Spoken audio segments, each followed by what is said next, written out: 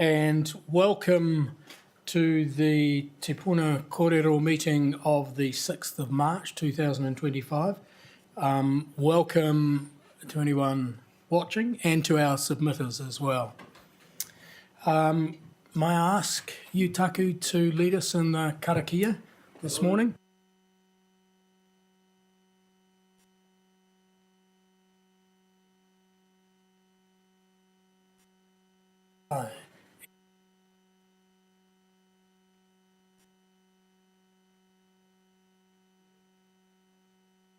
Thank you very much, Taku.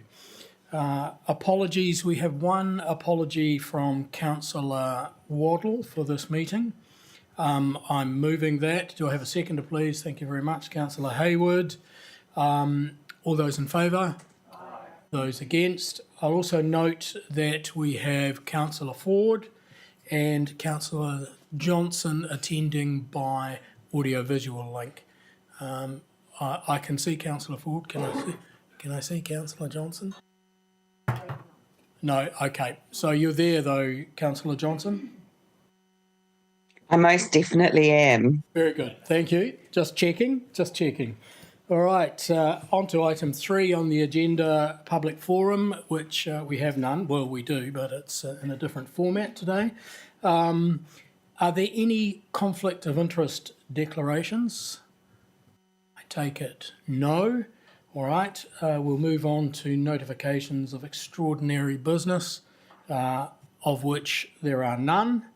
And that moves us to item 6, which is confirmation of the minutes of Te Puna Kōrero of the 28th of November. I move those minutes. Thank you very much to get them on the table. Councillor Trillin seconds. Are there any corrections to the minutes? Okay, in that case, I'll put the motion. All those in favour, those against, carried. That brings us to item 7.1, which is the hearings report for the proposed Freedom Camping Bylaw 2025. I'm going to move this to get it onto the table. Do I have a seconder, please? Yes, Councillor Philo, thank you. Right, just a few rules around this. Individual submitters have 5 minutes to speak. They'll get a bell at 4 minutes if they want any questions. They have 1 minute worth of questions.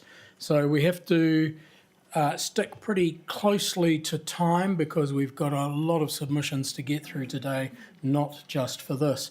Organisations have 10 minutes. They'll receive a bell at 8 minutes, which leaves time for questions. Members may only ask questions of clarification, and there'll be no questions to officers during the hearings because there'll be plenty of time for that when we consider the results of the hearings and the submissions. All right, now let's start. And it's the first submitter is Liz Kelly. Can I ask you to come up, please, Liz? And you've heard just what I've said about the 4 and 5. You go for it. Yeah, we're starting the time now.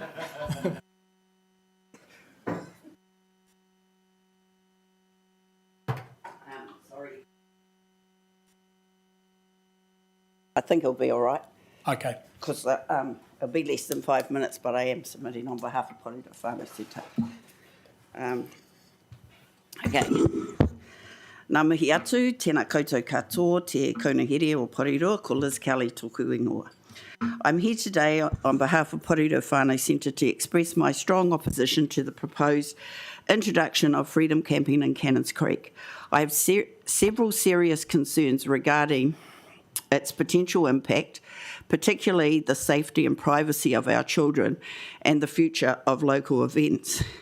Also, as an individual for the proposal for freedom camping on Terrace Road. As the CEO of Porirua Whānau Centre, I have serious concerns regarding the safety, privacy and well-being of our vulnerable community, especially our tamariki. I have 5 points I wish to make. 1, safety and privacy. of our tamariki. The proposed permitted activity is located in close proximity and directly adjacent to our early childhood centre, including a playground for tamariki under 2 years old.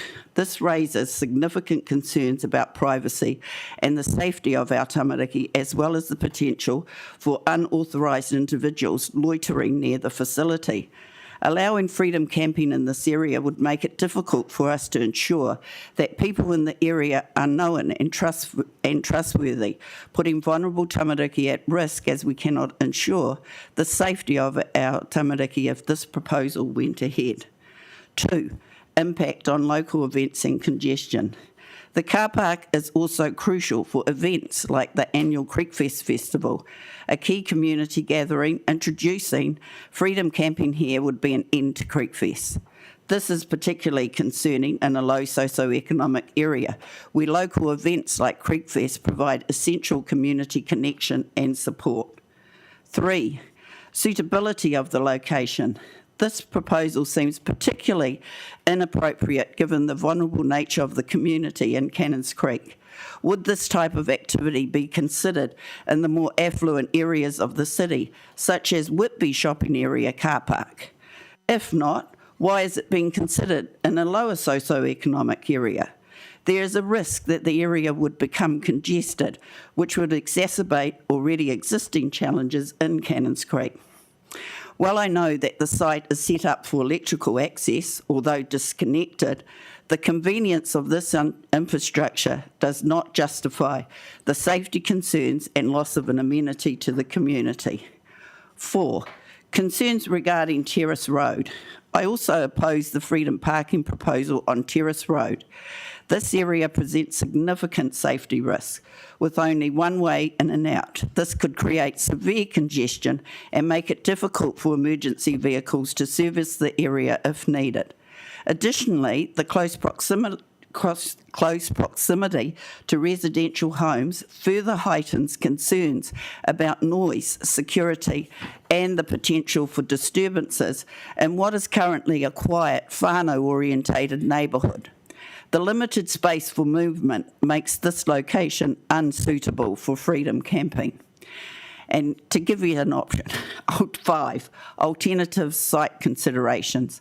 I understand council has a role to play to encourage people to visit and stay in our city, but both of these proposals are not suitable options.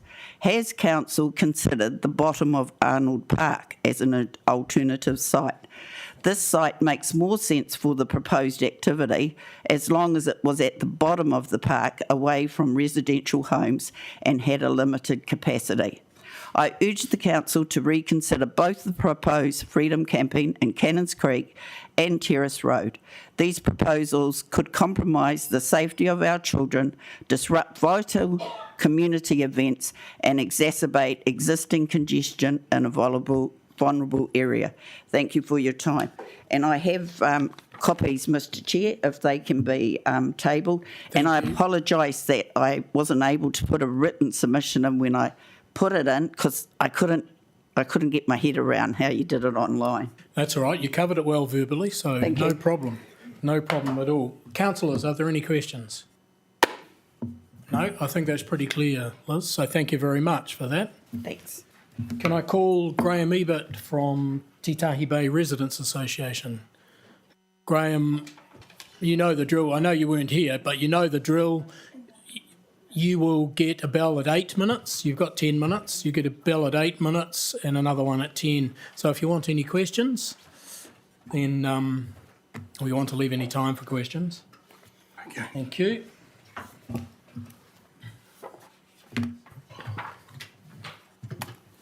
When you're ready, Graham. Mr Chairman and councillors. So I'm Graham Ebert, I'm the Chairman of Titahi Bay Residents Association, and I'm speaking to submission number 59, if I'm right, from what I found on the internet. Yes, that's correct. And the 2 items of supporting evidence forwarded yesterday for circulation prior to this hearing. I'm not sure whether that's been done or not. Yes, it has.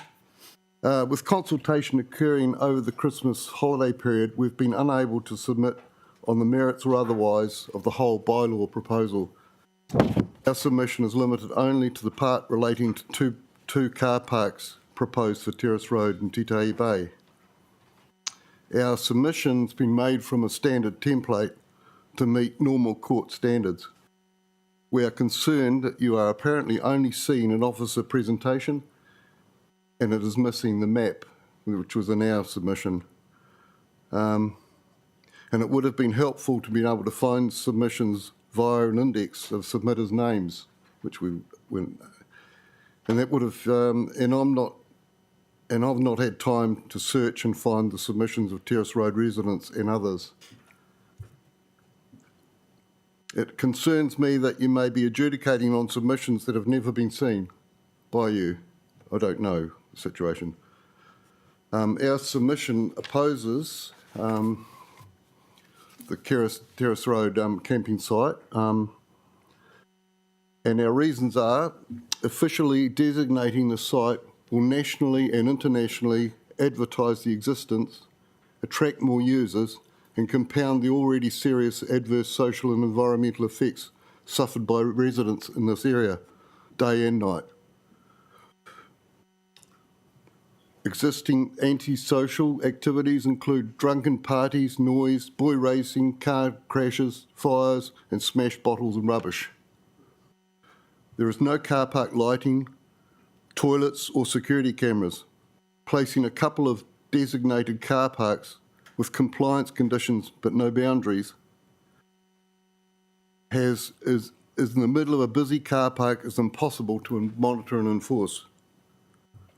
In our experience, the Council Parking and Bylaws team is unable to respond to complaints on a daily basis and staff do not work at night. This proposal has no extra budget to change that. The car park area is treasured by residents as a beautiful lookout to the coast and South Island. They value the view, beach proximity, ambience, natural beauty, quiet area and lack of development. These attributes will all be impacted by freedom camping in the proposed location. Residents value the remains of a small pa near the proposed site, and the area is culturally significant. Ngāti Toa recently installed signage in the proposed site indicating significance of the area to the iwi. The street is a cul-de-sac with limited options for turning large vehicles, and the off-ramp from the proposed camping area is narrow and steep and it's difficult to see other oncoming traffic. This has the potential to be a significant hazard to vehicle and foot traffic entering or leaving the street. This is a passive recreation area that the users respect and enjoy. Many Porirua residents and visitors use the street as a walking route loop from Whitireia to the beach. Locals walk themselves and their dogs along the grass area of the headland adjacent to the proposed site. Children play ball there, families picnic there. This will be impacted by freedom camping. Generally, residents in the street do not want further infrastructure including signage, fencing or other installations but signage appropriate for freedom camping, as the area is naturally beautiful and such installations detract from the nature of the area. In summary, street residents and other users of the walk and recreation area that this headland affords would be negatively impacted. Access to the site is unsuitable and a potential hazard for the people, animals and the site environment. The amendments sought by us are deletion of the proposed Terrace Road site and consideration of an alternative site with toilets, security lighting and CCTV, such as the South Beach car park. This submission is repeated by a number of street residents and others, but without the suggestion of an alternative site by them.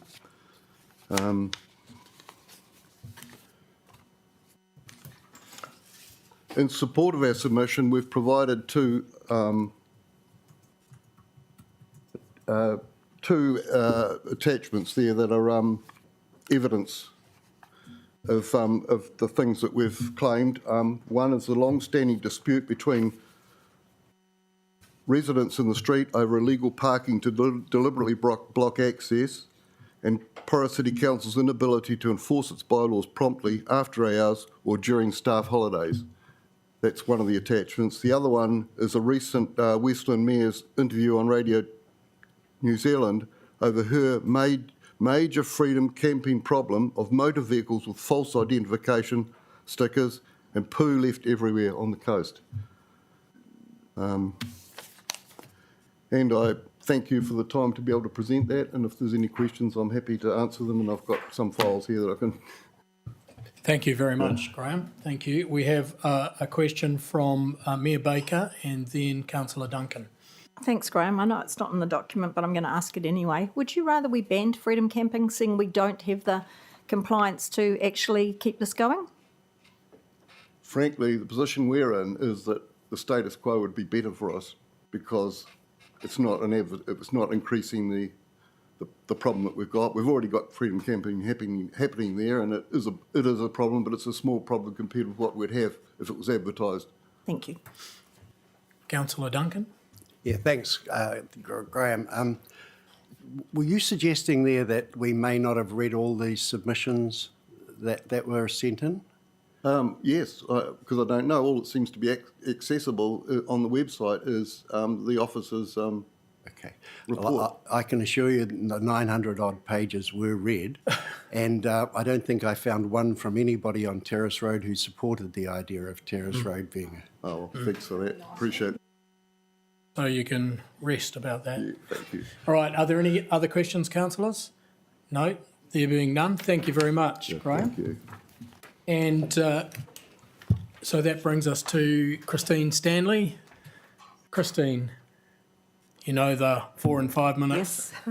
Yes. So, yes, Got to get going. away you go. Kia ora, everybody, and thank you for the opportunity to submit. I am Christine Stanley, and I have lived just above the Motukaraka Point Reserve for some 46 years. Over those, I'm about a couple of 100 metres away from it and look down on it. Over those years, I have had and still have close links with the Paotanui community as a past chair of the school board, a founder of the Paotanui Preschool, founder of the Guardians of Paotanui Inlet, founding trustee of the Paotanui Inlet Community Trust, and which has now become the Porirua Harbour Trust. I'm also involved with the public burial ground at Pauatahanui and was one of the lead researchers for the Paotanui Local History book by Helen Riley. I only mention those things, I mean, it sounds like a who am I? But I only mention those things to emphasise my long and involved and multifaceted experience of my local community.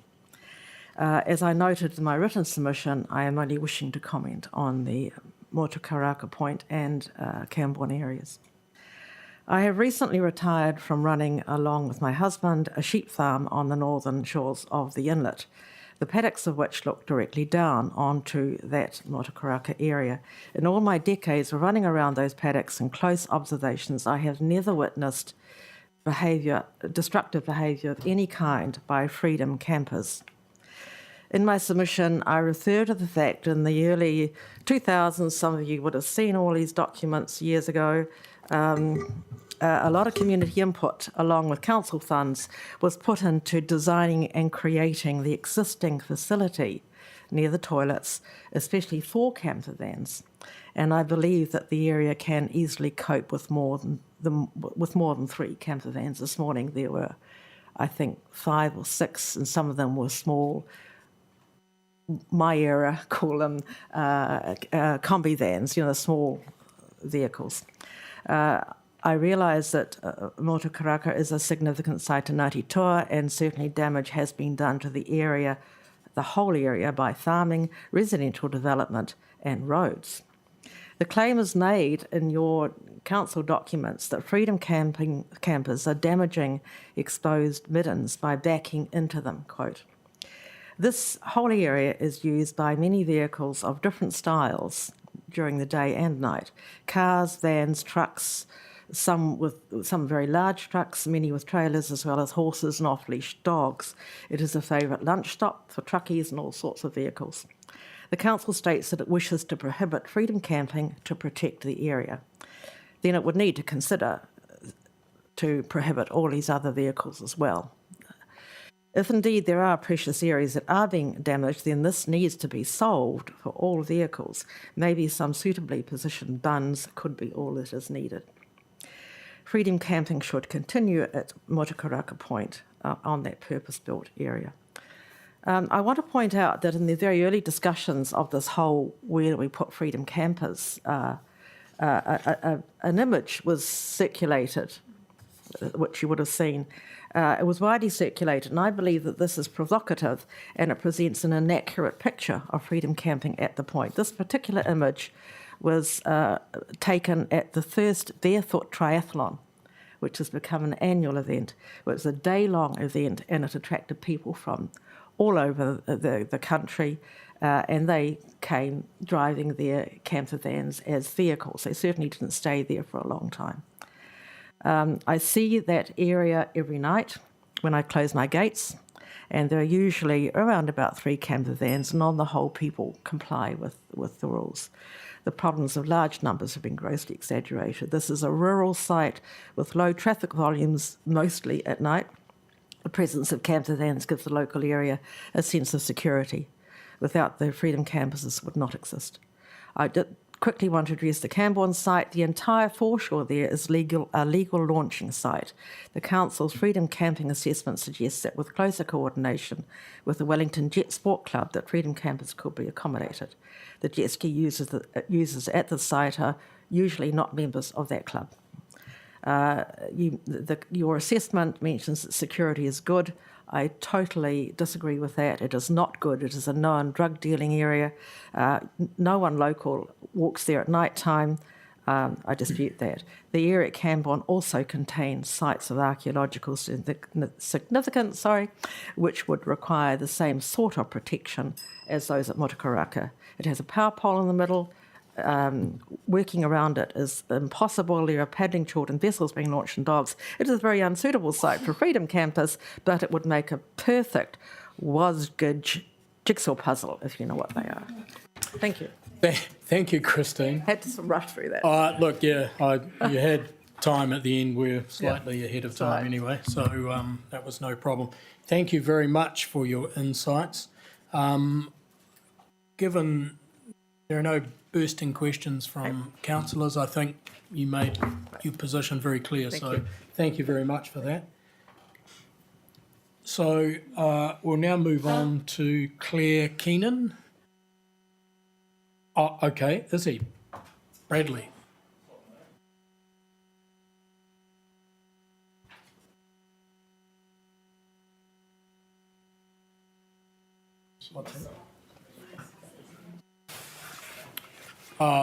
Sorry, you can do it now. You normally need to come to here, to the chair, to table stuff, but that's fine. Sorry about that. No, don't worry.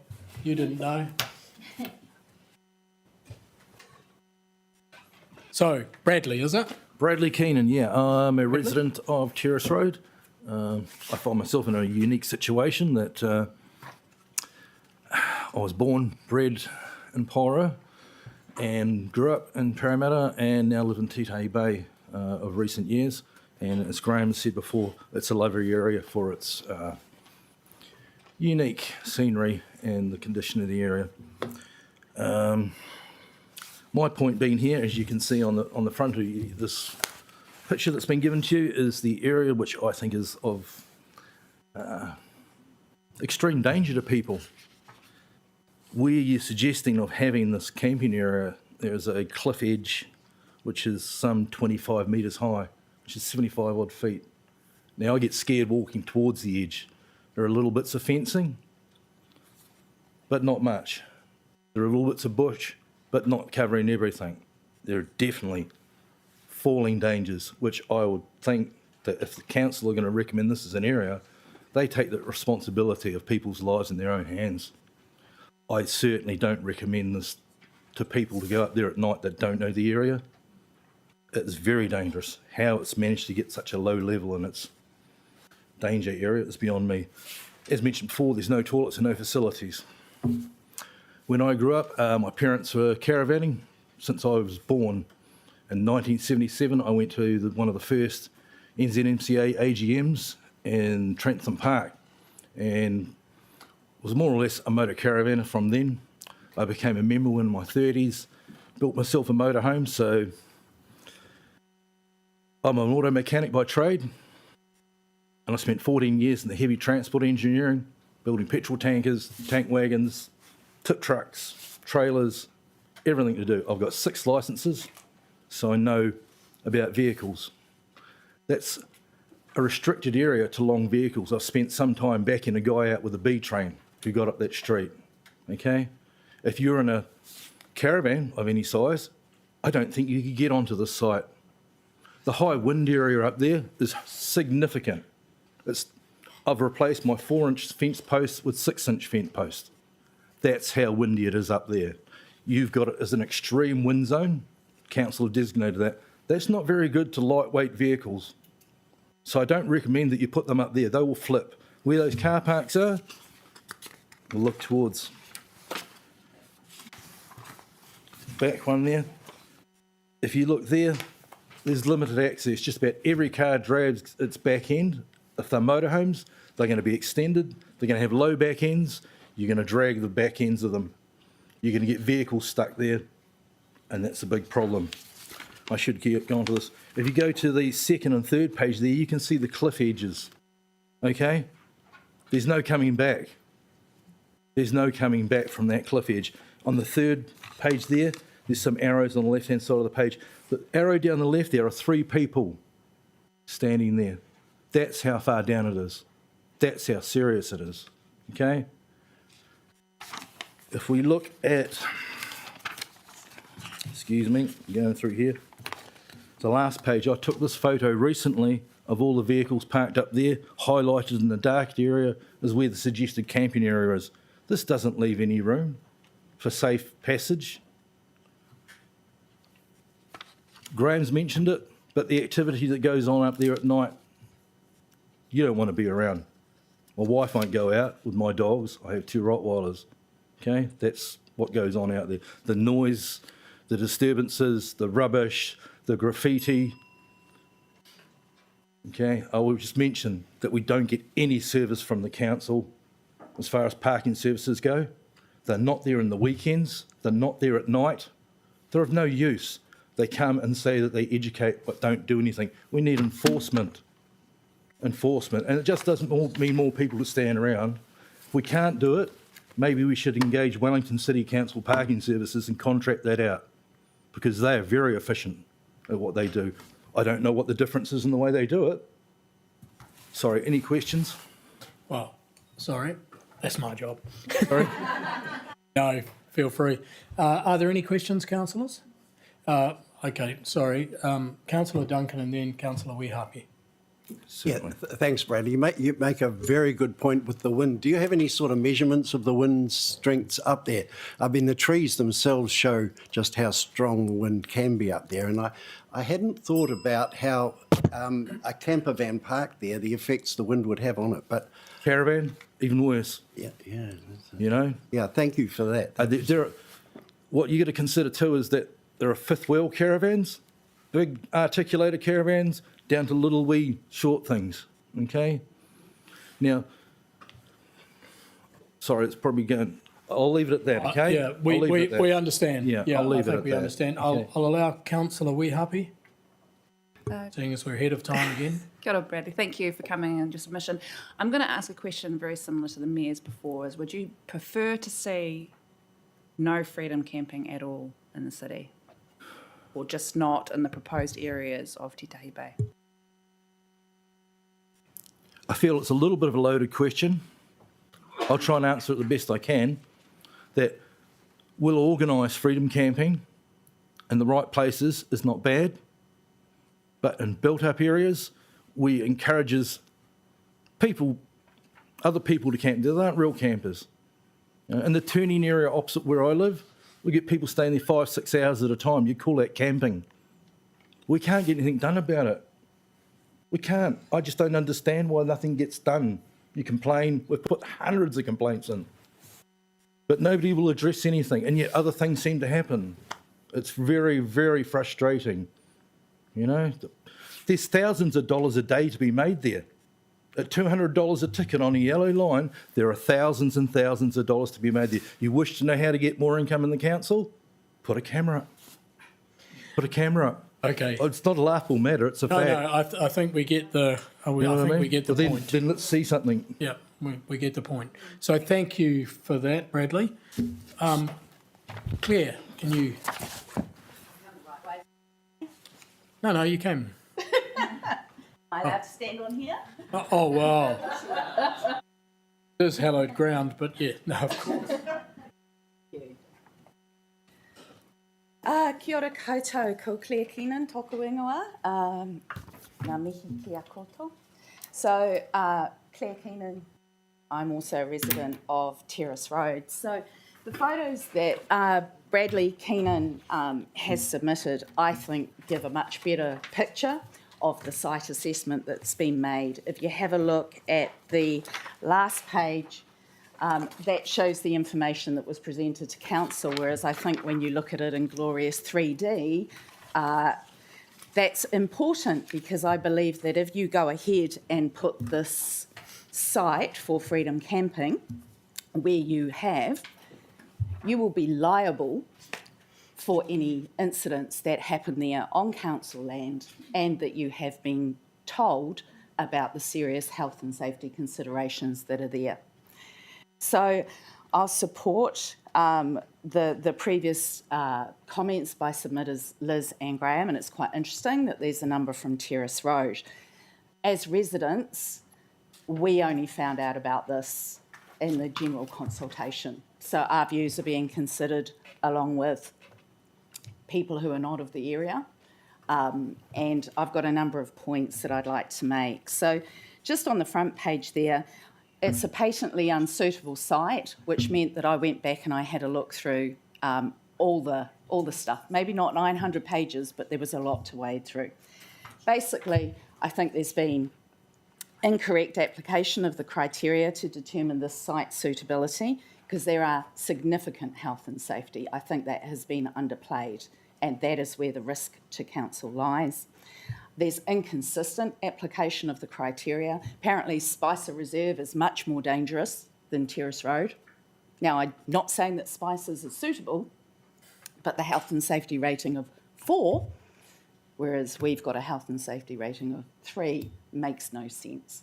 There are other inconsistencies as well. There's this wonderful methodology. You get up to 5 points for access, up to 5 points for health and safety, up to 5 points for protect the area. And if you get 7 or more, you're off the table, except at least 14 exceptions that I can see. So essentially, the criteria wasn't used to inform all of your decisions, and I think that that's an area of risk for the council. I'd also like to echo the thoughts about lack of enforcement, because from my perspective, there's no point having a bylaw if you're not going to enforce it. And the parking services people do not enforce the current parking bylaws in our road. 2 years ago, having followed conversations with the council, I decided to report things on the Antano app because I thought that that would give the council data. I did that 100 times and then I stopped because I was getting no action.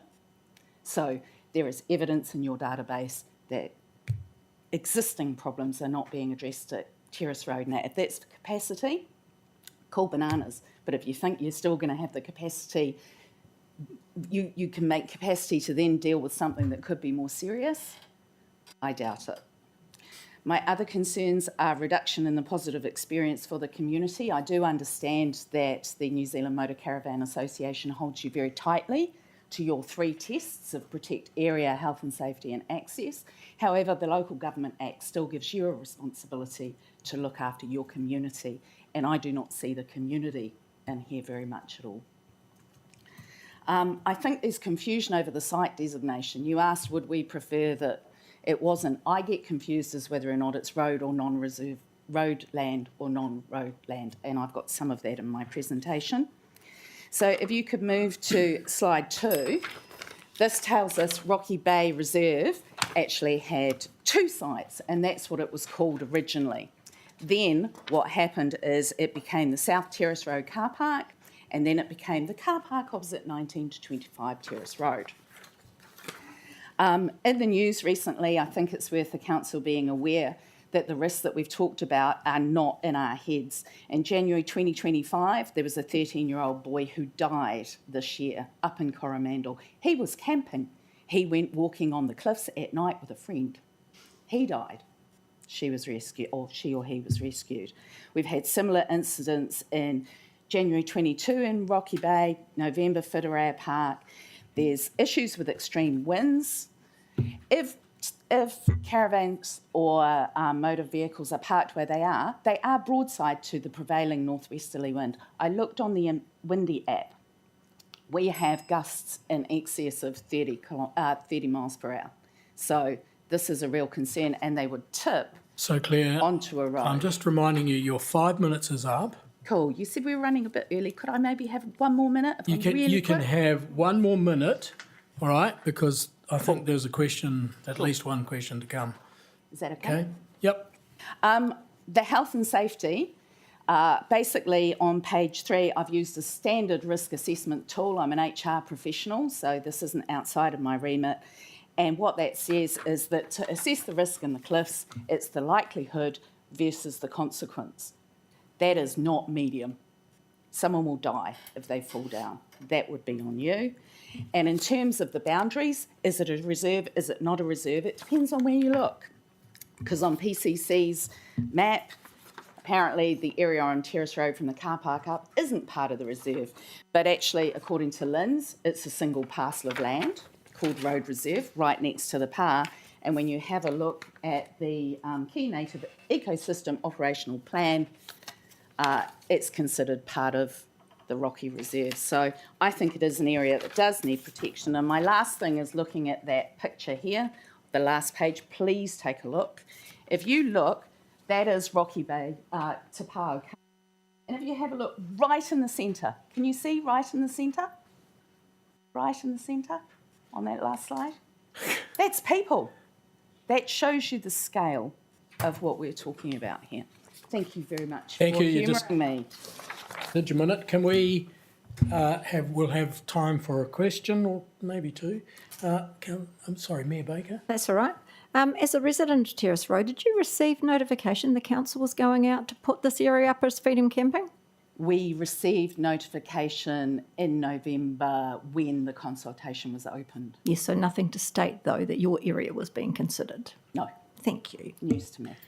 Okay, there being no other questions, I thank you very much for your presentation, Claire. Thank you. Right, we now have James Imluck from the... He's on Zoom. Oh, he's on Zoom, from the New Zealand Motor Caravan Association. James, are you with us? I am, thank you.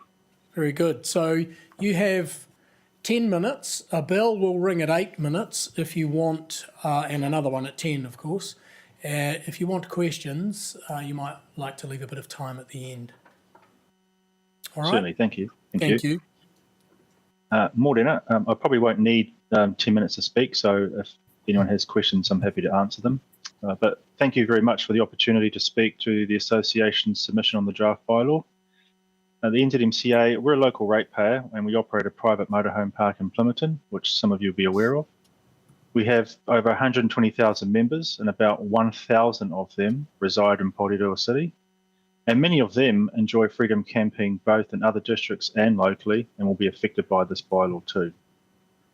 Now, we supported local government's call to introduce a higher standard for vehicle self-containment back in 2022. And since then, we've invested a significant amount of time and money transitioning over to this new system. Our members are getting on board with the new green warrant cards, and they're also happy to pay the new levy to Freedom Camp. Now, our main concern with the Council's proposal is your preference to manage freedom camping under both the Reserves Act and the Freedom Camping Act. Firstly, that is not what Parliament intended when it passed the Freedom Camping Act back in 2011. And a hybrid approach like this will confuse visitors that do want to freedom camp responsibly and lawfully in the city, and no doubt will further stretch the council's limited resources to help monitor and enforce these rules. Now, we agree entirely with the council's expert consultants, Thrive Spaces and Places, that best practice is to manage freedom camping on all local authority land under one statute, the Freedom Camping Act. So we strongly recommend the council reconsiders this aspect of its proposal. Now, we also disagree with the proposal to prohibit all freedom camping at Motukaraka Point. And this is because the information that we've received to date does not, in our view, justify the need for total prohibition on all freedom camping. We accept there may need to be restrictions, but we don't agree, based on the information we've received, that outright prohibition is necessary, appropriate and proportionate. Furthermore, local residents who aren't members of our association have contacted us in support of retaining an area for self-contained vehicles to freedom camp at this site, particularly as these campers are seen to help deter antisocial behaviour. We feel that if the council adopts a bylaw that prohibits all freedom camping at Motukaraka Point, there is a risk that this aspect of the bylaw could be challenged because there is no evidence from what we've seen to justify the need to prohibit all freedom camping at this site. So we think, in addition to reviewing whether the council should manage freedom camping under both the Reserves Act and Freedom Camping Act, council should reconsider whether it is necessary to prohibit all freedom camping at Motukaraka Point. That's all we have to say. Happy to take any questions. Thank you very much, James. That's pretty clear. Councillors, are there any questions that you have of James? Yes, Councillor Philo. Kia ora, James. Thank you for joining us today. You raised a point around, I heard you say, a hybrid using sort of the two acts, the Freedom Camping Act and the Reserves Act, is what is being proposed right now through council. So if council just use the Freedom Camping Act, which I think, was that what you were suggesting? Yes. Yeah. How would it look different with what's being proposed? Like what would look different or be changed? Well, first of all, the council, it's just taken the approach that all reserve land will maintain a blanket prohibition. So there's no opportunity to look at whether some restrictions could apply at those sites. Without going into too much detail around how you would do that, there may be, and no doubt there may be, some reserves that would be entirely appropriate for some form of freedom camping with restrictions that could be managed under the Freedom Camping Act. But the ability to look at whether those opportunities exist hasn't been done because you've decided just to isolate those from the rest of the review. A lot of councils that we deal with, and I know that Thrive Spaces and Places are engaged with similar work with other councils as well, and they do a really good job with it. They look at all of the sites, including reserves, that could be made available for freedom camping and do the assessment under Section 11 of the Freedom Camping Act. And most of the time they come up with some sites that could be made available on those reserves for restricted freedom camping, and you manage it under that Freedom Camping Act. The concern that we've got is, and look, we totally support the council's need to bylaw, and we understand that it's trying to look for a balanced approach, and we would support that. But there are very few sites made available now under this regime. And if you had a look at those reserves under the lens of the Freedom Camping Act, not just relying on the default provisions of the Reserves Act, I'm pretty sure you'd find some more sites that could help get a better balance in our view. Thank you. Thank you, James. Yes, Councillor Duncan, we have time for another. Yeah, thanks, James. My question relates to item 13 in your submission, where you talked in terms of the scoring matrix. You say in there the threshold for prohibition is 7 or above, and you believe that threshold shouldn't be set that low, that other councils have a differing value. Have you an idea of what other councils are involved in that? Yeah, recently councils that have gone through similar site assessments have determined that a threshold of 9 or above doesn't automatically guarantee prohibition, but it makes the council consider whether that should be the outcome. So 7's a fairly low threshold, and when you consider that, when you look at the matrix and you consider that the Section 11 criteria, there's 3 things you look at. There's always going to be a score of 1, even if those issues aren't present. And so what we've found is that you could have a site that has very minimal issues, but across the board you might have 2s and 3s. And really, if you look at them individually, they can be managed through some restrictions or some other non-regulatory approaches. But if you end up by saying that when you get to 7, it has to be prohibited, then you're going to have a lot of sites that will be prohibited. So 9 is sort of the lowest value we've seen in other councils. Some others in the past have even gone as high as 12. So anything 12 and above you'd start to look at prohibition. Yeah, thanks. Okay. Okay, thank you very much for your submission, James. You have some good material there. Thank you. You're welcome. Thanks for the opportunity. See you later. Bye. Gillian Cathy O'Halloran? Is it Gillian Cathy or just Cathy? Okay, Cathy, sorry. Come up and are you ready to do your presentation now? No, you've come up. Absolutely. Yep, sit there. And so you've got 5 minutes in total. All right, and a bell will ring at 4 minutes if you want to leave a little bit of time to answer questions, and then the main bell at 5 minutes, okay? Right, thank you. Okay, so in your time. Well, I live at One Ocean Parade down at Porirua Bay Beach. So I guess I have a really good perspective as to how it is down there on a busy beach day, and we have a lot of busy beach days down there.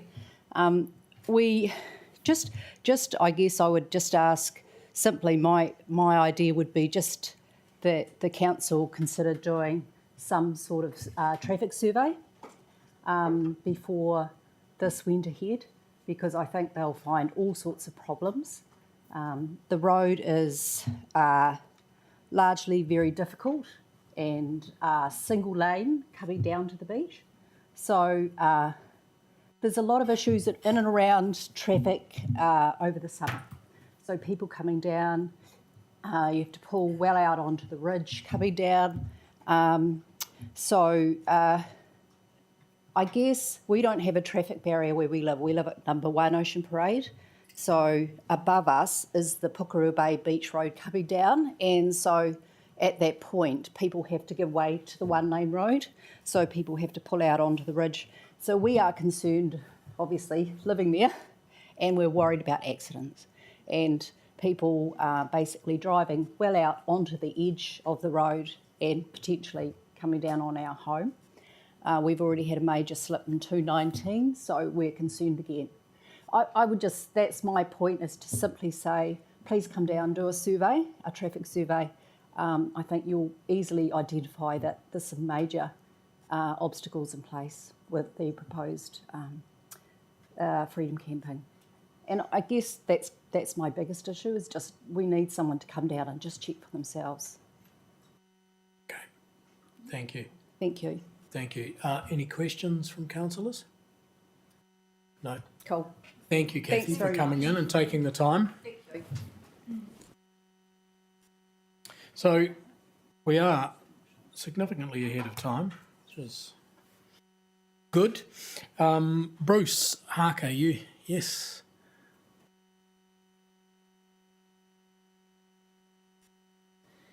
So you've heard my pontifications about timing. Yes, indeed. Thank Okay, you. great. So Awesome. start when you're ready, Bruce. Yep. Well, thank you for the opportunity. Mayor Baker, councillors, and ladies and gentlemen, it's good to have the opportunity to speak this morning. Thank you. About me, I've chaired listed companies New Zealand and Australia, sat on health and safety committees, including on Trustpower NZ, electrical engineer by background and fellow of Engineering New Zealand, and we've lived down at Ocean Parade, Porirua Bay since 2012. and it's a jewel in the crown for Porirua in my view, but that's just a side comment. We've got the opportunity here to avoid tossing the dice on an inherently unsafe road. And we also can avoid creating quite extreme summer day chaos, deterring beach users and also putting their safety at risk. The road down to the beach is often reduced to a single lane, and it's busy with pedestrians, children getting out of cars and crossing that road to go to the toilet block and facilities there, and there are no footpaths. We already have near misses on the road down the hill, and we know that more large vehicles will mean more near misses, particularly high, wide vehicles. We will have an eventual tragedy at some point if we keep tossing the dice on these issues.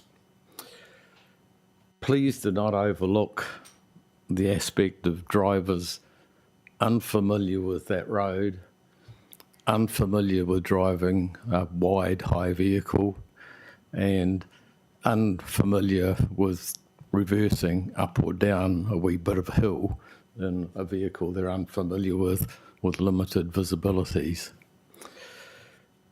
On restrictions, some restrictions are clear, workable and enforceable, but many are not.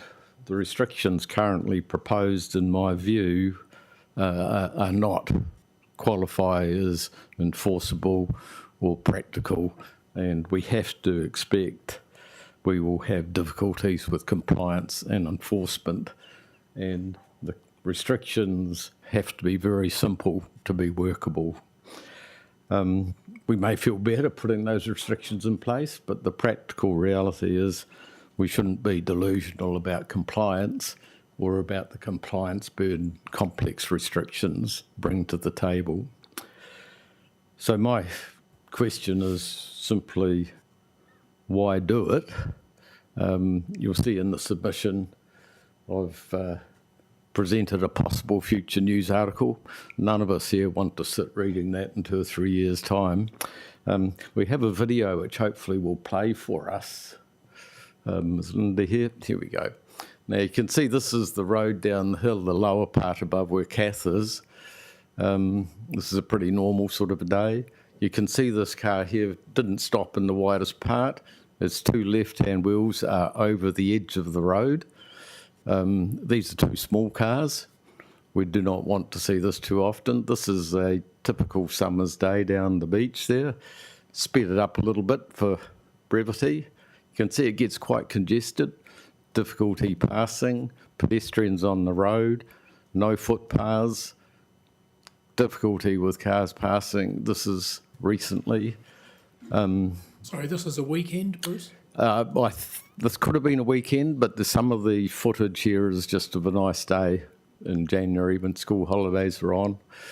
We see there's some cars parked where they probably shouldn't, and you can see there is some traffic bombs. There's very limited visibility, as you can see. Is there a car coming? Isn't there? It's inherently difficult to see. Children are crossing the road, getting out of cars, and there's quite a few traffic issues there, as you can see here. You put the road together with the issues of beach users and the amenity value of that beach. Do we really want to put more wide, high traffic down that road? And the answer is clearly not. So again, I just say, why do it? This is a different day, and you can see the issues are there. This is going down the end of the proposed camping site. And on a nice day, it's not a vacant bit of dirt. There are people and children around in the toilet block there. I think the issues are not particularly about the proposed site itself, but certainly the access and the road and the just single lane, no footpath aspects of down the bottom combined together. We do have to ask ourselves, do we want to do this and why?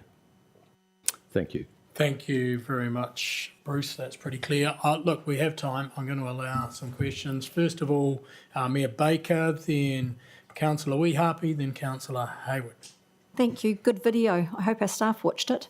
Can I ask, like I asked other people, did you get a consultation letter to say that this area might become freedom camping? Yes, You'd actually got a letter I believe so, drop, yes. or did you get notified by the Residents Association? The difference. I think we did get a letter drop, Thank you. actually. Yes. Thank you.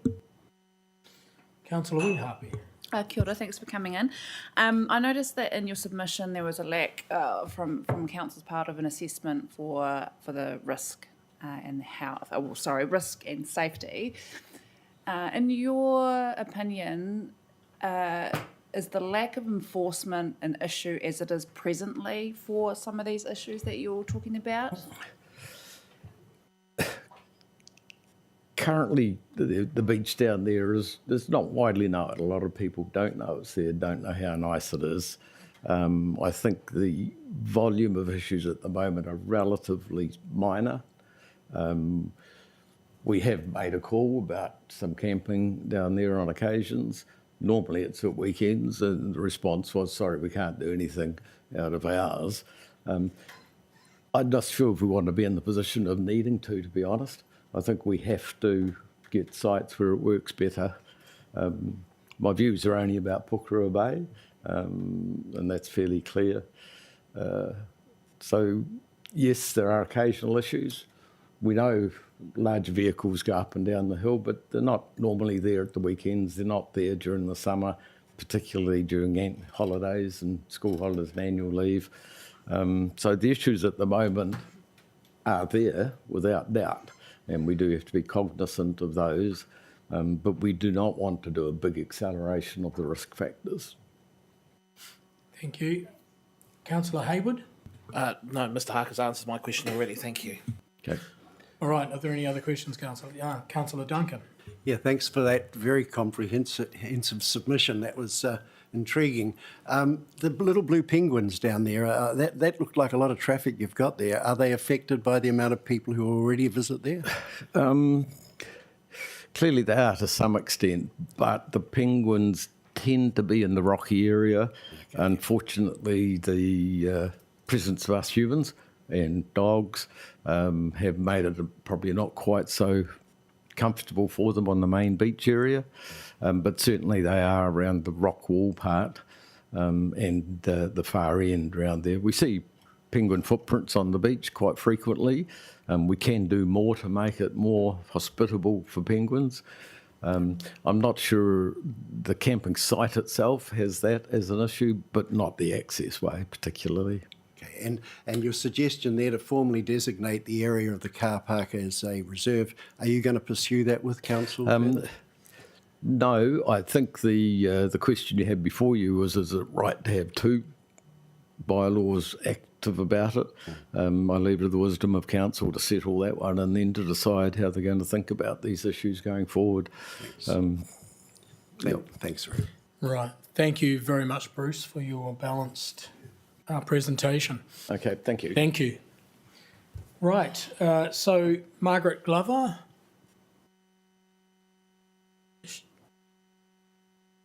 So you're presenting first, Margaret, for the Guardians, correct? Yes, that's right. correct. So you've got 10 minutes. Bell rings at 8. If you want questions. I couldn't run the two together, could I? You certainly could run the two together. No problem that at would all. That would be quite helpful. And then yes, there's because there are some issues that personally, I've got a personal interest in them as well as go. Well, I don't think any of us have any problems with that. Yep. So you go for it. Yeah. Okay. Well, my name's Margaret. Kia ora. My name's Margaret Glover. I'm representing Gopi on one hand, and myself as a resident on the other hand.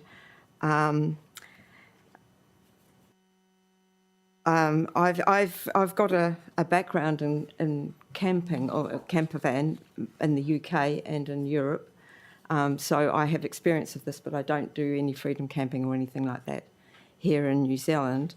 But I might actually lean on my experiences in the UK and particularly in France on how they manage their freedom camping, because I think New Zealand's probably got a lot to learn from how they they do it, particularly France. But in respect of Gopi, our interest in this is entirely the protection of our community asset, the harbour and inlet, and for the benefit of our communities and for the generations to follow. So the angle that I'm coming at from Gopi is looking after our assets and the damage that can be done to them by freedom campers. I'd like to thank Karen Brown, who I had lots of questions as I was working through this, and he was incredibly supportive, very responsive, and I think a compliment should go to him for his work. The majority of freedom campers are travellers who respect their surroundings and care for the environment, and indeed many freedom camp for the main purpose of being able to enjoy the isolated locations that areas such as Ngāti Toa Domain and Motukaraka Point offer. The problems I see with freedom camping arise in two areas: disposal of waste, because everybody's going to accumulate waste from daily living, and toilet facilities. The designation for self-contained in New Zealand, even the new green sticker, does not require a dedicated bathroom/toilet.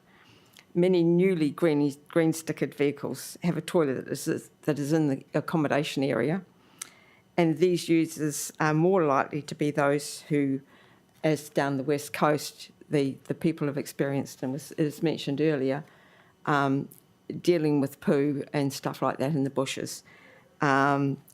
Many of those are how that comes about, because if you've got a toilet in your accommodation area, are you going to get up and use that, or are you going to zip outside into the bushes? And so I think New Zealand failed very badly when they redid the designation for green stickers. They should have made it that you got a green sticker if you had an independent bathroom toilet, not just something that's plumbed in. However, be it may, the newly planned reduction in limit to 6 metres, replacing the current 7.5 metres limit, will encourage the smaller, marginally green sticker vehicles and more of this behaviour. So sites that you are saying will have a maximum of 6 metres are sometimes sites that don't have toilet facilities, and therefore you're going to end up with more of this kind of behaviour. In summary, I'd say that we'd strongly request consideration to be given to reverting to the 7.5 metre length in any of the smaller sites, only allowing freedom camping on sites where a toilet is available so that you don't actually affect the environment, and provision of regularly serviced rubbish and recycling bins at any of the sites that are freedom camping sites.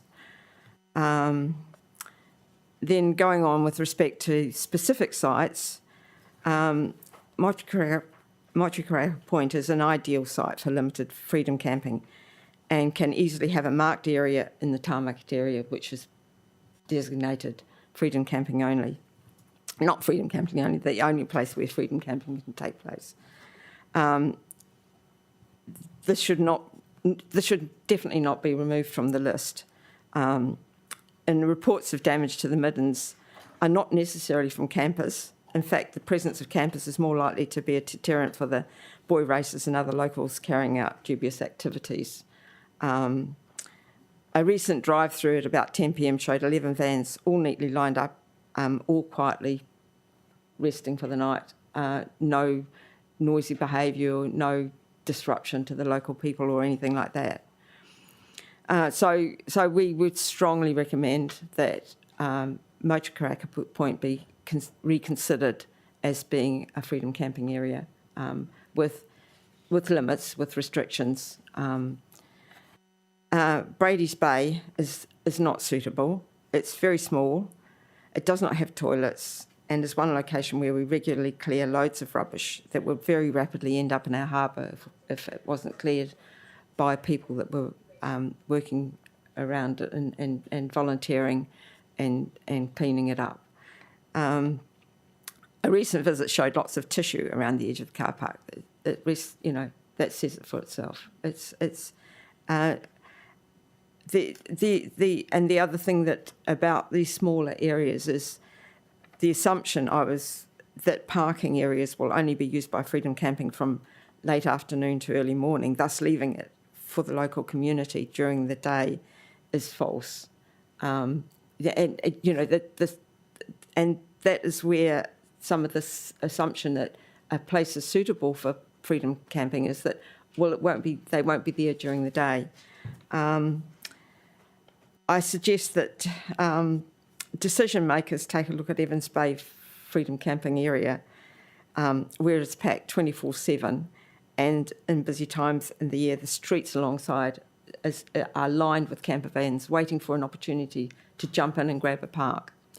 And so that's what you could see happening. And so the freedom campers arrive early to grab a space. We've had friends that have come and stayed at Motukaraka Point, and we said, come over for the evening. Oh no, we'd lose our park. So come and visit us, but we won't leave our park because we'll lose it. And so, and then if they're coming for a couple of days to sightsee and to visit the city and stuff like that, then they're going to be parked there all day.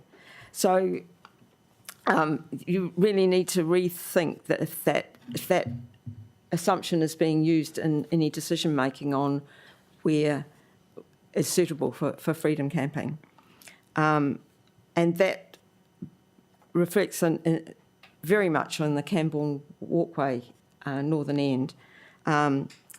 It's too small, it's gravel, so in order to do anything to make it into freedom camping, you'd need to do some sort of sealing or something like that, which is apparently not.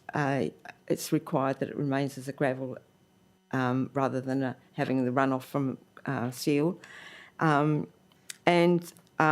it's very busy with boats and cars, manoeuvring trailers, and it's just not big enough for all of that. And putting freedom campers there would just take away from the local amenity for the community. So the council, to do anything, would cost a great deal of money, and a huge amount of resources has been put into developing the walkway from the Camborne Walkway and the walkway round to Patanui. That's just such a wonderful asset for our community, and if you start reducing the access to it, it's not fair on the community, your ratepayers, and everything else. The other one that I from a personal point of view and from a Gopi point of view, is the Dolly Varden car park, which was reviewed and assessed as being suitable for freedom camping, but then it was disappeared out of the assessment.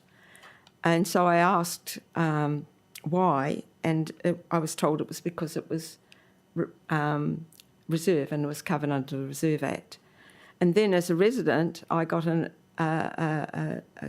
communication from our local residents association about the Dolly Varden being included.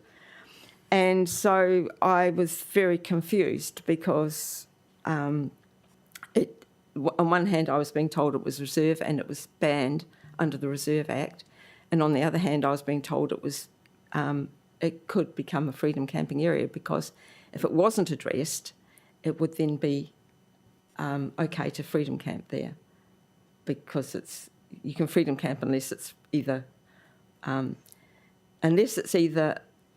banned or restricted. It is open for freedom camping.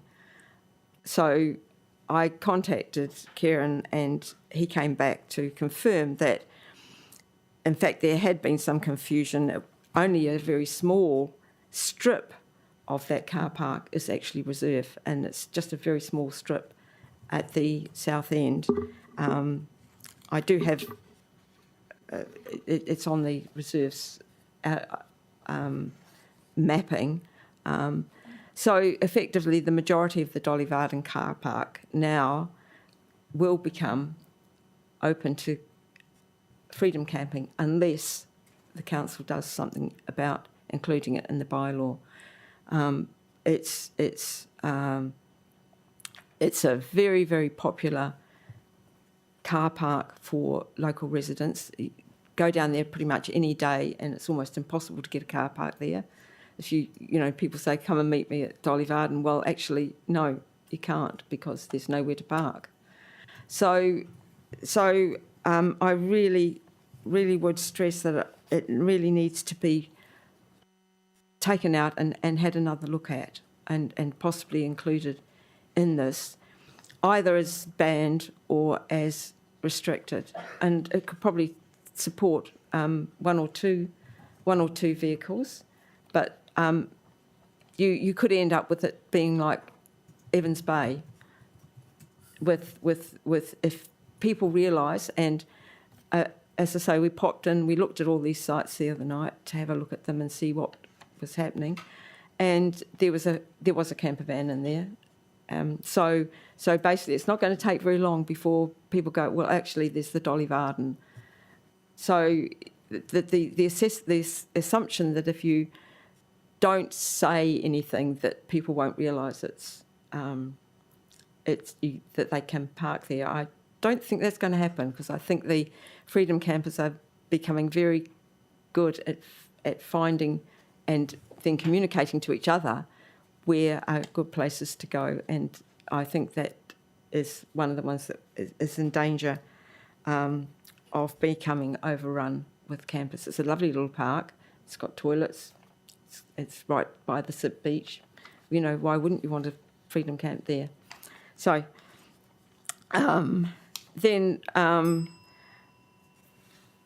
so you've got 2 more minutes. Right, okay. We've pushed them both together. You've got 2 more minutes. If you want any questions, then... Okay, well, just very quickly, from personal, some assurances that having multiple sites across the sea is not going to increase the tax burden on the ratepayers. Would like consideration to be given to a parking fee, as they do in France, which basically is something like in approved restricted sites, such as free to 4 to 6 hours, and then otherwise a $10 or something like that parking fee for 24 hours, pay and display. I think that is more than reasonable for people that, you know, you pay to park in a car park pretty much anywhere. So why not pay a small fee to park overnight or to park for longer? And the other one that I would like to support, the 2 Porirua Bay ones. I mean, my comment on that is Porirua Bay as a walker and cyclist is just plain crazy. It's just plain crazy. You know, it has to be banned. The thing is, if you have 2 car parks available down there, for example, 2 caravan parks, it's not those 2 caravans that you're going to have going up and down. It's all the others that go down, and maybe then, there's no room, I have to go back up again. So you need something at the top of the road that says no vehicles, no camper vans beyond this point. As with the buses, you know, no buses beyond this point. It should be no buses and no camper vans. I think that really needs, that's all you need there, so that people don't. Because if you advertise it as a freedom camping place on your website, you're going to have lots and lots. So, sorry. Okay. Do you have any questions, councillors? Because we're just slightly behind, I'll allow a couple. Councillor Duncan and then Councillor Trillum. Yeah, thanks very much, Margaret. Look, impressive list you've gone through there. You didn't, when you were speaking for Gopi, you saw the merits in Onipoto being used as a camper van area, but speaking for yourself, you weren't in favour of it. Can you sort of... Well, because if I'm speaking on behalf of Gopi, I'm speaking on behalf of, with the views of the whole of our committee, not my personal views, the whole of the committee. I'm a little bit wavering on that anyway, personally, but yes, but that's why I wanted two separate things, because I had didn't necessarily have the same views as the rest of the committee. Councillor Tron. Thank you very much. I just wanted to ask some questions about the suggestion you had around a pay and display parking fee, and you'd mentioned as well that there were some sites that you thought might be available if there was provision of regularly serviced rubbish and recycling bins. So to clarify, is the perspective that you have that we could potentially look at providing those sort of services and funding it through that pay and display type, or was the pay and display more about just disincentivising long-term parking and lots of people parking there? No. I think it's about using that paying fee to cover the costs of managing it, checking that people are having somebody checking the sites, and also clearing rubbish and stuff like that. No, that's how they manage it in France. Yeah. They basically have pretty much everywhere you go, there's just a fee, a parking fee, and everybody happily pays it. And the parks that the freedom camping places are chocker over there, and everybody's paying their fee, and it's not huge, but it just actually covers the cost rather than the ratepayers covering that cost of having these facilities there available. And I can't believe that people would object to actually paying a small fee for parking and the use of the facilities, toilet facilities and things like that. Thank you. And just further to that very quickly, if that's okay. Very quickly. Of any of the particular sites that you'd identified as not being suitable, are there any that you'd like to highlight that you think would be suitable if there were those regularly provided services that you've mentioned? The two that I really don't think suitable are Brady's Bay and Camborne. No, I don't think that even having those facilities would make those suitable. They're too small. Yeah. And yeah. Okay, cool. Thank you very much. Okay, Margaret, thank you very much for your experience and insights. Thanks. Very good. Can we have Nathan Murray and Paula Brosnan?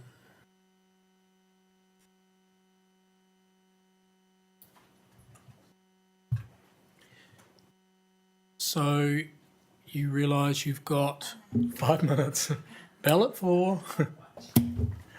Oh, a stopwatch. Very good. I've got some handouts, if that's all right, Mr. Chair. Yes, that's fine. Thank you very much. Requested.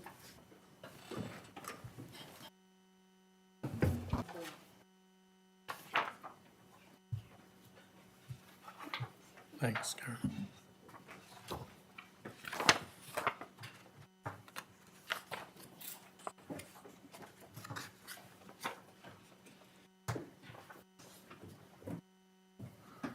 So when you're ready.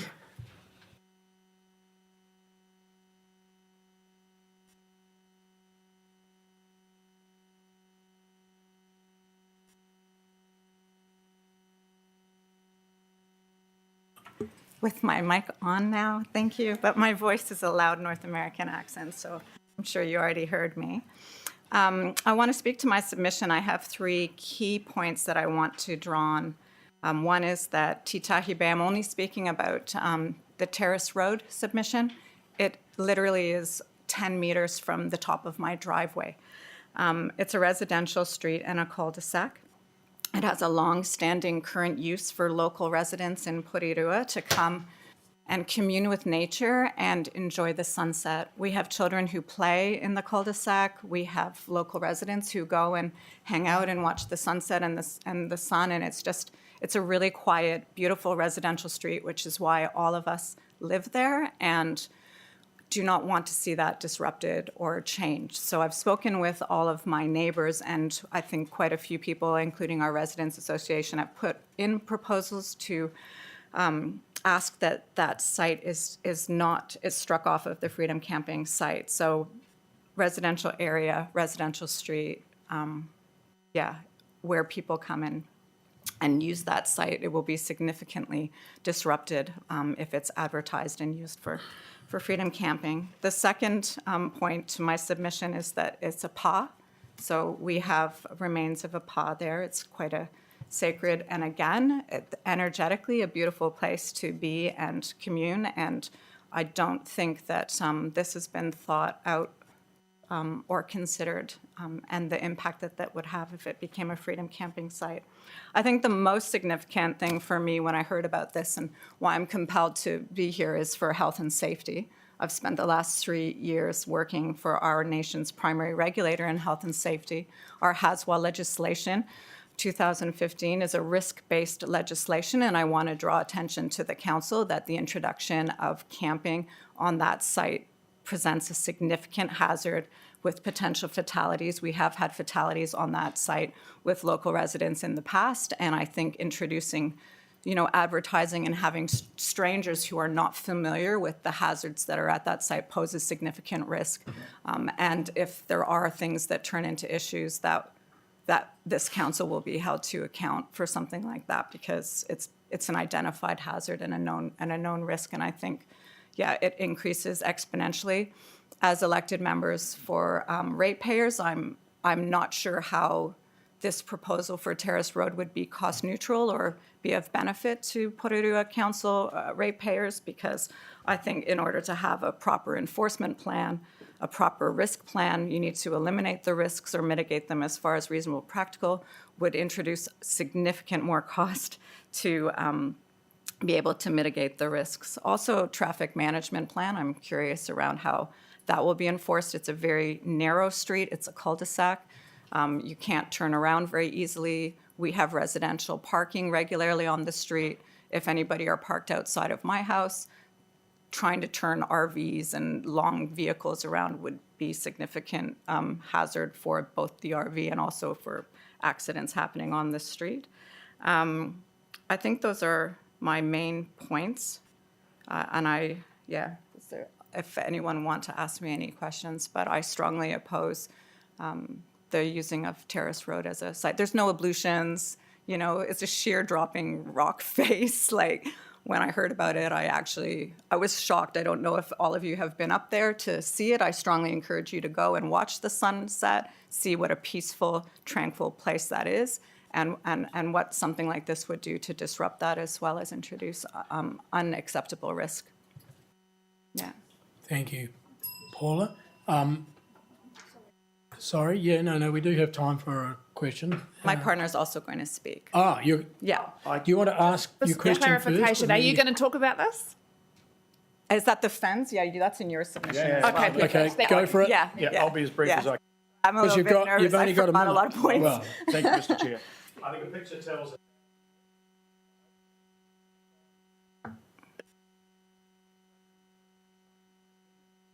Is the microphone on? Yeah. On the edge of there. So I think you'll find.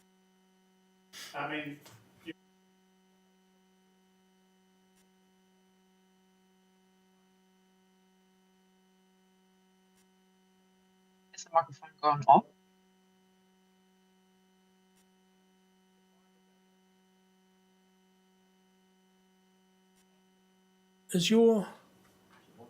That's on? Is your mic on? Give that a go. I apologise. Can you hear now? Sorry. Kia ora. The fire brigade used that site, and that's why the photos were taken. I think Paula covered it pretty successintly. I'm happy to, if there's questions. Absolutely. I did speak with the fire brigade because I took those photos because they've been going up there for more than a decade. And they also said how disruptive it would be for their training, and I encouraged them to speak with the council, but they were just a couple of the firemen, so I don't know if they submitted. Thank you. We do have a little bit of time for questions. Councillor Duncan and then Councillor Hayward. Yeah, thanks, guys. It's a great submission. I note the point that you've highlighted there. The Act actually exempts the homeless from any activity. So, have you had any problems with homeless people camping out up A there? couple of months ago, there was a tent camped out, not at the site that's proposed. That's just literally in front of my driveway, but it's a cul-de-sac. And as you walk down onto the beach, there's some more grass area. And there was a tent that was camped there. And when I phoned the council to inquire about, removal of people tenting, they told me to phone the police. And when I phoned the police told me to call the council. So I have grave concerns around, further advertising, like turning it into a campsite, what that impact is going to be long-term and who are going to enforce it and what the potential risks and dangers are. And I mean, it would just be so dangerous for anybody to be camping out on a cliff face. And the winds up there literally take your car door off when you open it sometimes. So, I mean, those tents will be flying and it's just crazy. Yeah. Well done. Yes, Councillor Hayward. Thank you very much for coming in today. Using your experience in a professional capacity, and notwithstanding the fact that we're always, as PCBU, actually legally liable in all circumstances, how would you expect a council to ascertain a reasonable risk assessment on sites like this? And from your reading of the material so far, does that meet your expectations? It doesn't meet my expectations. I don't think any risk assessment has been done, and the reason for that is because the site is actually being proposed. I think that in order to do an adequate risk assessment, you would need to have some health and safety professionals come and take a look at the site and troubleshoot, what are the requirements in order to keep it reasonably practical from harm. And I think one of those things would have to be disrupting the entire nature of the street by putting up barricades and barriers, and because some of the areas, if you don't know it, are so narrow when you're walking. If you park at night and you come out of your camper van and, so I think the cost would actually be exorbitant to be able to mitigate it reasonably. I can assure you I know that site. As someone who lives on Richard Street, when the fire trucks go past, my thoughts do dwell on your neck of the woods because they're almost or certainly going in that direction. I have a personal experience with a friend of mine whose mother passed on that site. So, and this was, quite a number of years ago now, but it's not, we have history of that and other people have fallen and, it's, yeah. All right. No further questions. Thank you very much, Paula and Nathan. Time. Thank you. Well done, sir. Michael Player. Thank you. And I'm going to be joined by another trustee. Oh, very good. Christine Stanley, Oh, who yes, you've already heard from. we know Christine. So are both mics on? Just so we double check. Yes, they are. So Thank you've got, because you're the association, 10 minutes. We'll save you a bit of time, I'm sure, Councillor. Thanks for the opportunity. Tēnā koutou, everybody. It's great to participate in democracy here and see it functioning in Porirua. As a community organisation with a mission to protect and enhance the beautiful twin arms of our harbour, the Trust obviously has an interest in the matter under consideration. We acknowledge the part that freedom camping plays in tourism both in New Zealand for New Zealanders and visitors from overseas, and the council approved sites are part of a network across the Motu that ensures visitors get to experience the beauty and the significance of Te Taio. In Porirua's case, that means the surrounds of our wonderful Te Awarua or Porirua Harbour, the largest remaining estuary in the lower North Island. Making sure that freedom camping activities are conducted at locations that don't increase the harm of degradation of the foreshore and harbour waters is the flip side of facilitating access. In terms of litter and runoff of polluting substances, freedom campers are but a small percentage of the problem compared with the considerable issues from having major highways, arterial roads and the railway hard up against our waterways. Littering by a small but very active percentage of the local population is a far bigger wicked problem facing Porirua than freedom camping. Therefore, we don't think that the council should go overboard with the rules of freedom camping. Given budgetary pressures enforcement of rules should be done well, but within existing staff capacity. We're not exactly sure how much enforcement is currently carried out or how successful it is as a deterrence. So further information from Council on this would help create awareness among all of us who do have channels to help amplify appropriate key messages. If the rules are clear and well spelled out by the way of on-site signage and through digital channels, then abuse is likely to be minimised. Our principal concern, as noted in our written submission and has been articulated with partners like the Guardians of Pātanui, is the suggestion of prohibiting freedom camping at Motukaraka Point and allowing it at the Grays Road car park between Te Ara Pico and the Camborne Walkway. While we note the iwi has concerns with the damage to middens at Motukaraka Point, we note that such archaeological sites are present also at Grays Road car park area and also at the Ngāti Toa domain, which, unlike the Motukaraka, the Council proposes to retain. We believe that signage and some physical protection of key areas via bollards or perimeter fencing could deal with the potential damage that might be being done. At present, there appears to be very little signage, and where there is signage, it's of not good quality. And most people, to be frank, don't really read lots of signage in terms of if you put rules on things. You just got to get the bumper message, really, the key messages through.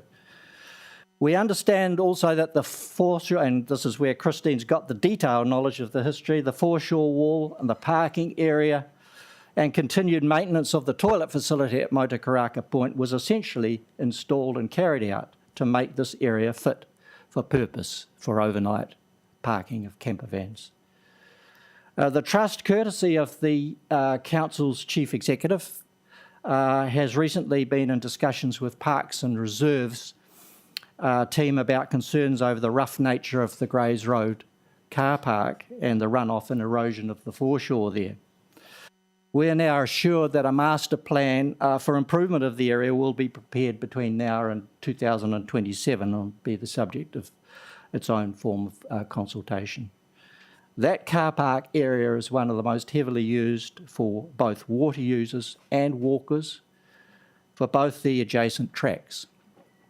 As has been pointed out by Christine and some of the previous speakers, it also has a large power pole in the middle of it, which we were told during an on-site preliminary on-site discussion with the Parks and Reserves teams would be very costly and difficult to remove. So manoeuvring vans in that space would be difficult and compound congestion and potentially interfere with the water users that use that space, particularly in summer.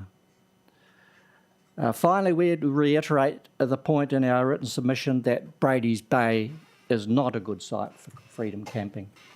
It's a fairly bleak, small space, incredibly close to State Highway 58, a place where drug dealing is suspected and where litter is a constant battle, as Margaret and others have pointed out. It's not, in our view, a good place to promote current solutions. We do also believe that the best places for freedom camping should have toilet facilities if possible, even though camper vans are supposed to be self-contained. Some reasonable lighting and recycling bins, litter bins, will also be desirable, not essential, but desirable. And we think probably that if there was to be a form of incentivised parking, permit paying, that would help ease the pressure on ratepayers. Christine, you got anything? Thank you. happy to take any questions. Great. Right. Are there any questions, councillors? Right, Mayor You probably Baker? can't answer it because it's a committee, but would you support no freedom camping then? Would that be a preference over what we've come out with? No, Thank no, you. we would not. Thank you. All right. Thank you both for that. That's very clear and concise. Lovely. Thank you. Much appreciated. Thank you. Paul Fitzgerald.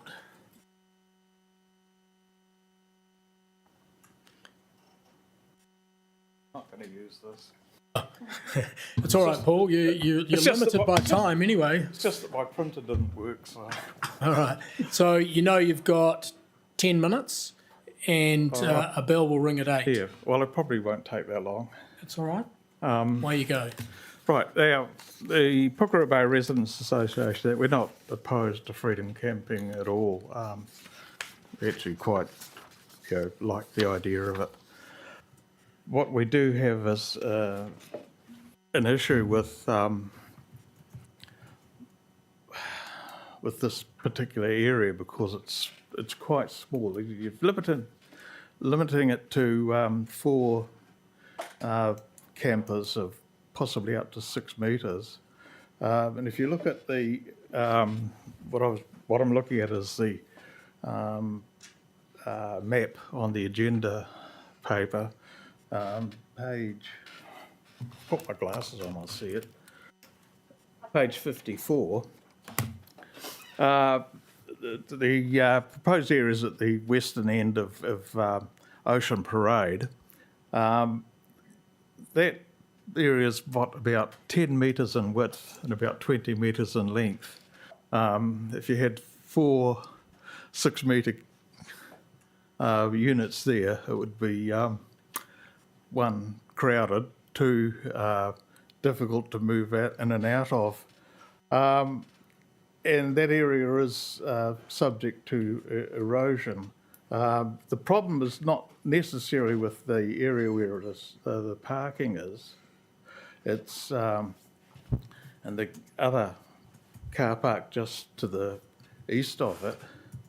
When in summer and that, when there are a lot of people parking down there, you have to drive pretty close to the edge. And unfortunately, the tar seal goes there and it drops straight down, but underneath the tar seal for about 1 metre in there isn't anything. In other words, it's eroding away, and if a 6 metre long camper van drove near it, there is a danger that it would collapse and roll onto the beach.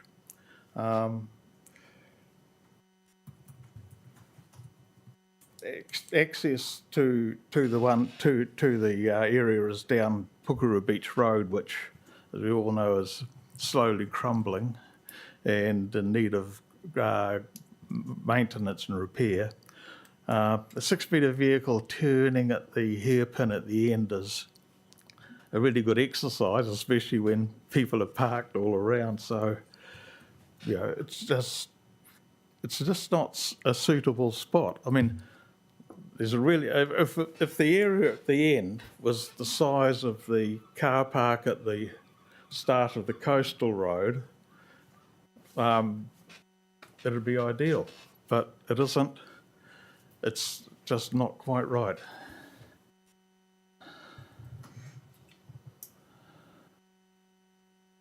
That's it, Paul? That's it, yeah. Great, thank you very much for that, reinforcing what other people have said. Are there any questions? Yes, Councillor Duncan. Yeah, thanks, Paul. Look, reading through your submission, I see you say you agree with the limitations in the proposals. So, well, the limitations of their site and their I mean, our submission is concentrating principally on Porirua Bay and not other areas because we don't know there, we don't live there. And we have every confidence that the council will, do proper signage and will be monitoring these areas to make sure there isn't abuse. So, I I was just surprised reading it because every other submission I read said absolutely not. But you guys seem to. Well, you know, the council says it's going to do something. Let's credit the council with doing what it says it's going to do. Okay, any other questions, councillors? No, if not, thank you very much. Right, thanks. Thank you. Edward Geese.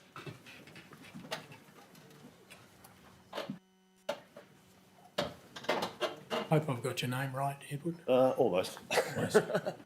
Guys. Guys. Guys, just guys, yep. So, thanks very much for hearing me. Now, I did give a written submission as well, just regarding the proposal to stop freedom camping at Motukaraka Point. So, I'm just going to concentrate on Motukaraka Point. Now, for many years, Motukaraka Point has been a popular destination with local, national and international visitors. This includes windsurfers, jet skiers, swimmers, picnickers, walkers, dog walkers, runners, horse riders and such.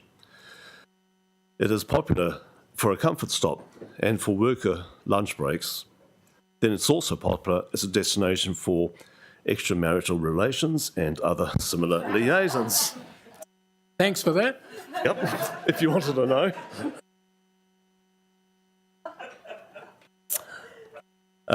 However, the council has decided to end freedom camping at Motukaraka Point, citing damage to archaeological sites.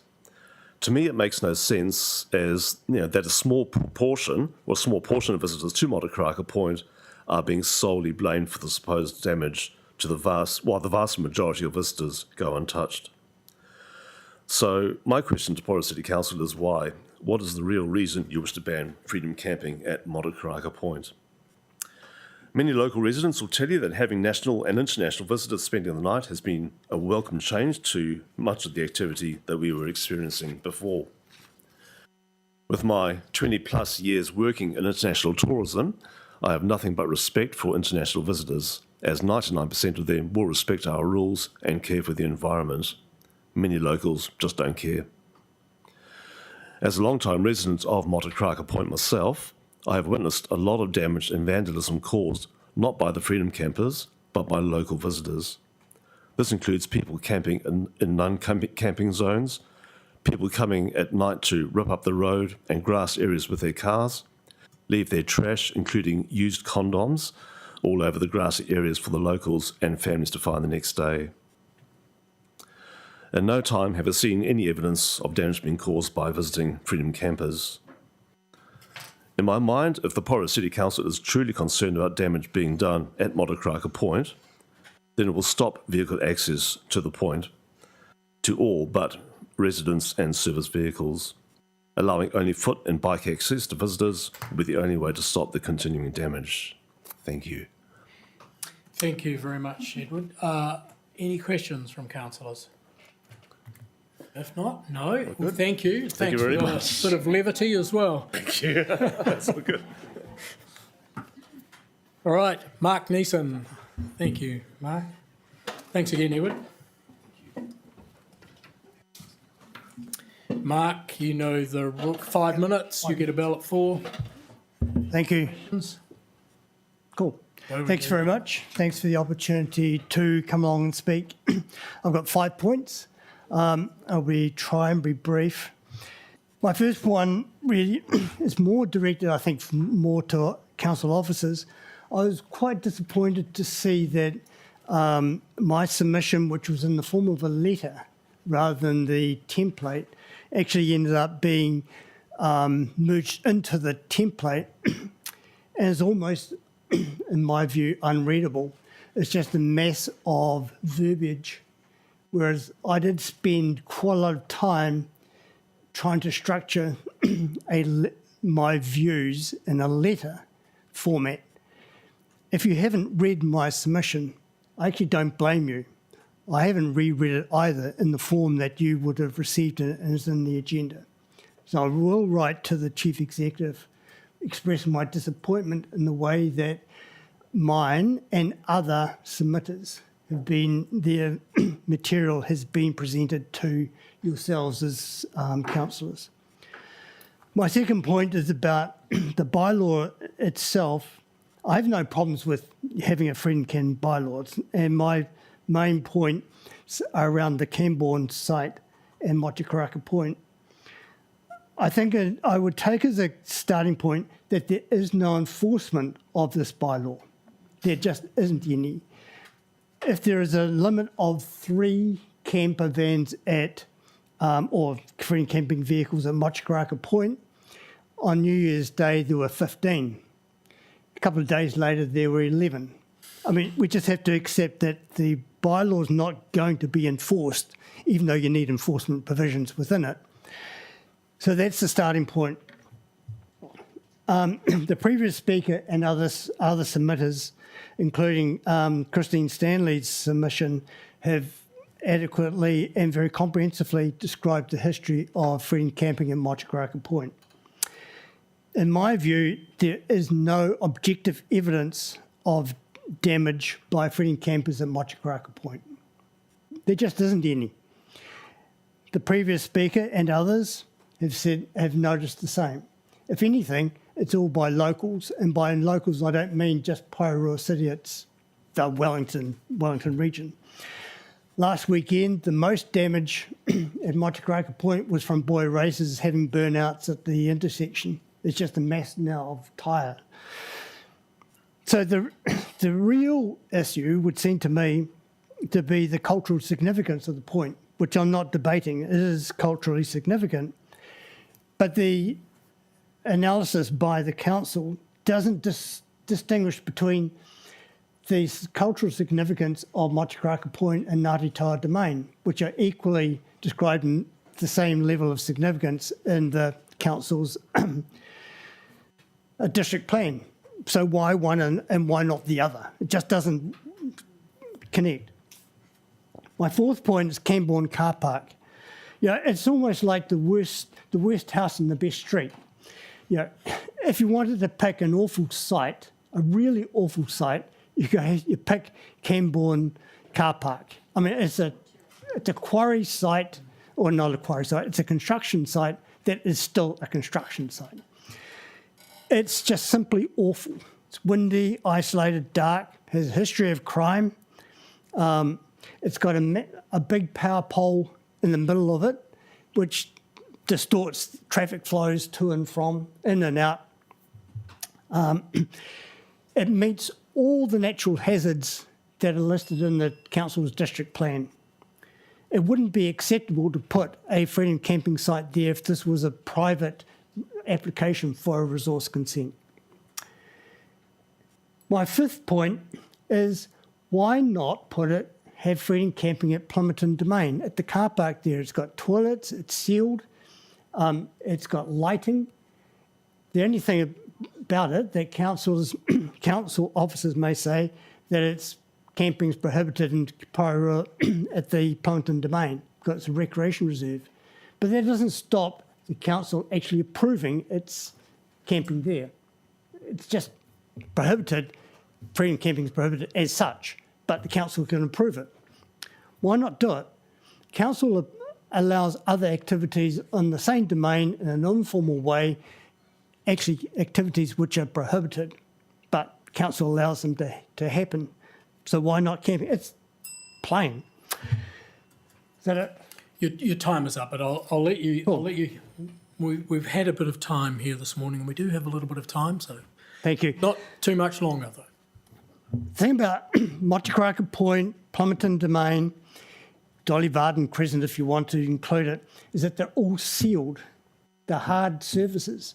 If you want to identify a freedom camping zone, you can easily do it there. You can't do it at Camborne car park. So you could limit, identify sites at any of those places and have some degree of enforcement.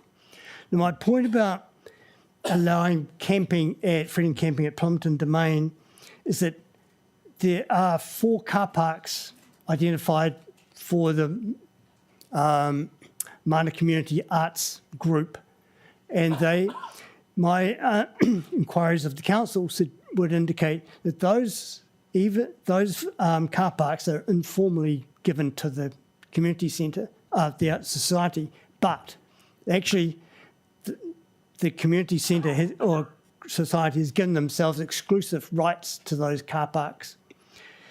So they don't have a right to it, but they've given themselves a right to it, but it's informal. Council can do what it likes in some respects at that recreation reserve. So there are options for the council to have freedom camping in places other than what it's identified, but it just hasn't put those into its discussion document. Thank you, Mark. Thank you. Are there any questions? Yes, there are. Councillor Weehapi. Kia ora, Mark. Thanks for coming in. Just with your proposed, you suggested Plimmerton Domain, I just wanted to ask you if you understand the area really, really well, because it's not just the mana arts, it's the archery, it's the men's shed, it's access for the train station, it's access for the children to walk to school, to and from school in the morning. It's also a flood zone. Were you aware of that? All of that. And you think that is practical for a freedom camping spot? I do. There's nothing wrong with it. It's quite a large car park. You could have 3, 4, 6, whatever areas tucked away in the back, close to the railway line if you want to, that are out of the way of anyone coming in to commute for commuting purposes, or for children to access, or for the archery or whatever. Given that most of those activities are in the weekend, archery's in the weekend, the men's shed's a couple of times a week, the Arts Society is a bit variable. It's not a problem. The real crux of use at Plimmerton Domain would be round about 7 o'clock to about 5 or 6 o'clock in the evening when you've got the main commuters. Okay. Well, no, we're not here to debate it. We're here to listen. Okay, Councillor Duncan, one more, last one. Look, thanks, Mark. I just wanted to address your concern about the way it was presented in your submission. I read that as a letter at the end of it. It was pretty comprehensive. It all flowed on. It wasn't like it was disruptive or anything. I think it was pretty well presented. Yeah. Thank you. All right. Cool. Thank you, Mark. All right. Thank you, councillors. We'll now adjourn, and we'll be back at 10:45.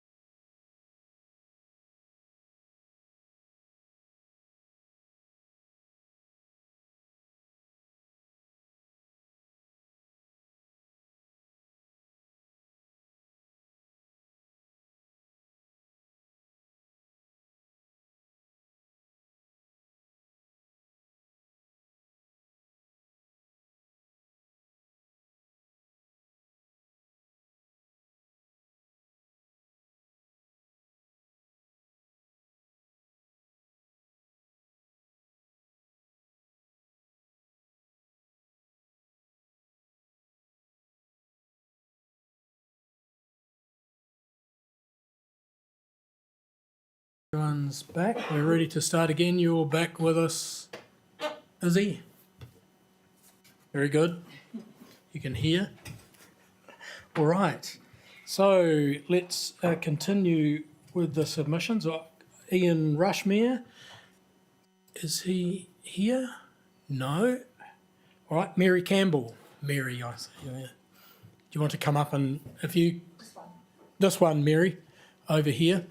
Yep. Just here. Yeah. And is the green light on? Just Yes. push. That's good. Yes. So, Mary, you've got 5 minutes. Yes. And a bell will ring at 4 if you want to leave time for, as well as 5 if you want to leave time for some questions. Okay. So, Okay. in your time. Kia ora ana koutou katoa. I'd just like to acknowledge the mana whenua, Ngāti Toa, also whom I'm very lucky to be part of the whānau through my son Tainui. I'm very concerned about the freedom campers. I live on a cliff in Porirua Bay. It's right up above the Po, which I'm assuming... Just a little bit back from the microphone because we can hear you. It just vibrates and it. Did you hear what I've said? Yeah, no, we've heard. Okay. So just talk normally. You'll be fine. Okay. So I live on the cliff of Porirua Bay. Our family has lived there for 63 years, and if you know where the beautiful Po is, you'll actually know that we're right up the cliff on top of that. I'm really concerned about the freedom campers for many reasons. I'll start off with the fire risk that many of us on the cliff are concerned about. If there's glass at the bottom of the cliff, things like that can set off a fire. If someone's smoking cigarettes, that can also set off a fire. We've got protected penguins there just around the corner from the Po, so if freedom campers have got dogs, that's a real concern. When we had a fire there many years ago, which was in the paper, and I'm trying to remember if it was actually on the news, but our house was threatened to the point that the guttering around the house melted, and we had to get out pretty quickly. It's very difficult for fire trucks to access our house if there was a fire. When there was a fire last time, there was concerns that Rafferty Road would actually go up as well because of the nature of the way the wind was moving.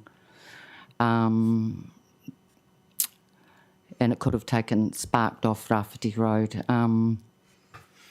Another thing that we're really concerned about is the erosion of Beach Road going down, which is particularly concerning. Even driving down, not even being in a four-wheel drive or anything, it's quite scary driving down there as it is, especially if a car's coming up the other way.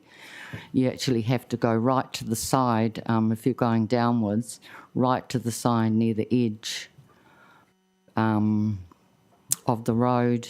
So if a car's coming up, it can be quite daunting and quite scary.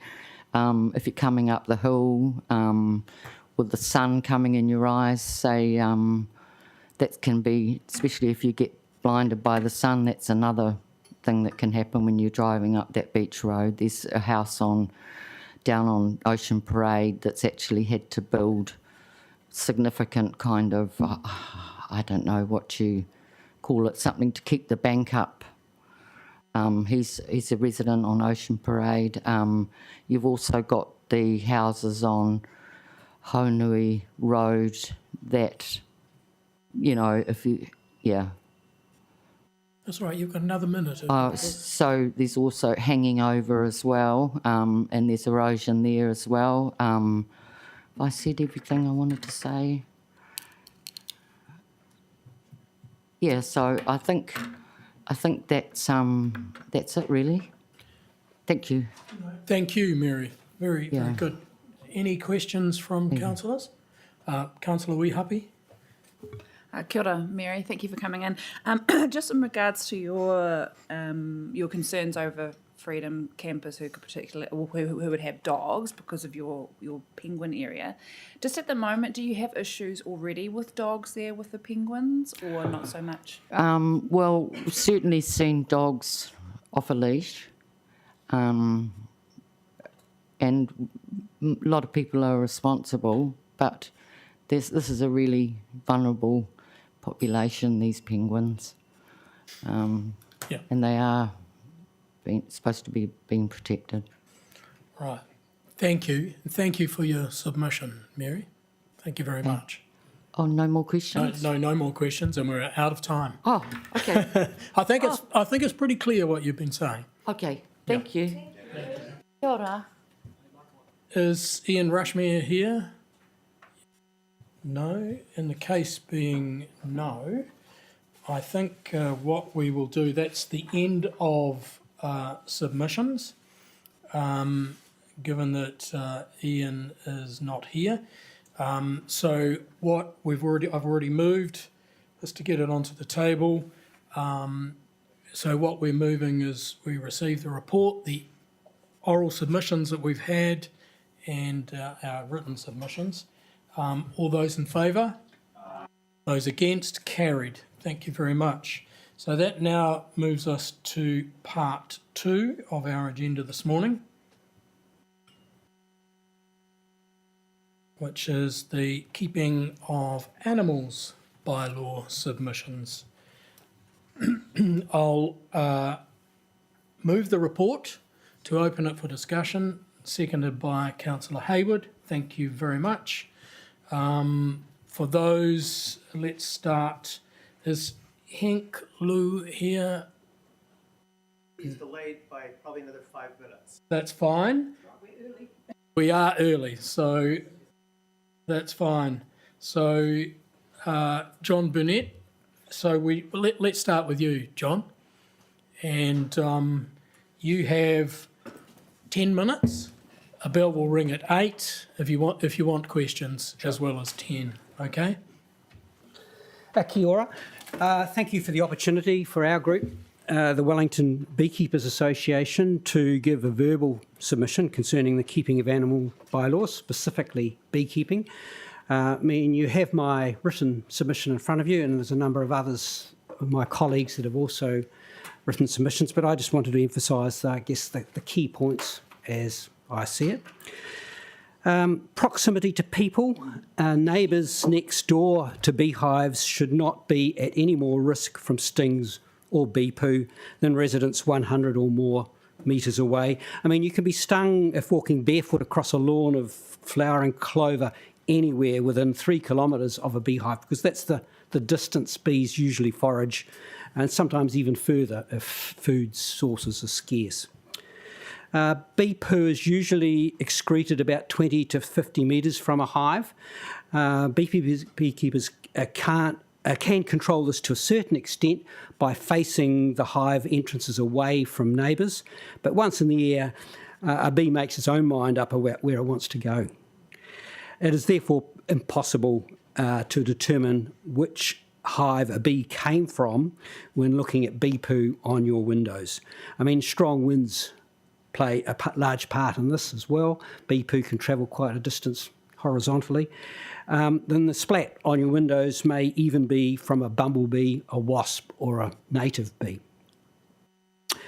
Many people object to urban bees on the basis of allergies. Everyone, even beekeepers, react to bee stings to some extent, and these can vary considerably depending on the location of the body and the severity, but very few bee stings are life-threatening.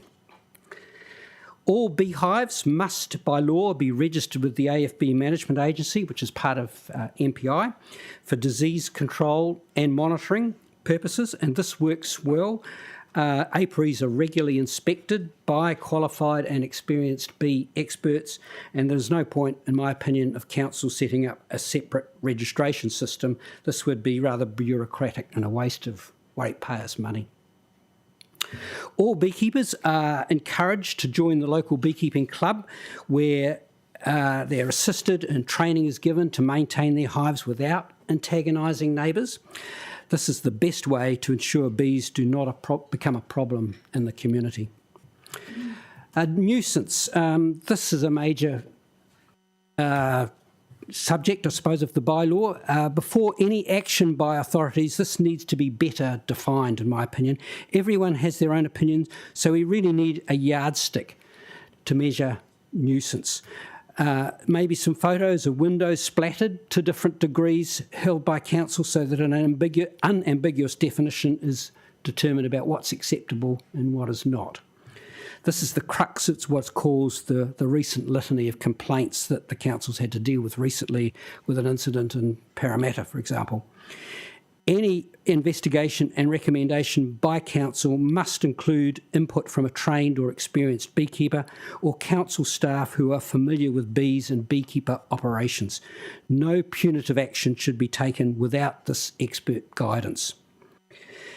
We suggest the council's proposed hive numbers are unrealistic. We believe that this should be double the number. This would be more in line with Wellington City Council, for example. One hive in any environment is generally considered unworkable, as if the queen dies, you can't resurrect the hive using bees from an adjacent hive. There is no good reason why 2 hives can't be kept on a site of less than 500 square metres. A good beekeeper often splits his hives in the spring to reduce the risk of swarming. The same number of bees but spread over 2 hives. A good beekeeper often collects swarms from elsewhere in the city, often from public areas and reserves, and this is done at no cost to the council. So this swarm collection results in another hive being set up, which has to be maintained until it is united with an existing hive, which may take several weeks. So all in all, bees are essential for pollination, nature generally, and biodiversity in the community, and urban beekeeping, in our opinion, should be encouraged, not discouraged. That's the submission. Thank you very much. Thank you very much, John. Any questions from councillors? Councillor Duncan, and then Councillor Hayward, and then Councillor Trillen. Yeah, thanks, John. I note in your submission that you mentioned there's no uniformity amongst councils for bylaws. Are they wildly varying, or are they? Yeah, they do vary considerably, yes. Yeah, and yes. have you made any approaches to the councils to try and? We've endeavoured to use Agriculture New Zealand to try and bring the councils together to get some sort of uniformity, because I think that's the industry body that logically should be driving this. But at the moment, they're going through a major upheaval, shall we say. In fact, its existence is very much in doubt for the future, so I don't hold out much hope. Okay, thanks. Councillor Hayward. Thank you very much for your submission and presentation today. Obviously, you come with, on behalf of a number of members. My question is in regards to your submission's recommendation around tighter language with regards to the word nuisance. At a certain point, we as council officers are going to be asking, council members are going to be asking officers about how they intend to use the definition of nuisance. Would it not be reasonable, in your opinion or your organisation's opinion, to use what is the current principles under tort with regards to nuisance, the definition of nuisance? Can you explain it? I'm not sure what the actual definition under. So I'll read out something which I did a quick web search while we were talking about that, because I know that this was an issue that came up during workshops. It does take a bit of time, so I'm sorry to do this, but to establish a legal nuisance claim in New Zealand, the following elements generally need to be proven. I'm not going to go into the great explanation of each of them, but here we go. Interference, unreasonableness, causation, damage or harm. There's some explanation of each of those components. Right. Would that not be a sufficient enough guidance? I guess, yes, it is. Yes, it's a good start, but I think it's very subjective. I mean, what might be defined as nuisance to one person is not to somebody else. I don't know whether there's a better way of defining that, but that's pretty vague. One sub. Thank you very much, Mr. Chair. Obviously, clarity is what owners, apiaries will want to have. Yep. Obviously, the problem is that the nuance of these circumstances varies from place to place to place. So there has to be some latitude here. Okay. Why would we not utilise a definition that's been used in courts already with regards to civil claims, and that if there is a dispute, then the individuals who are being challenged here have recourse to the courts to go based on that? Yeah, I guess that's a fair comment. Yeah. Okay, Councillor Trillam. Thank you very much. On a similar vein in regards to how we're defining nuisance, because I completely take the point around needing a clear yardstick that can be applied, and also we probably want to have something within the bylaw itself that doesn't require a legal review every time around as well. Right. So in terms of defining that yardstick, are you aware of any councils that have a better system, or even something that you would define as like the gold standard? We would really like to see you adopt this. No, you're quite right. I don't think there is that I'm aware of, and this is perhaps something we should really be driving towards here. Yeah. Okay. Good. All right. So it probably needs to be. We're looking for something bespoke. Yeah. Okay. Yeah. No other questions, councillors? If not, thank you very much, John. Thank you. Much appreciated. Thank you. Thank you. Henk, you're here now, I see.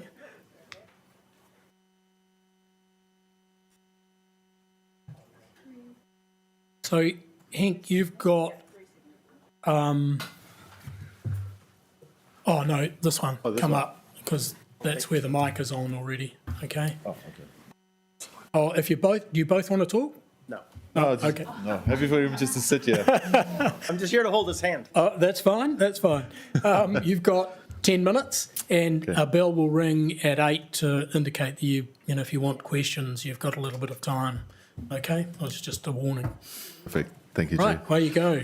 Thank you very much.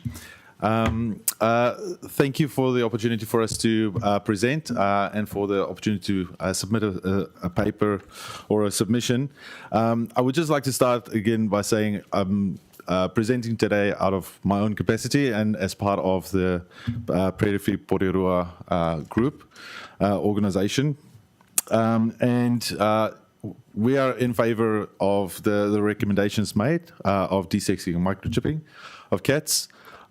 This is something that's quite dear to my heart, and it's kind of a next step in what we're doing as an organization to minimize the impact of mammalian predators on native wildlife, but also how we actually care for cats within our communities. It's twofold. It's not the one or the other. It actually goes hand in hand. So I've prepared a little paper here just to remember what I wanted to say. So like I said, our organization aims to reduce the impact of mammalian predators, both in our backyards and in our local reserves. And our group operates in both areas, either through backyard trapping, and that's supported by Predator Free New Zealand, or through some of the reserves and waterways, and that's supported through the Greater Wellington Regional Council, Porirua City Council, and we've got relationships with DOC as well. So what we're trying to do is a collective. It's not just a couple of community individuals and backyards. And we've got 11 groups scattered all across Porirua. Our volunteers offer several thousand hours per year towards servicing these traps in bait stations across the city. And we have seen the impacts of our work in a number of cases. We've seen kaka starting to show up on Plymouth, and Kōrero are flying over. The lizards are plentiful in Porirua. The wading birds are increasing by the number every year in Pātunui Inlet. So we are seeing the results of what we're doing. It's not hard facts, but observations count. But our efforts are focused at possums, rodents, mustelids, and unfortunately, cats is, we're not focusing on cats at all. It is a bit contentious, and we've learned, or we've kind of seen what's happened in other councils where community have taken on cats as something that community groups will want to do, and it needs to be done right. So you can't just go out and trap every cat that you want. We know this. We've learned from others making those mistakes. And all the while, cats are still having an impact on biodiversity. They're causing nuisance in people's gardens and backyards and veggie patches and all sorts of things.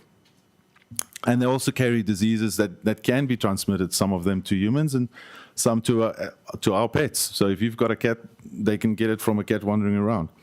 And many of our volunteers and residents also have cats. So like we're also pet owners. And we love and we care for our animals. But unfortunately, Porirua still has an unowned cat population that's still increasing. Nobody's caring for them. Nobody's loving them. They're out there. And sometimes the only animal welfare condition that's met is nutrition. Somebody may be putting out a little bit of food and a little bit of water. But if that cat's sick or it's carrying a disease or gets hit by a car, nobody's taking care of that animal. Nobody's going to dock up the money for that. So for that reason, we kind of need to start thinking about how are we going to manage these cats. But we don't know whether they are owned or unowned. So a microchip in a cat gives us that opportunity to say, well, okay, now we know that this is an owned cat. And it's not to focus on, well, whose cat is it? Let's go speak to them because their cat is out. It's more of a case of, like, okay, we'll know this cat is owned, so we can reunite this cat with their owner, and then we can focus on the cats that are not microchipped and see how we can reduce the impacts that these cats are having, right? Let me just see where I am. The good thing about this is we are not the first, right? So I like being the first because I like to set the way. But in this case, Porirua is not the first. Wellington City Council has already been running a successful cat program for the last 3 years. They've removed over 1,000 cats from Wellington City. These are unowned cats, all right? It's taken them a long time. It's taken them nearly 7-8 years to get it up to that stage. But the first step that they took was to make sure that they know which cats are owned and which cats are unowned, which is the microchip. The second step, which they actually took, was it last year, the year before, was to start introducing desexing. So actually reducing the impact of the unowned cats that are actually running around. So if we can say we desex our animals, our pets, they are not going to stand, or they're not going to be contributing when they come in contact with an unowned animal outside. And that just reduces the growth of the city's cat population as we work through how we manage cats. So we've got an opportunity to learn from them, and we've got the opportunity to tap into what they've developed already. So we don't actually have to redo everything. We can look at what they're doing, and we can take what applies to Porirua and the way that we want to run it, and see where we can combine efforts. We can see where our thinking overlaps. And essentially, it's going to cost us a lot less if we do that. And they're happy to work with us. They're happy to share their resources. So there are a few first steps that I think we should take. The very first step is introducing microchipping and desexing as part of the keeping animals bylaw. That will give us the opportunity to then work towards, okay, well, how do we go about this? Let's run a survey. Let's find a baseline. What is the percentage of cats that are already microchipped within Porirua? How big is that problem? Are we talking about 30% that are not microchipped, or are we talking about 10%? And that's going to kind of dictate just how long we need as a lead-in time towards making sure that all of our cats are microchipped and desexed. And there will always be a small percentage that's maybe not microchipped because they're either too young or too old, and people don't necessarily want to do that. But that's also going to give us a target to say, okay, well, we're working towards 10 or 30%. Let's scale this. Let's work towards that. Let's set a 5-year timeline for us to work to that point. I do have some numbers here. I'm hesitant to share it right now, but I'm happy to share it upon questions. Like I said, other councils are happy to share their resources with us, and I think we should tap into that. From a legal perspective, I suppose not legal, more from a regulation perspective, in line with the RMA, Resource Management Act, and the National Policy Statement in Indigenous Biodiversity. Doing this would be a step towards taking care of our animals, care of biodiversity out there. And I think there is a place for cats in Porirua as pets. Thank you very much. Right, Henk, your numbers, what were they related to? So these numbers relate to roughly what it would cost the ratepayer to run a very lean program of about 50K. I wonder whether if you would be prepared to make that available to us as councillors and we could use it in our discussions going forward, unless yes, a councillor might want to ask a specific question. Yes, yeah, sure. So it would be great to have that information. Okay, perfect. Thank you. Sorry, so I saw Councillor Hayward, then Mayor Baker. Henk, thank you for coming in. Thank you. We lost on Sunday. I'm not blaming you. We caught up.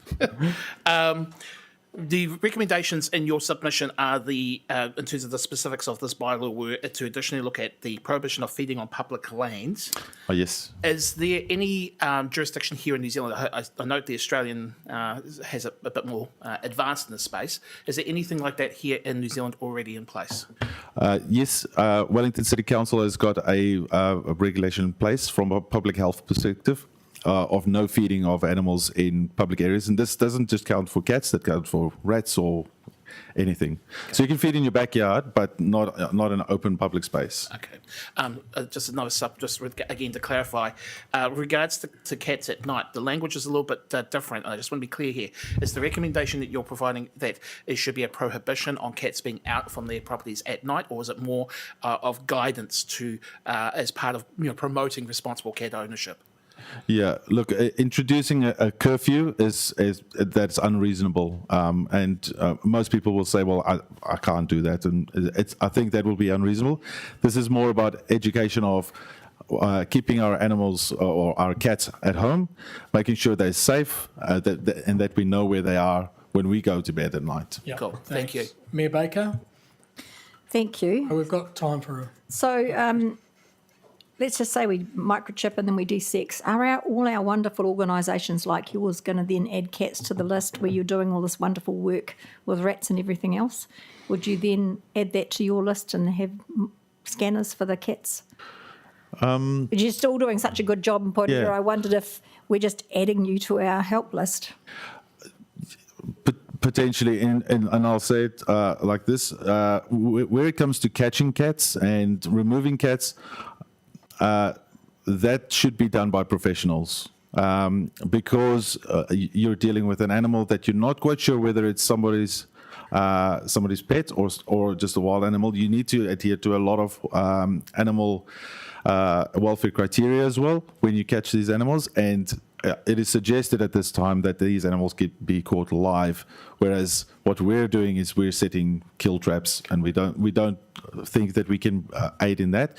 What we can do is support potentially animal cat rescues or professionals that are actually doing the work, and so we can do some of the supporting work, but we think that it would be best if a professional deals with those animals.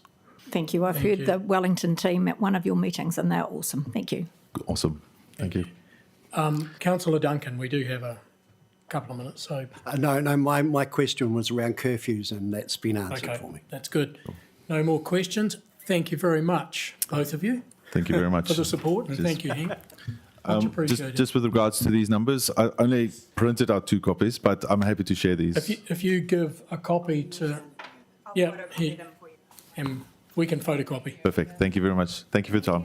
Cheers. Thank you. All right. So that brings us to Sarah Piper. Is Sarah here? Yeah, well, no, I guess so. So Amelia Geary, we'll move to you. It is slightly early, but that's fine. Give Sarah time to get here. And as you're already here, Amelia, you know 10 minutes, 8 minutes, a bell will ring if you want questions. So, in your time. Thank you. My name's Amelia Geary. I wrote the submission on behalf of Forest and Bird. And I'm very pleased to have gone to be second to Henk. He basically covered everything that I wanted to say. But I suppose so Forest and Bird completely supports the provisions as presented in the bylaw review, but we did have a couple of things we asked for, which I thought might be useful for me to elaborate on. So cat limits are quite a utilised provision in bylaws around the country, and as I see it within Porirua, that would be a really useful tool for officers, particularly when you're dealing with colonies and like these are managed colonies by well-meaning individuals, as well as in the hoarding situation, because a hoarder might have 50 cats and they're all microchipped. Nothing to see here. The officers can't, you have the nuisance provisions to draw on, but again, that can be subjective and could lead to some kind of pushback from the owner. Therefore, a limit, hard limit, can be a really useful tool and can be used in those kind of situations, extreme situations. So we would strongly encourage consideration of that within the bylaw. And then the follow-up would really be to strongly encourage some promotion of this and education around what the rules are. We acknowledge there's a lead-in time for the bylaw taking effect. But equally, you know, this is going to cost ratepayers money to pay for the cost of their cats getting desexed, and some subsidy on that would be amazing. And I know that SPCA and organisations like that, you know, run really effective snip and chip campaigns that reach a lot of communities where it might be inaccessible. So yeah, I just kind of really wanted to speak to those points and endorse everything said by Predator-Free Porirua. Thank you, Amelia. Thank you. We have a question from Councillor Trillin and then Councillor Duncan. Thank you very much. On the topic of hard limits, do you have any recommendations around what an appropriate hard limit would be? Oh, that's in the submission. So we propose a limit of 3, I think. So there are several councils in the country that have put limits of 2, and when that's been proposed, we've completely endorsed that. But I think reasonably 3 is what ratepayers would accept and what, generally speaking, the public tends to accept. In the amazing case of Bulla, which notified its bylaw in 2023, I think it was, they proposed increasing their cat limit. It was sitting at 3. They proposed to increase it at 4, and they got shouted down by the community, had to re-notify their bylaw and have taken it down to 2 as a result of public pressure through the consultation process. Yeah. So there's definitely appetite for a limit, and I've seen that pretty much every council that's ever notified that kind of provision gets unanimous support as far as in my experience. And to clarify, is that a per household or per owner basis? Generally per household. Okay. Yeah. Cool. Thank you very much. Thank you. Councillor Duncan. Yeah, thanks, Amelia. I was intrigued reading your submission about toxoplasmosis. A friend of mine was affected by it. You talk about Australian research. Is there any research in New Zealand into the effects of that? That is something I would love to see happen. There's nothing that's been done on a scale that's of use. There's been small micro studies, like the one that I know about was done, say, on a small basis in Hamilton. So there's nothing of scale in this country that's been done. Yeah, but it's. Sorry, no, we can't allow. Sorry, Hank, we can't allow. You can ask from the floor, but you can. All right. And we can have that information available when we have our discussion about toxoplasmosis if Hank's got more information. Councillor Hayward, yes. Quick question. Thank you again for coming in and providing a submission. I am following up on the line with regards to hard limits in the recommendation around 3. Were there any provision in any of the councils that you have listed where they had grandfathered in existing arrangements for owners that prior to the implementation of this change in their limits? Not that I'm aware. Like in the case of I'm trying to think of the ones that recently have added limits. To be fair, lots of them have excluded it, like Lower Hutt, for example, last year excluded a cat limit. So there's quite a few councils that have recently not had a cat limit, and we've tried to say, maybe you should consider this as an option. But Wanganui, when they implemented their cat limit, they previously didn't have a limit at all, and they just added it hard and fast. So I think there's an ability to grandfather it in, but there's also, bearing in mind, we're not expecting council staff to go around knocking on the door and saying how many cats live here. This is it's in response to nuisance complaints, right? We're not expecting Porirua City Council to become the cat police and going around knocking on doors saying, have you got more than 3 cats in this house, on this property? You know what I mean? So, there's flexibility here in how you implement a hard and fast limit. Thank you. No other questions, councillors? All right, in that case, thank you very much. Thank you. Right. I assume Sarah Piper is not in the room because That's fine. You want to? All right. Do we have Christine Sumner? No, we do got no one. So, well, we could, but nobody's here. So we'll just, is there anyone else that's presenting? Sorry? Oh, at 12 o'clock. Would you? Yeah. Do you want to present now, Jim, so you don't have to hang around? All right. Okay, Jim. You've got 5 minutes. I thought I'd have 25 minutes. You've got 5 minutes and maybe a bit longer if there are a few questions, if nobody else is here. So, the bell will ring at 4 anyway. So. Excellent. All right. Thank you for the opportunity to follow up on the submissions that I made in there. I'm a beekeeper from Parramatta. Have been a beekeeper for about 11 years now. And I'm also, I do trapping as well, but that's all been covered. But I'm the swarm collector coordinator for the Wellington region as well. And in that vein, this last season, it's a service that we provide from the Bee Club, through the Wellington Bee Club. I've had somewhere around about 160 odd calls during the last few months, mostly from areas outside of Porirua. And that just gave me a bit of an indication that there's probably less bees in Porirua, or less beekeepers in Porirua than the other cities around us in the Wellington region. I also am a DECA inspector for the AFB and AFB Authority, so have a interaction with lots of beekeepers around the region.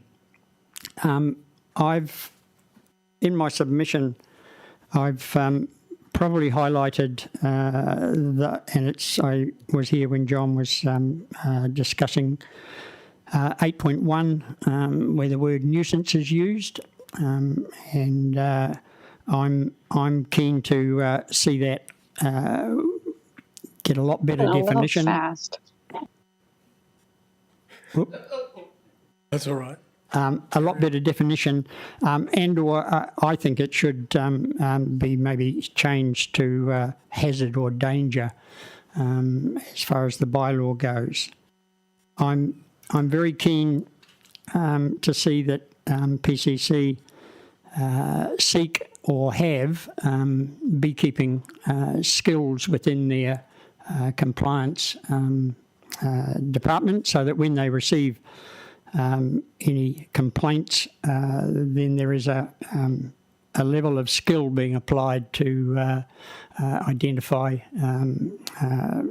remedies and or further action if it's required. I'm very keen to get the words good beekeeping practices as laid out by Apiculture New Zealand and the AFB Authority, and they've got quite a lot of documentation on that. And this would make sure that bees have good supervision, appropriate water sources, etc. And that would hopefully, and food sources as well. So that would, and that's why I'm not keen on restriction of the number of hives. There's a definite beekeeping skill required in there to often split a hive in half so that you avoid swarming and or merging hives together, same sort of thing, and or food source supplies in there to make sure that they're well looked after. Also very keen to see that if dirty windows are allowed as complaints under the beekeeping bylaw, there needs to be a very robust method and measurement for that process. And also linked with that, there needs to be a process for challenging decisions made under that, so that there is a balance and educative process going on. One thing I have noticed as far as swarms go, that certainly Porirua has the least number of swarms, and at least 50% of those are wasp calls. So when we get these calls in, there's often, they're not bees, but wasps. And as far as wild bees go, or feral hives as we call them, in the last 2 years I've personally collected 8 swarms from various PCC reserves, where they've established themselves. Yeah, so that's. Thank you, Jim. That's me. Right, thank you very much. We have a question from Mayor Baker and also Councillor Hayward and Councillor. Thanks, Jim. Are you saying that hive owners do not have to have a food source on their property, that they can just fly off anywhere? I thought that the bees should have to have their food source on the property that they were on. Well, bees themselves actually have a 3K fly zone, and they will harvest pollen, nectar from within that area. So that's actually 3 Ks each way.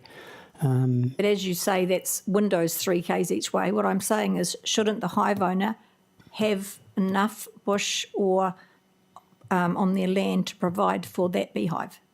The way the bees operate is that they will go out and forage. That's their natural thing to do from the hive. They will generally, science shows us that they will defecate within 20 to 30 metres of leaving the hive. They don't defecate in their own house. They shift it out, and they then do that business. And that's the science that's come out of Dr. Goodwin and Waikato.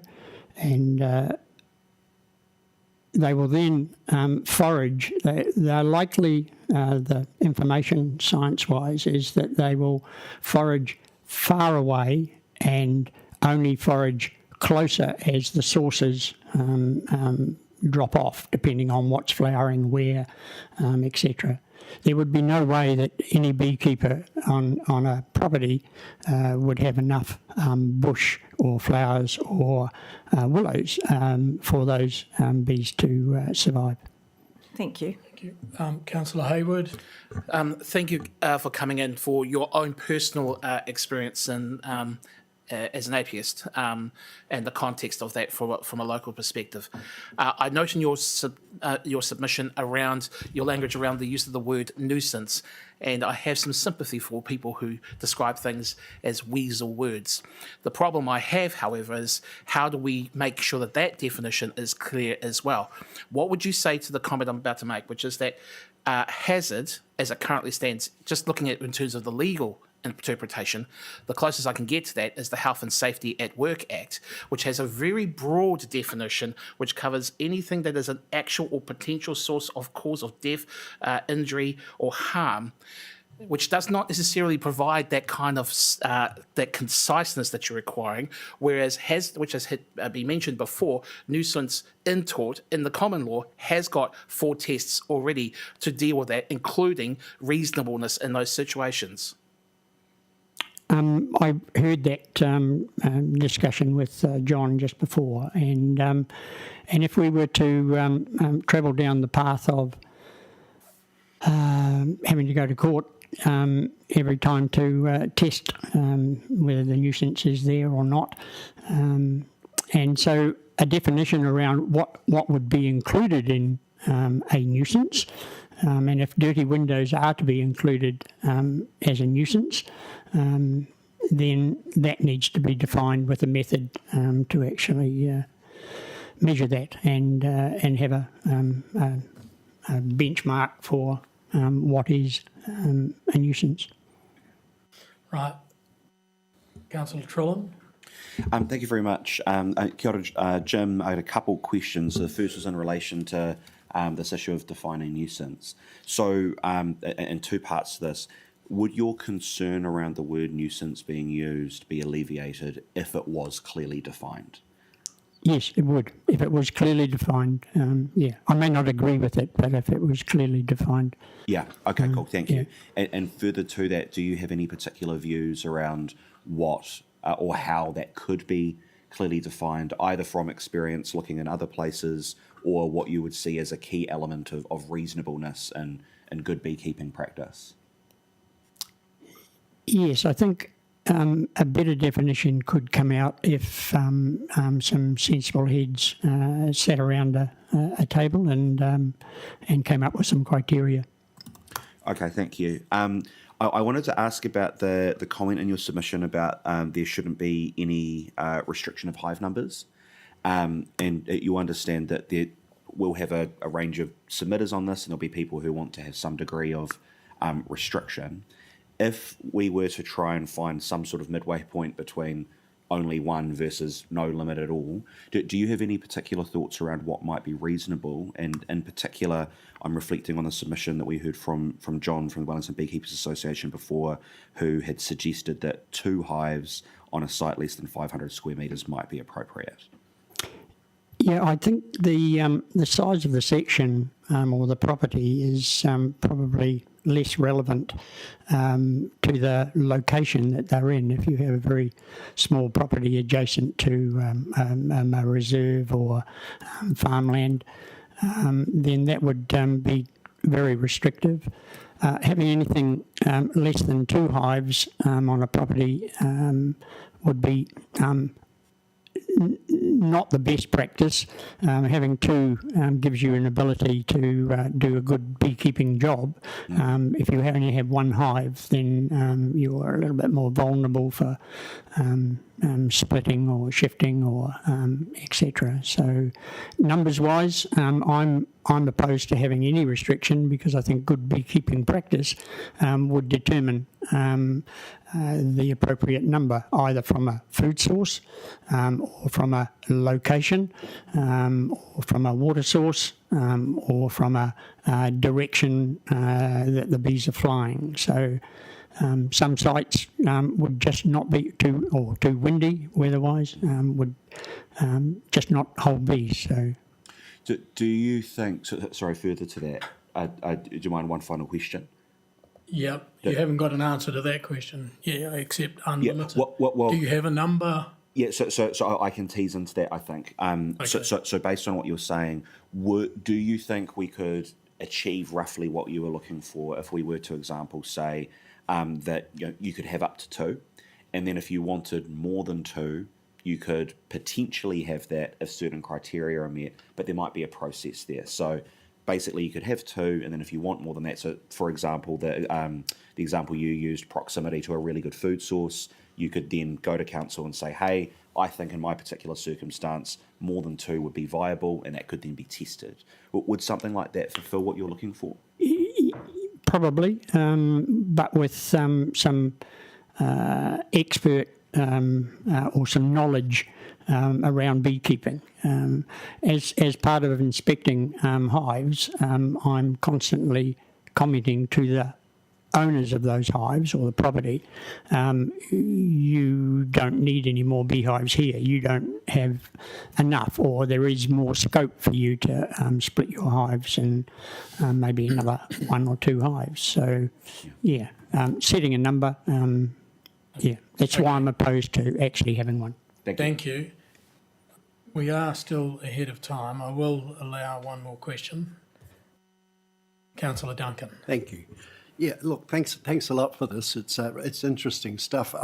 Mine's a more esoteric question, and it relates to dirty windows as a complaint, allowable complaint. Do I take it from you that you can't distinguish between bumblebee, wasp, and bee excrement? I can't, no. So it would be hard to identify exactly then where the offending insect and animal was. Correct. Yeah. Okay, thanks. All right. Thank you. All right. Thanks for that, Jim. That ends the questions, and thank you for your presentation. Lovely. It's been useful for councillors, obviously. Plenty of questions. I think we now have online Christine Sumner from SPCA. Are you there, Christine? We did have her online. She can't, I can't see because I haven't got my glasses on. Ah, yes. I see it now. Can you hear me, Christine? Obviously not. Can you hear me now, Christine?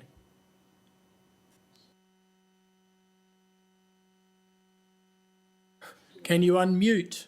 She obviously can't hear, so she might. No, it doesn't say she's muted, but are you there, Christine? Yeah, we had her before.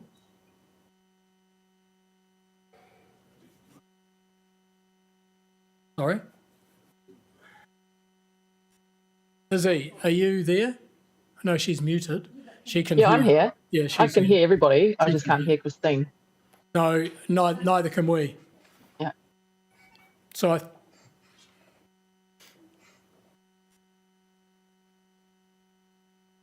yeah, well, I mean, who knows? Is there any way to call her on the phone or? Yeah, well, she's not indicating. Can you hear me, Christine? Can you wave your hand?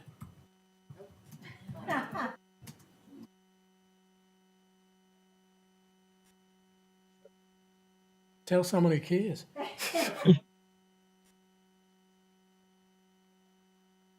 No, that's what you said to me.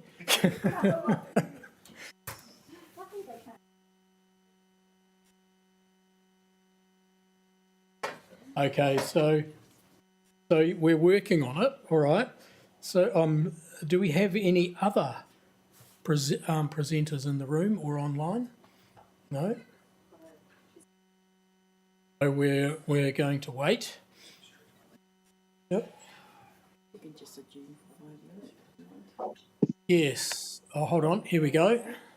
Can you guys hear us? Oh, technical problems over. Yay! Okay. Thank you for your patience. Always technology, right? That's right. Always difficult. So you have 10 minutes, and a bell will ring at 8 minutes before the 10-minute bell. So if there are any questions, we have a chance to answer them, or councillors have a chance. So away you go. Okay, well, kia ora, everyone. Really happy to join you for the hearing for the Keeping of Animals bylaw. I'm Christine. I'm a science officer with SPCA, and very fortunate to have my colleague Archie, who is our Wellington manager, join us for the hearing because we thought often we get a lot of questions, and we thought the two of us would be a good team to answer any questions. We'll take the submission as read and appreciate you reading it. And I thought I would actually just briefly go through some highlights and not do a presentation or anything, and then leave the time for questions. I will say that I did watch your November meeting online where you talked about this topic earlier, and I thought it was a really good meeting, and it had a lot of good questions. And if there were any of those questions related to that or previous submissions, we're happy to answer anything we can. That being said, SPCA is very pleased to see that the council has proposed bylaws for cats, that they would need to be desexed by 4 months of age. That's a critical time period, so that helps us get the kittens before they enter puberty, which they start doing on average at 4 months of age. Not all of them will, but it's actually a really important thing. If you're going to set a time when you want to prevent kittens getting pregnant, 4 months is better than 6. So we applaud the council for putting it at that younger age. We also are really happy to see that the requirements that cats are microchipped, and then that microchip is registered on the New Zealand Companion Animal Register. Microchipping is a very important tool that allows us to reunite lost or stolen or strayed cats back home with their families. We know this is really important to families in communities that have cats.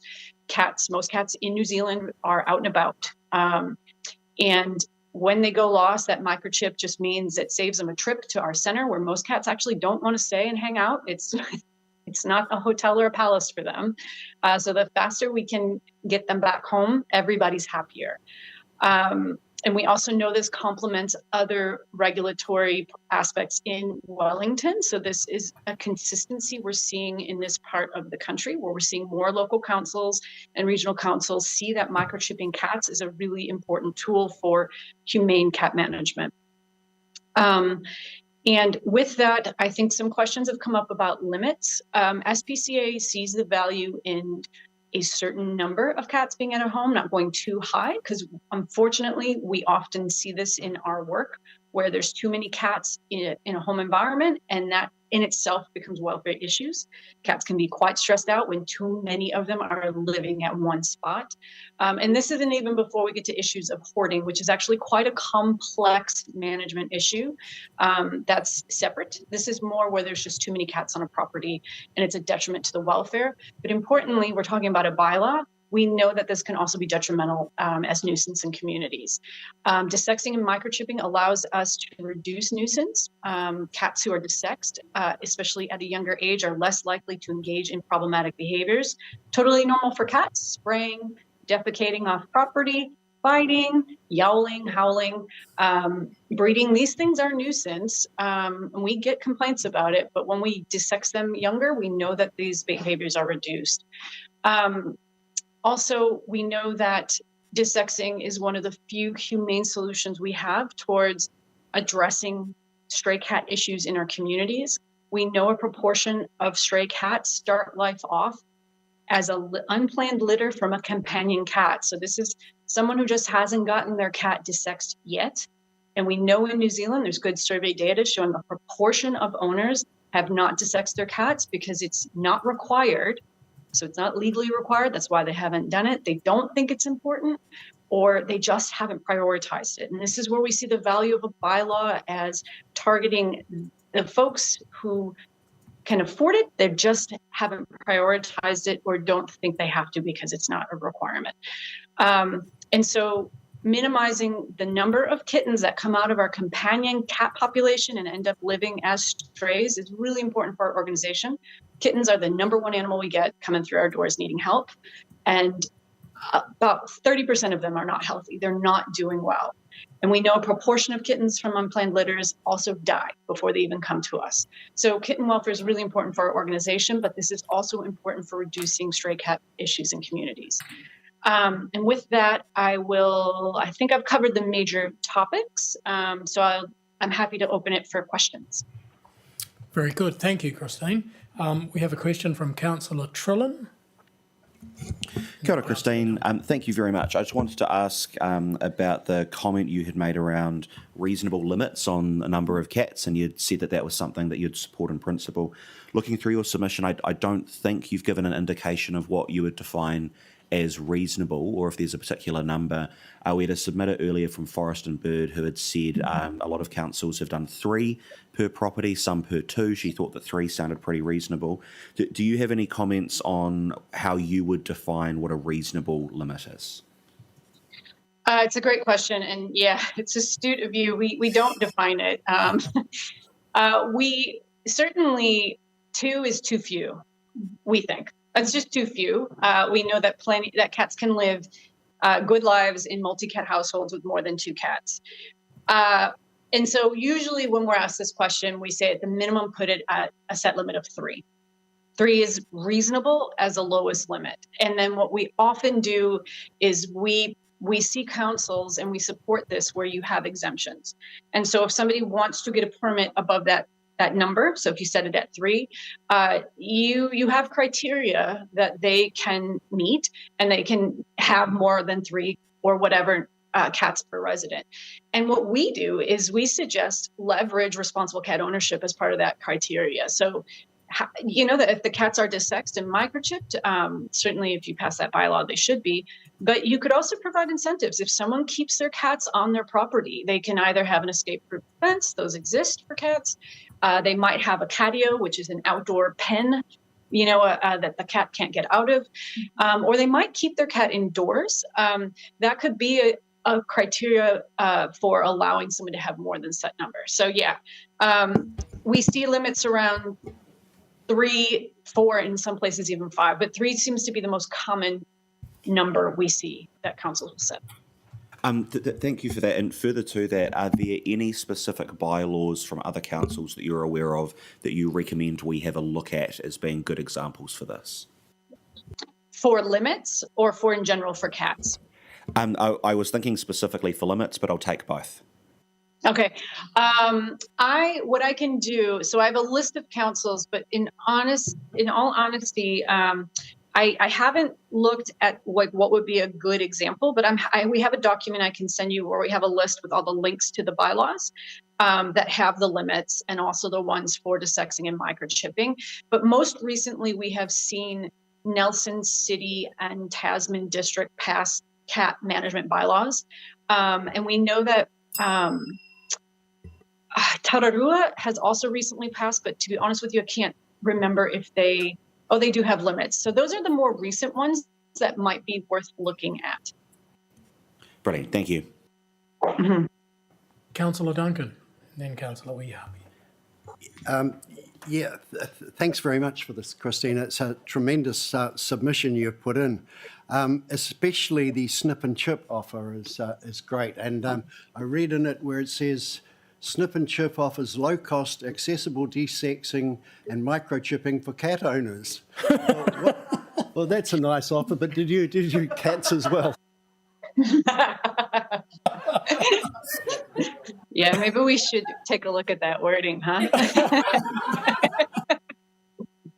But yes, we do. We specifically target those cats with that offer. Yes, we can always rely on Councillor Duncan for some picking up things like that. Councillor Weehapi, yours won't be as good. I can't believe I have to follow that. But anyway, kia ora, thank you for your submission, a very good submission, actually. I wanted to talk about or ask you in regards to microchipping, because if that's a road that we're going to go down,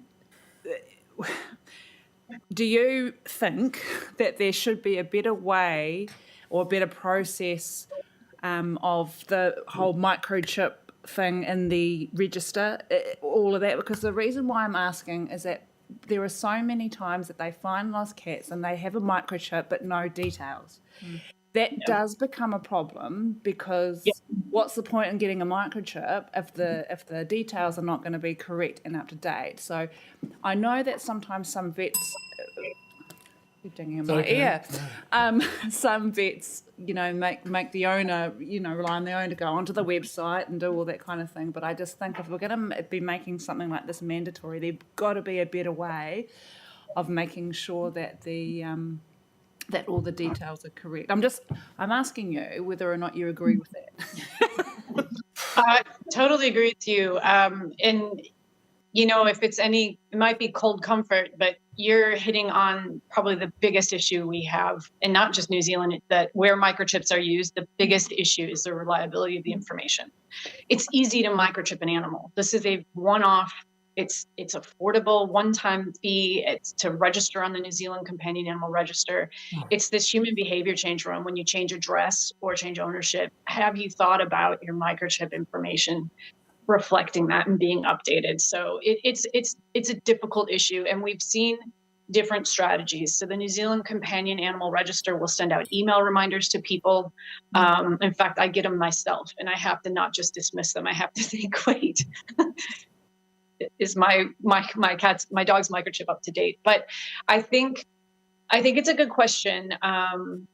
And maybe Archie, do you have our center manager might have some good tips? Yeah, it's difficult because the animals that we're microchipping, we're of course taking that extra step and registering them ourselves. So the SPCA, we absorb that cost. So we do microchipping events out in the community, and people who haven't gotten around to microchipping their animals, they come for these events, and we'll actually do all the registration and everything. So it seems to be the problem is actually people who get the microchip independently at maybe vet clinics and aren't prepared to pay that extra $10 or $15 at that time, or it might be a little bit higher at vet clinics. So if it's an all-encompass sort of fee, then people might do it.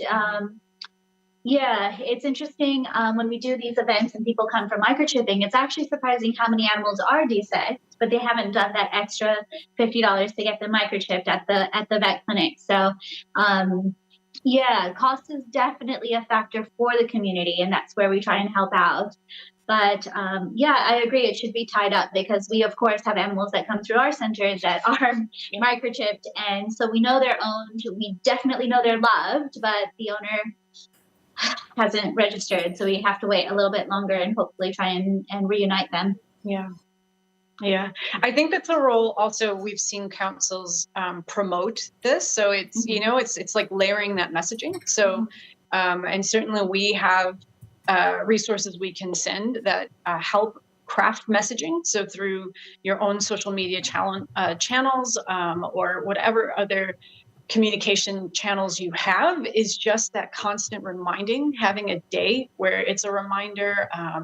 So it definitely, I think it's a good conversation to have because I think it's not one thing that's going to get the issue resolved.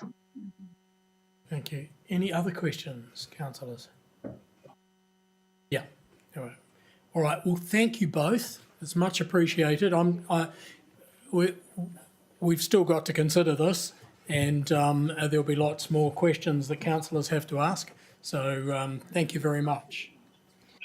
Yeah, thanks for having us. Great. Thank Our you. pleasure. Thank you.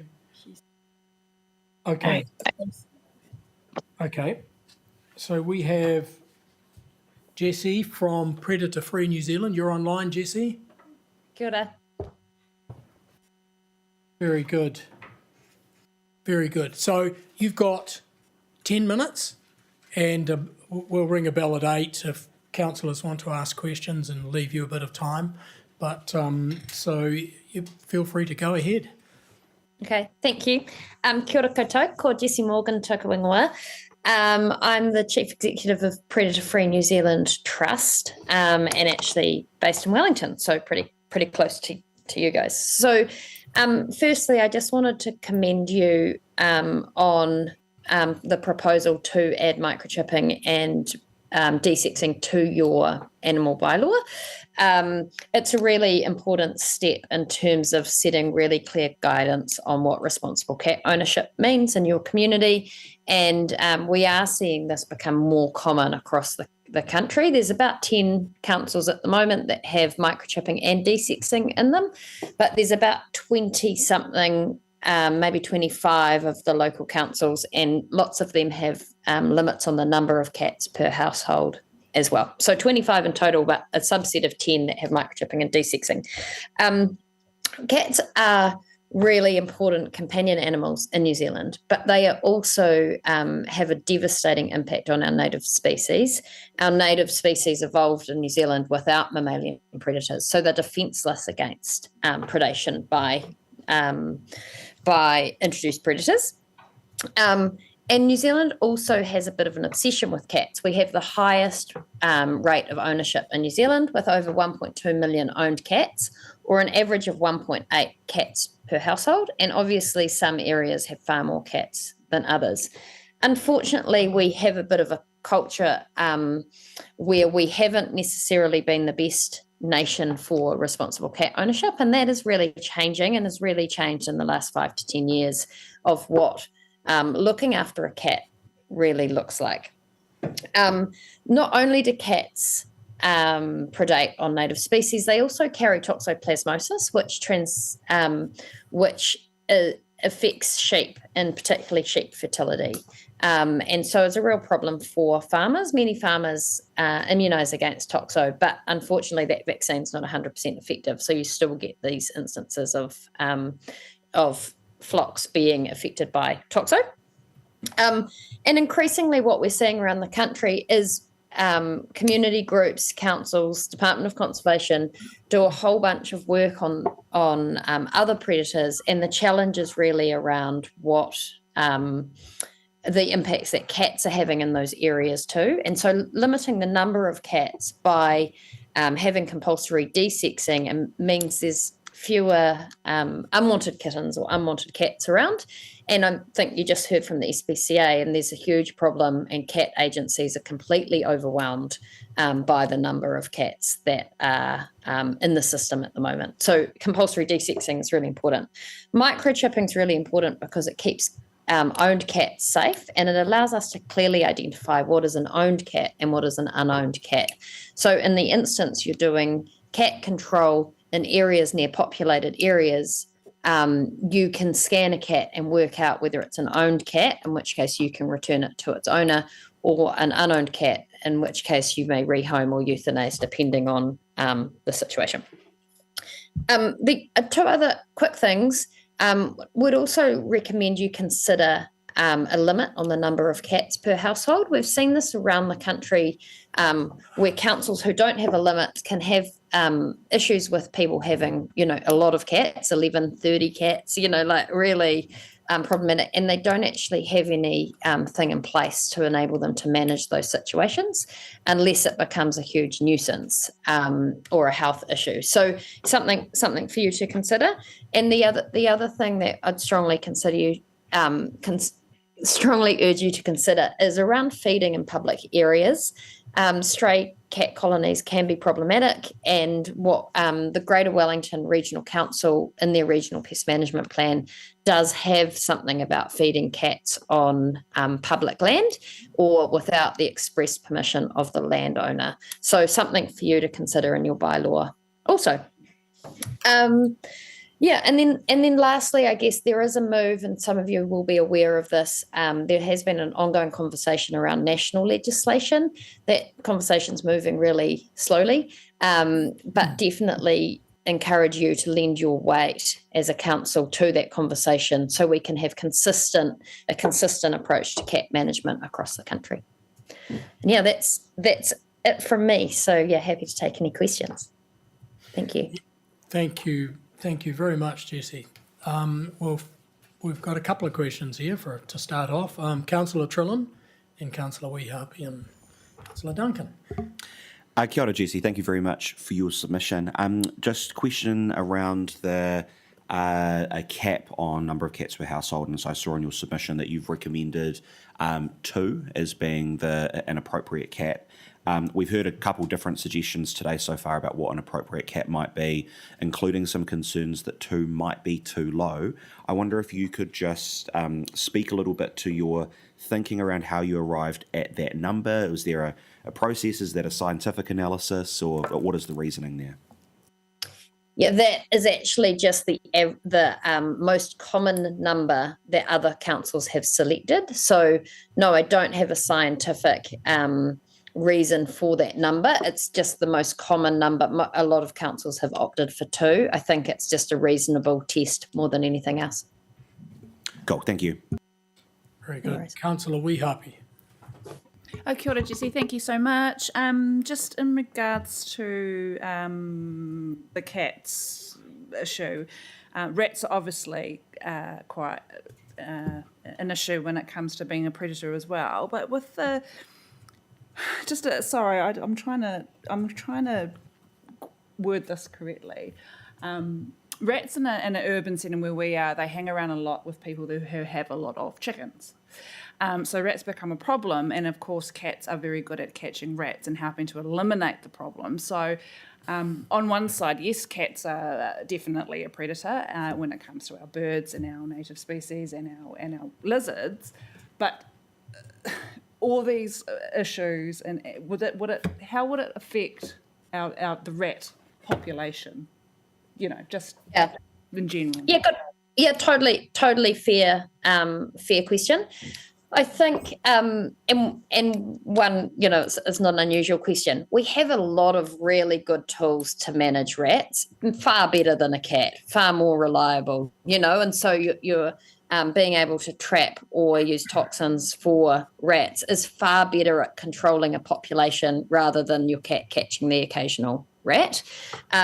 So actually, cats do catch rats and mice, but they don't have a huge impact on their overall population. They're not killing enough to impact that. And actually what we often see, and I'm not 100% sure if this is the same case for rats, but the population of the prey is what drives the population of the predator. So, for example, the rabbit population actually drives the number of feral cats in an environment rather than the other way around. So the predator's not controlling the prey, it's the prey, the availability of food is what is limiting those numbers. So actually by removing your rats anyway, you'll probably reduce the number of feral and stray cats because of there being reduced food source, assuming that's their main food source. So I just want to say thank you. That was very helpful. Yeah. Okay. Councillor Duncan, then you, Councillor Hayward. Yeah, thanks very much. Look, mine relates to the national legislation and us lending our voice to the call for that. And you say it's slow moving. When you say slow moving, has it actually got off the ground? Is there any real action in that regard?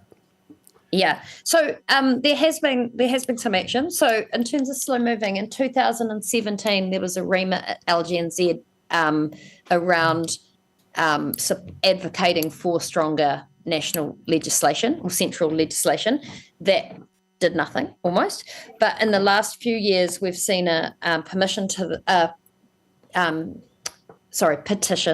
the Environment Select Committee, which got a lot of support, and the Environment Select Committee recommended national legislation. Unfortunately, we then had a change of government, a change of select committee, so that's kind of gone on hold for the moment. But late last year, Celia Wade-Brown and Barbara Kuriger, so Celia's from Green Party and Barbara's from the National Party, they jointly put in a members' bill proposing just microchipping at this stage, but they hope to add desexing to it. There's just a bit of complexity around breeding registers, etc., for desexing. So it is happening. It's currently in the biscuit tin, and if they can get 61 MPs, non-exec MPs, to support it, it will bypass the ballot and will go to its first reading.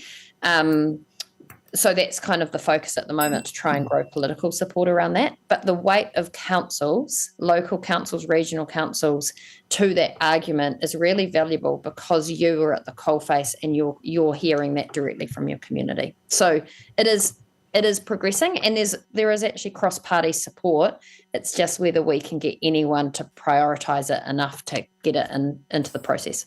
Great. And you I want to ask if there are a couple more questions. We're running. It's just a quick one. Right. You suggest an education and awareness campaign. Do you have brochures and things that you could actually provide for us to do that? Yeah, I could definitely connect you into Wellington City Council's been really good at that, so you should definitely connect in with them. But other councils around the country have done the same too. Thanks. Councillor Hayward. Quick question. Thank you very much for speaking to your submission today, Jesse. Very informative. I'm going to put you on the spot here. Companion Animals New Zealand do their annual survey of pet owners, animal owners. In there, they've report on currently approximately 72% of cat owners in New Zealand surveyed by them already have microchipping. Does this seem to feel a lot, and that they also talk about that the two main reasons why people haven't got their cats microchipped, we're not talking about registration at this stage, are that A, they don't know why it's important for them to do that, and B, the cost and the equity issues behind that. This seems like an 80-20 problem. How challenging is it going to be to get the last 20% across the line when it comes to microchipping and registration and desexing for that matter? Yeah, microchipping is actually super cheap. It's about $20, and the SPCA's run a lot of campaigns in connection with council snip and chip campaigns, and they've been very successful. Part of it, the more expensive part's actually the desexing, and arguably that's really important, almost more important than microchipping in terms of reducing cat population. But that snip and chip campaign support from the vets, etc., to make that happen is widely available. And so I think, yes, I agree with you, it's an equity problem, but I think we can address that quite easily through some of these other things available. Right, thank you. And thank you very much, Jessie, for that. Much appreciated. Thanks for having me. Good luck with your process. Thanks. Thanks. See you. I understand we have Patricia Lang online. You do. Very good, Patricia. So you've got 5 minutes. A bell will ring at 4 if you want to leave a bit of time for questions. Okay? Thank you. Feel free. So the points that I want to make arise from my submission, which you already have. First of all, I would like to particularly thank the Pacific and the Porirua City Council staff who met with me and Karen Cos in preparing the work that has been done for this bylaw. And the points that I want to make also is that Apiculture New Zealand and Wellington Beekeepers Association and the management agency, which manages the AFB disease plan, we've worked very closely together. And so you'll probably find that our submissions are quite similar. First of all, I want to reiterate the point that I make about responsible beekeeping, because for me and for others of us around Wellington, responsible beekeeping contributes to the behaviour of bees in the environment. And it does not create a nuisance, but actually prevents more nuisances from happening than might otherwise have happened. The next point I really want to make is that there are lots and lots of controls on beekeeping. And with Apiculture New Zealand's submission, I would like to emphasise the suggestion that, or recommendation that the bylaw includes the kinds of controls that are on the beekeepers. So that includes the fact that we have to register our apiaries, that all of us are registered with the management agency, and most of us belong to the local beekeeping association where we get mentoring and we can have conversations about the issues that we face when we're beekeeping. So the next point that arises from that is that when a nuisance is identified, the first point should be that we can't really tell whose bees are causing the nuisance. That's something that has to be established carefully, because when bees leave a beekeeper's control, they do leave the beekeeper's control. And so bees are flying around all over the place, and you can't necessarily tell where they've come from. Most beekeepers, when they're behaving in a responsible manner, will make sure that their neighbours know that they've got bees, where the bees are, and answer any questions that the neighbours have relating to the bees. For instance, I share honey with my neighbours regularly, and they are very helpful to me because my neighbours identify wasp nests and make sure that they're gone as quickly as possible. So that takes us to if a nuisance is reported, and if an inspector is investigating a nuisance claim and that person is not a beekeeper themselves, then it's good, I think it's probably good neighbourly behaviour to involve an experienced beekeeper, either from the local beekeeping club or from the AFB management agency. We want to work together with local councils to make sure that the local area has its fair share of bees to ensure biodiversity in the area, and we also want to ensure that the bees are well looked after and cared for. When Karen and I met with the strategic policy team from Porirua to discuss the future of beekeeping in the Porirua City Council area, we offered to organise training courses for investigating inspectors. And if this is regarded as appropriate, we can set that up immediately. So that's probably all I want to say in addition to the submission that I already have, and I'm very happy to answer questions. Thank you very much, Patricia. Are there any questions from councillors? Yes, Mayor Baker. Hi, thank you for that. Are you saying that we don't need to have the vegetation on the property where the beehive is placed, or are you happy to let them fend off and off they go? Or should the property that has the beehive on it provide at least enough vegetation for that hive? It's never the case that a beekeeper will, in an urban area, will provide the vegetation on their property for bees. Most of us, so there's an organisation called Trees for Bees, and they provide a list of plants, flowers, trees, shrubs that we should all plant that will feed bees. And most beekeepers will make a big effort to ensure that as many of the plants in their garden as can be are from that list. All right, there don't appear to be any more questions. Oh, there is one more question. We're over our 5 minutes. Councillor Hayward. I sincerely apologise, Mātua Poko. I just wanted to double check with Dr. Lang with regards to her comments about the proportion of APS or beekeeping beehive owners, let's go that way, their contribution in terms of the membership of the Wellington Beekeeping Association.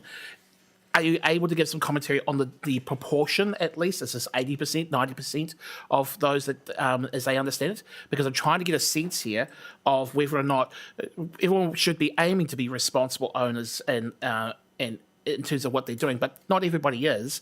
And I would hope to think that the ones that they might be having trouble with correlate with them not being members of an organisation that takes such considerable care and concern about apiism.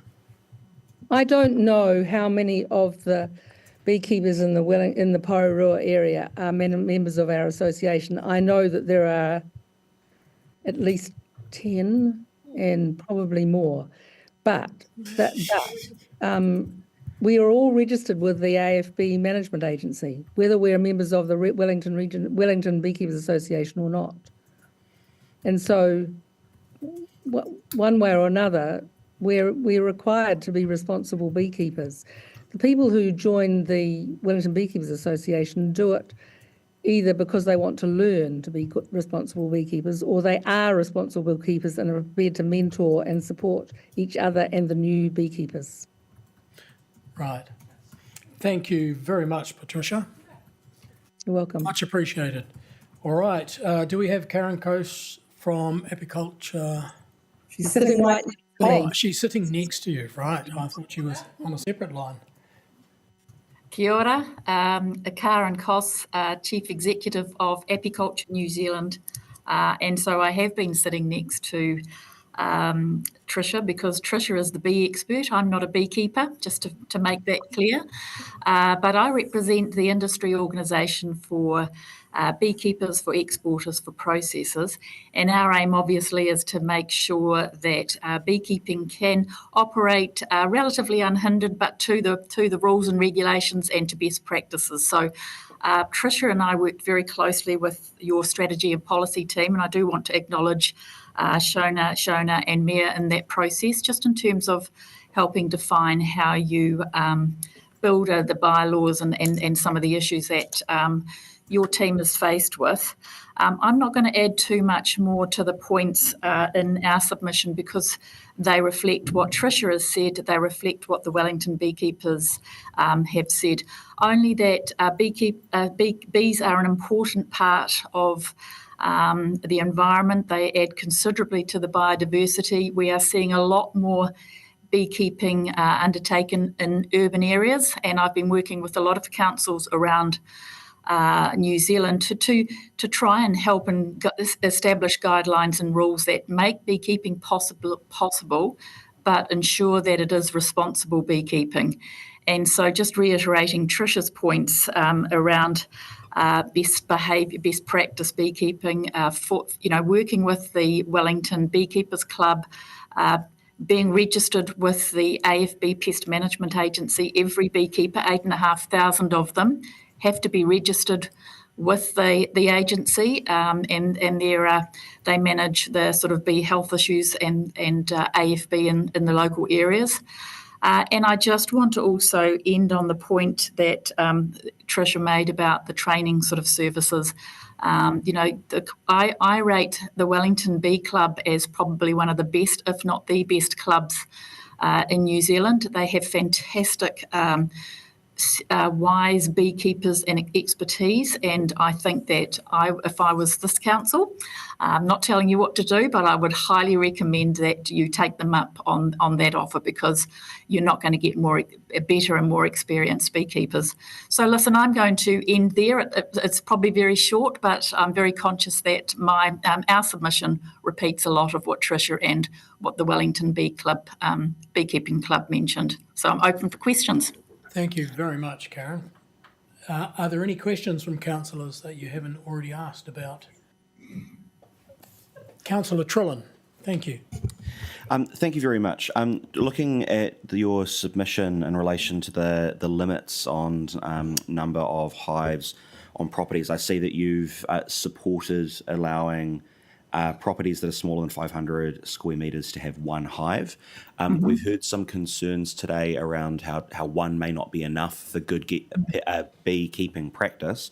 I wonder if you could just speak a little bit to your thinking around supporting what is currently there around the proposal for one hive as opposed to more than that. Yeah, look, thank you for clarifying that, and we've had that clarified with the Wellington Beekeeping Club. Probably two is the optimum. From a beekeeper's perspective, and I have to say I'm not a beekeeper, but I think the point one of the councillors made before, the importance is access to good bee forage. I think that's important in that context as well. Cool. Thank you very much. Thank you for clarifying that. That was useful. Any other questions? There being none, I thank you both. Much appreciated. Thank you. Now, I understand we have Rebecca Bjarnason on the line. In the ether, somewhere. Rebecca, are you there? Kia ora. Hi. Oh, very good, very good. So you've got 5 minutes, and a bell will ring at 4, and to enable councillors to ask some questions if they wish. So away you go. Thank you so much. Tēnā koutou. Thank you for inviting me in to speak today about the sort of animal bylaw that we're looking at. Firstly, I really, really appreciate the focus on helping people to be good neighbours when it comes to all of our animal friends that live around us. My submission is around the balance of restriction versus response, I suppose. So my read of the proposal is that we're trying to preempt a lot of issues that have caused problems so far for people. But to me, it seems that the problem isn't so much the start of it, but the inability to respond. So my focus in particular is on bees. I'm less interested in the other animals on a personal basis. My understanding is that there's been 2 hives in the whole of Porirua that have caused problems, and that this is in response to those 2 hives.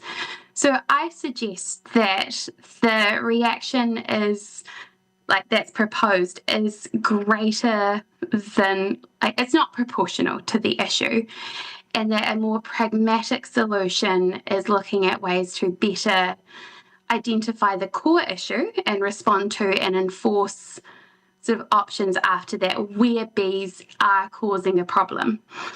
So I think, I'll get really quick, like, do we know really how many people are affected, like how many hives there are that would be affected by this? And of those, are 2 hives a significant percentage? And if so, is restricting hives on a much greater level than they currently are really a proportional response, or is the lack of levers that you currently have to respond when hives are a problem actually the problem? That's the guts of my, I'll just be repeating myself in different ways from now, so happy to do questions from there. Yeah, good points that you've made, Rebecca. We have a question from Councillor Weehapi. Kia ora, Rebecca. Thank you for your submission. Just in regards to, I guess, the complaints or the so-called nuisance, we keep dancing around it, but it's the bee poo. What are the solutions there? Like, you're saying that we need to get to the core issue and come up with solutions, but wouldn't the solution be to keep those bees on your property the whole time so that wouldn't happen? I mean, that makes sense, except that there's no way to actually sort of keep bees on a property. My response to that is that even if we limit the size of the property that can hold bees, it doesn't limit where people are placing their bees or controlling the issue of their pooing on other things. Like, insects poo is just a thing that's going to happen. You could have 50 acres, you could put your hives right next to the boundary and they could still pee on the neighbour's washing or car or whatever it is. That I don't see how the size of the property would affect that. Just on, like, I know case studies are just anecdotes. We have hives on our property that our neighbours don't even know are there unless they come to visit us or we, talk to them. We obviously talked to the neighbours before we got the hives because we want to be good neighbours. But I think there's ways to manage hives that mean that they're not an issue, that are different to the size of the property. Does that answer you? No, that's fine. Okay. Are there any other questions from councillors? Yes, Councillor Duncan. Yes, thanks very much for this submission. You suggest in it that beekeepers should also register their hives with council and have this up for renewal annually. That's a nightmare, isn't it? Would it be fun for anyone to do? That was a suggestion as a way to manage the response. So recognising that we live in communities and at the moment council has limited options for enforcement when hives are a nuisance, that a possible solution to that would be the requirement of a time-based registration with council of the hives that could then be renewed or not if hives were shown to be an issue. Okay, thank you. No other questions? Yeah, Councillor Trillin. Thank you very much. I just wanted to ask you about the comment you've provided in your submission about nuisance being a subjective term, and you've suggested a reasonable person test be applied. Yeah. I wonder if you could comment as someone who would be presumably a reasonable person who knows about bees. Is this in response to particular types of complaints that you're aware of that you're trying to address through this? Is there something that you feel is like a common complaint about bees that is not reasonable or could be mitigated in some other way? Thanks for your assumption that I'm a reasonable person. I put that in because I think there is always the possibility that neighbours have other underlying issues and they latch on to something as a way to have a go at each other. And so putting in the reasonable person test is a way around that to make sure that just because someone makes a complaint doesn't mean that the complaint needs to be upheld. It gives an opportunity for council or whoever to consider whether the complaint is reasonable. I would say, we have a white ute that is parked right next to our hives and literally has 5 dots of bee poo on it this morning that I looked. That probably, personally, I wouldn't see as being a reasonable complaint. If it's covered, then absolutely, that's really annoying. But just having, I think it's a way to not have to completely describe every single condition that might be an issue, but allowing the council to still respond where there is an issue. Cool. Thank you very much. Right. Thank you very much, Rebecca. Much appreciated your submission. Thank you. Thank you. Well, councillors, that ends our submissions. We have no more submitters. I want to put the motion to the vote. All those that we accept the submissions and the submitters. All those in favour? Those against? Carried. Now, let's adjourn the meeting for a lunch break. I have to say, councillors, that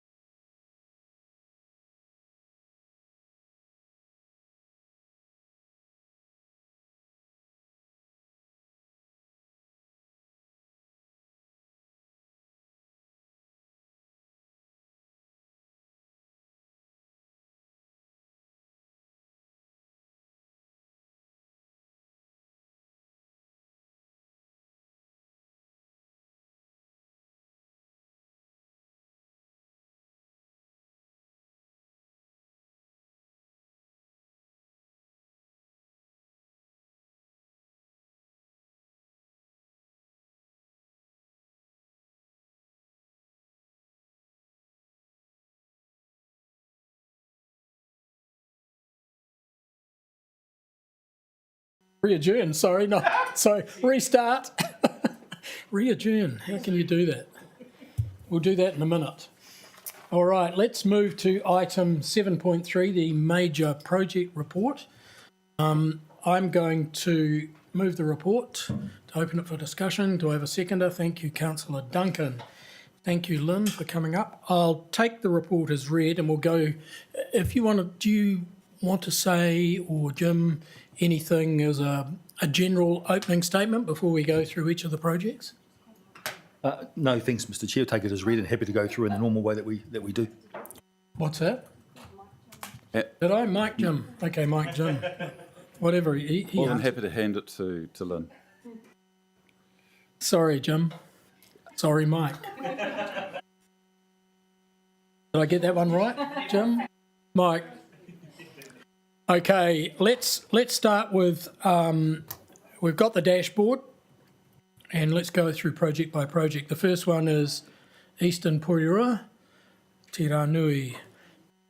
Do we have any? You certainly can. Turn the mic on. Just item 3 in the executive summary there, we say datascape's complete. Does that mean we've severed ties with the previous system we had as well? Very close to. Not quite complete then? So that's not complete, or? So, you answer, Lynn. What I was going to say was one of the last major items we had to do was to link Datascape through to GIS, and I know that that has been done. There may be some other small pieces that need to be done. I'm not 100% sure on that. Yeah, I was just going to say, and Ian's sitting in the gallery over there, we've moved, I think, almost entirely off Tech 1 for the annual plan, or are we still using it? Yeah, can you come to there? Thank you. We're still using certain elements of its functionality for the annual plan this year, but we also have a parallel system that we're running for the annual plan just to make sure that the numbers work. There would be nothing worse than going with a new system in the middle of an annual plan and finding that the functionality isn't quite right. So we're doing it in parallel. At the end of that, as far as finance is concerned, I think we can turn off Tech 1. Yeah. Does that answer the question, Mike? Okay, so let's proceed to each of the major projects. Eastern Porirua. Do councillors have any questions to ask on that, or do you want to make some comments on it? Well, just to say we've got... Well, I know we're getting a briefing, but there may be some other things in the meantime. No, that's all I was going to say. You've got a briefing coming up. Can we, in the lead up to that briefing for next week, just get a kind order to be prepared for questioning around that risk that has been identified? They may be as equally in the dark about these sorts of things as we are, but I think that in order to have a robust conversation, we need them to be aware that that is a concern that we have, a very palpable one. So, through you, Mr. Chair, the workshop's actually this afternoon. It's actually this afternoon. At the conclusion of this meeting. Yeah. Oh, well, then they're going to... I'll try texting them. No, that's all right. Well, they'll know. You can ask a question, yeah, because I was going to ask another one as well. Mine relates to bottomley sewer mains, still to decommission the old pipes. I thought we were going to keep those as a standby set.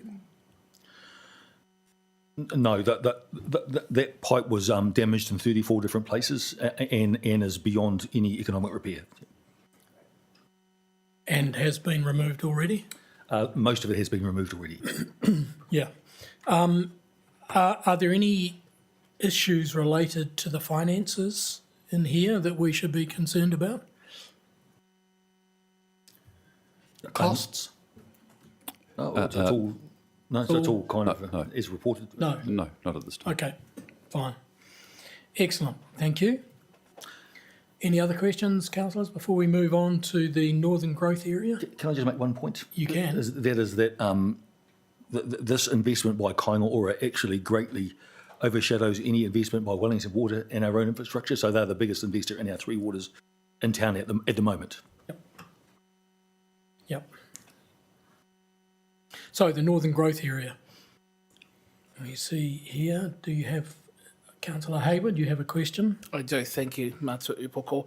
Regarding the STP updates, there was some obviously media commentary about what where the government is in terms of their position on the finalisation of this application or recommendation, and it was pretty vague to me in that. Do we have any additional commentary that officers have around the time frames of a response on this? The short answer is no. We know that advice has been given to the Minister. It's currently with the Minister. That's all we know, Councillor. Okay. Izzy, you have a question? Yes, I do. Just a quick one. Can you just remind me again why the Waitangiroa Link Road Infrastructure Program is included in the Eastern Porirua? Why is it included in there? Sure, Councillor. It was because Kāinga Ora had a project management office set up with some capacity and was prepared to run the project for us. So they're actually running it for us. That's why it appears on this page. Okay. So just remind me though, that link road, that work on there was to do with the new development that's happening up at Whitby?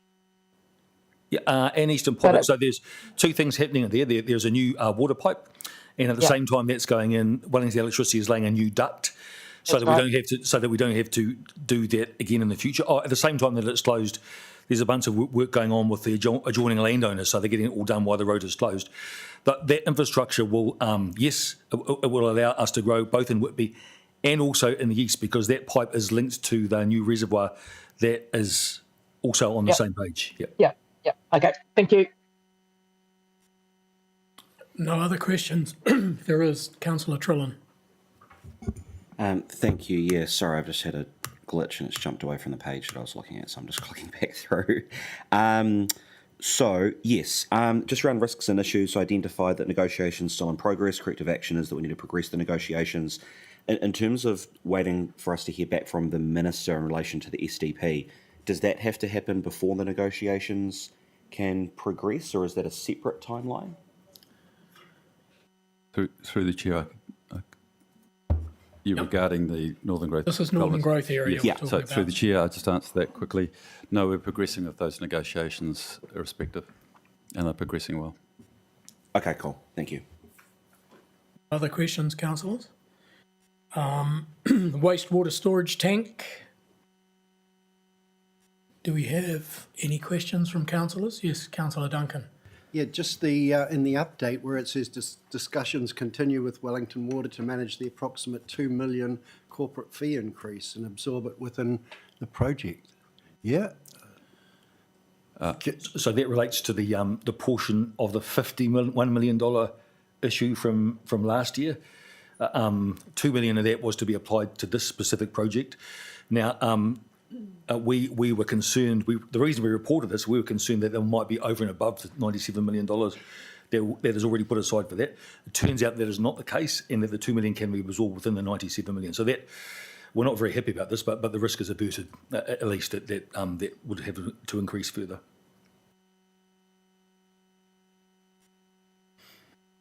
Okay. Still don't know what that big hole in the northern end's for, but never mind. Sorry, you have another comment? Sorry, Jim? just an update on that, Chair. We were advised by Wellington Water that $2 million fee is no longer going to be charged to us. Is correct? Is that correct? Is that correct? That's good to hear. Okay. So it's absorbed within the project contingency. Yeah. Well, whether it's absorbed or they're not charging it, we're not quite sure, but it's not going to be, we're not going to see it. There's a difference, though, between absorbed and... We were advised that they were not going to charge that $2 million. They didn't say it was going to be absorbed within the project, they just said they weren't going to charge it. Is that correct, CFO? Yes. Okay. That's confirmed. Okay. Very good. Yes. Excellent. Yeah, stay there. Yeah. Do they also want to not charge us something else?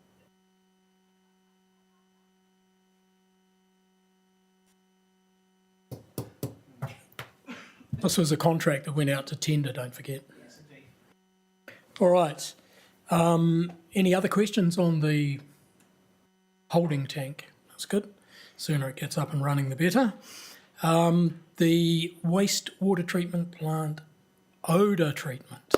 Yes, Councillor Hayward. Sorry, no, I had solids management. Sorry. Oh, have I skipped one? Oh, sorry, solids handling upgrade. Thank you.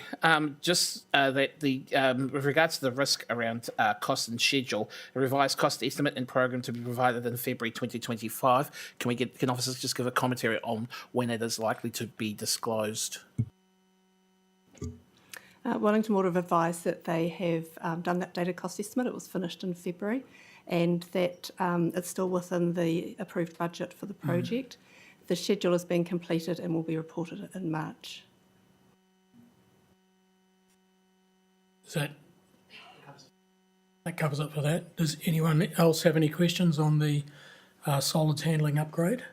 I just want to make the point, this is a $28 million project, and I think that when the time comes for site visits and briefings from Wellington Water, we will make sure that that comes before you as well. It's a big deal. Yes, it is a big deal. All right. Now we're on to odour treatment at the wastewater treatment plant. Does anybody have any questions around this project? Yes, Councillor Hayward. Thank you, Amatu Upoko. My question is just making sure that in terms of Council's awareness of complaints regarding odours around the plant currently, do we have some data around that? I mean, this isn't necessarily the same situation that's happening at the landfill, at Spicer landfill, but I just want to be clear about what the degree of current harm is, or reported potential harm has come forward. We do. I don't have it at my fingertips, but can drag that. Honestly, I don't think it's a big issue at the moment, but this is required as a condition of consent.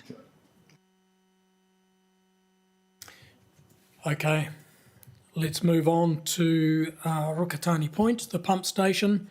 I see something has already happened there already. Are there any questions, or you want to update us further on what's happening there, Mike? I think Wellington Water is close to giving us some numbers around an upgrade, but in the meantime, they have gone on and replaced 2 of the pumps in the well so that the thing is functioning better than it was, at least.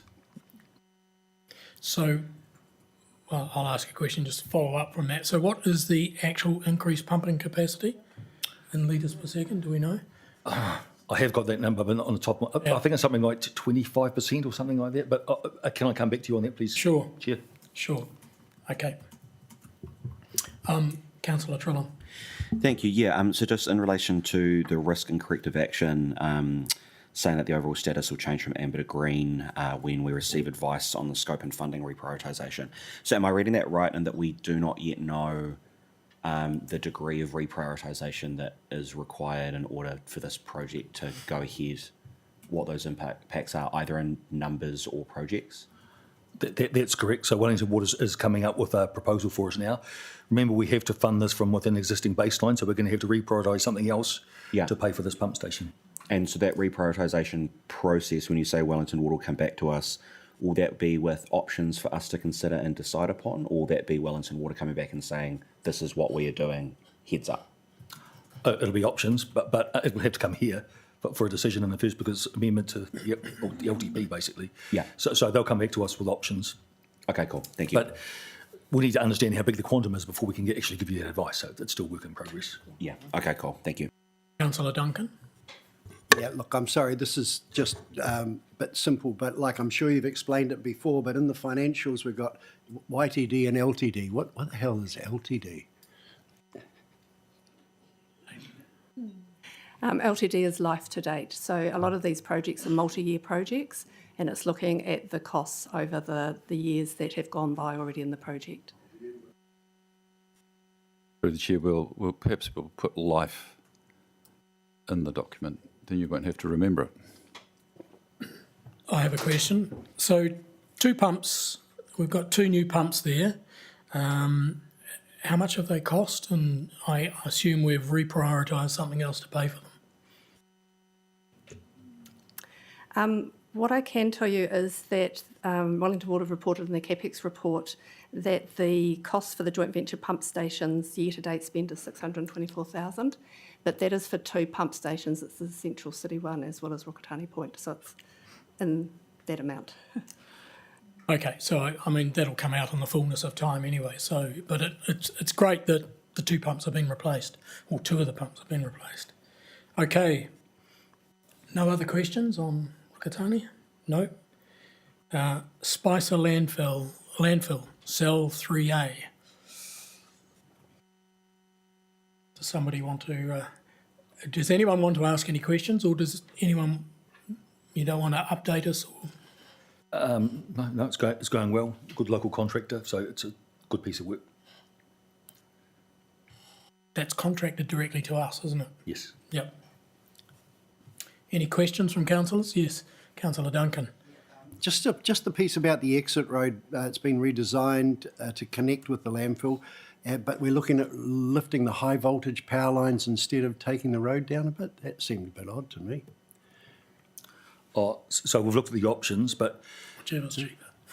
Is it? Look, it's the nature of the earth there with fill underneath it means that that's actually not the best thing to do. The best thing to do is to actually raise the high voltage. We did look at the options before we made that call. Yes, Councillor Hayward. Thank you, Mark, for the report call. It's a follow-up question in regards to that, and it is the confidence level that officers have with Wellington Electricity to be able to meet whatever solution has been put in place before the, so as to not delay the commissioning of 3.1A. You're asking what our level of confidence is? Yeah, because obviously what I worry about in terms of that risk is, that they may not put it as a high enough priority that it then curtails our ability to have 3A operational. So we have a good relationship with Wellington Electricity. I have a high degree of confidence that that will not become an inhibitor to us meeting our milestones. No other questions? Let's move on to the resource consent for Spicer landfill. We have questions. Do you want to update us? Is there any updates to this report before we ask questions? The only thing I'll say that odour is the obvious issue we have with the landfill, odour and Tawa in particular. We had a community liaison group meeting this week that some of you attended. It went pretty much part of the course, I think, in terms of how you might expect it to go when we have had a couple of odour issues in the last couple of months. Okay, Councillor Hayward.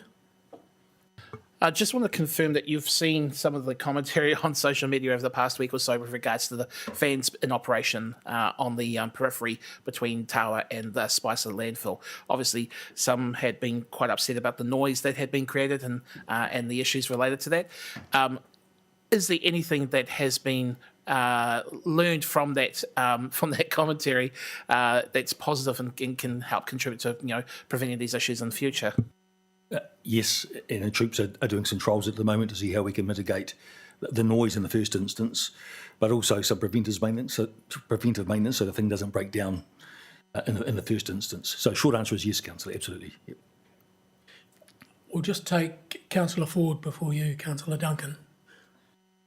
Councillor Ford?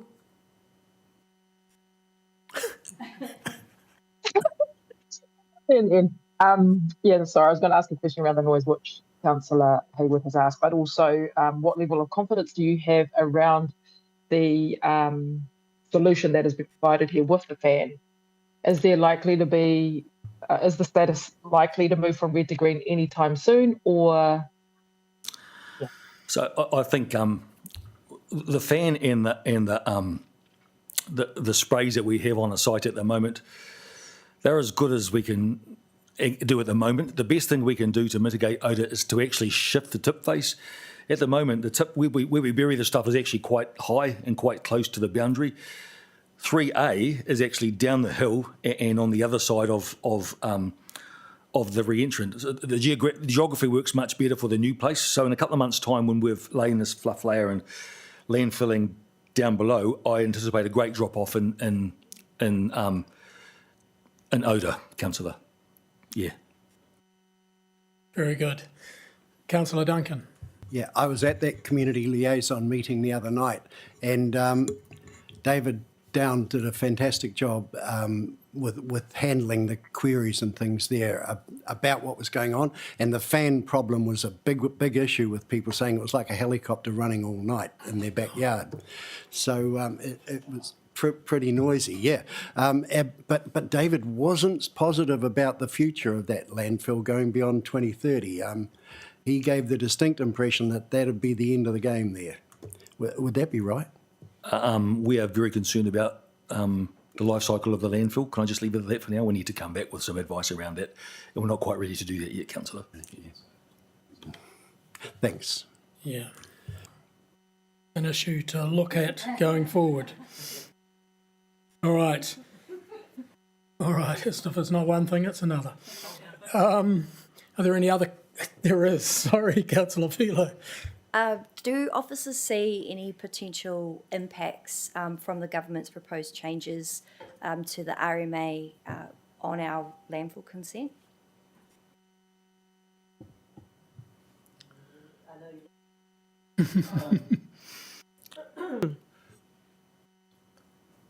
I haven't done any analysis of that actually, but nothing immediately comes to mind with the changes that have been made to date. With there's been a couple of amendment acts, so nothing to date. But there are going to be changes to national direction, which comes just under the RMA mid this year. It's due, and in that package may have some things that that pertain to waste. So when we get that information, we'll bring that information to council so you know. But at this stage, I can't. There's nothing's coming to mind, in particular. All right, Councillor Hayward. Thank you, Mātua Upoko.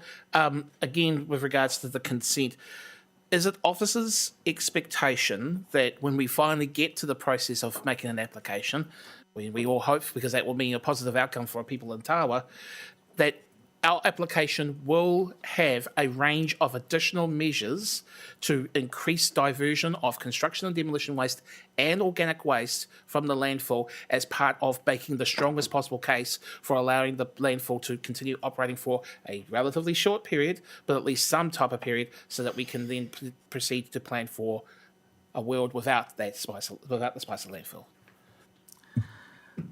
Well, that's a heavily laden question, Councillor, but to some extent. So insofar as we can put a hand on our heart and say that stuff is happening. So with respect to C&D waste, almost certainly we'll be able to talk about having an alternate place for C&D waste to go. For organics, most likely not yet by the time we get to actually lodging this consent. We probably won't be there yet. I think the biggest thing, and when it comes to both odour and landfill filling volumes, is actually sewage sludge. And we don't have anything, we don't have an alternative for sewage sludge. If we did, then it would be an entirely different picture for the future of the landfill. So, sorry, I can't give you a straight yes or no answer, but it's not really a yes or no question, but we'll endeavour to tell the best story we can around what we are actually achieving when we lodge that consent application. Grist for the mill for next time. No more on that. Okay, there being no other questions, we're going to move on to the south end of the lagoon. Now, we're going to get a upfront and personal visit tomorrow, so you can ask, those that are going to be on that visit can ask questions then. Anyone else can ask a question who's not coming to that visit. All right. I'm going to move on from that for the sake of brevity. Local water done well. Any other updates? We've Let's read the newspaper. Read it. Yeah, read the briefing next week. Briefing. Yeah, we've got a briefing next week. Yep. So there are things going on there. What? Mike has a question. Yeah, just under the Better update. not be a joke. No, the update, second part of it, it says it's been confirmed Wellington City, Hutt City, Upper Hutt City and Greater Wellington will continue to work together. Are we not in this group? Good spot, Councillor. Yes, we are. Yes, we are.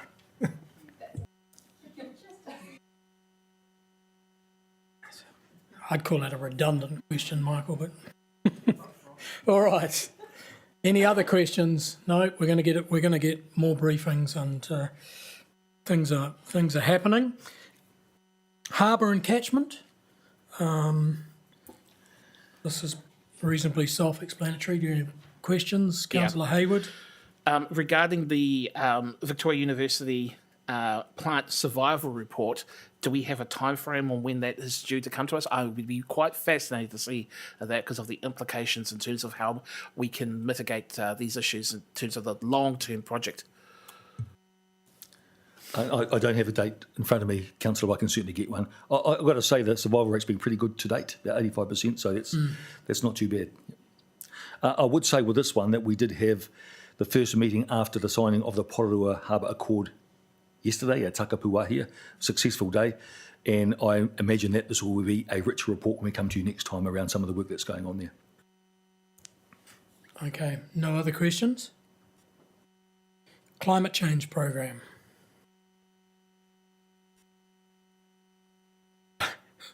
It's all green. Funny that. Yeah. Sorry, we have a question from Councillor Duncan. I'm afraid to ask, but the gas transfer that we're doing up at the tip that's going to be converted to electricity, does that help with our net zero targets, like now that we're making something useful out of the gas?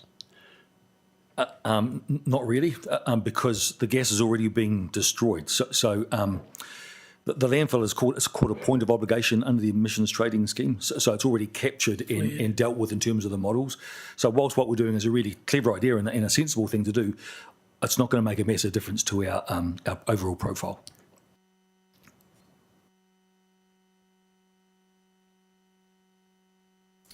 No other questions, councillors? Okay. Procurement and broader outcomes. Councillor Hayward, I assume you have a question on this. I do. Before I do, I want to thank officers. Every time this report has come in, they have made refinements to make this far more fulsome and gives a better picture of what's going around the council table. I'm deeply appreciative of the work that officers are doing this. To think where I was when I first started around council to see where we are now is a great thing. We know it's not perfect. It may not be perfect right now, but the fact that you guys have been agile enough to actually provide more information is a good thing. Thank you.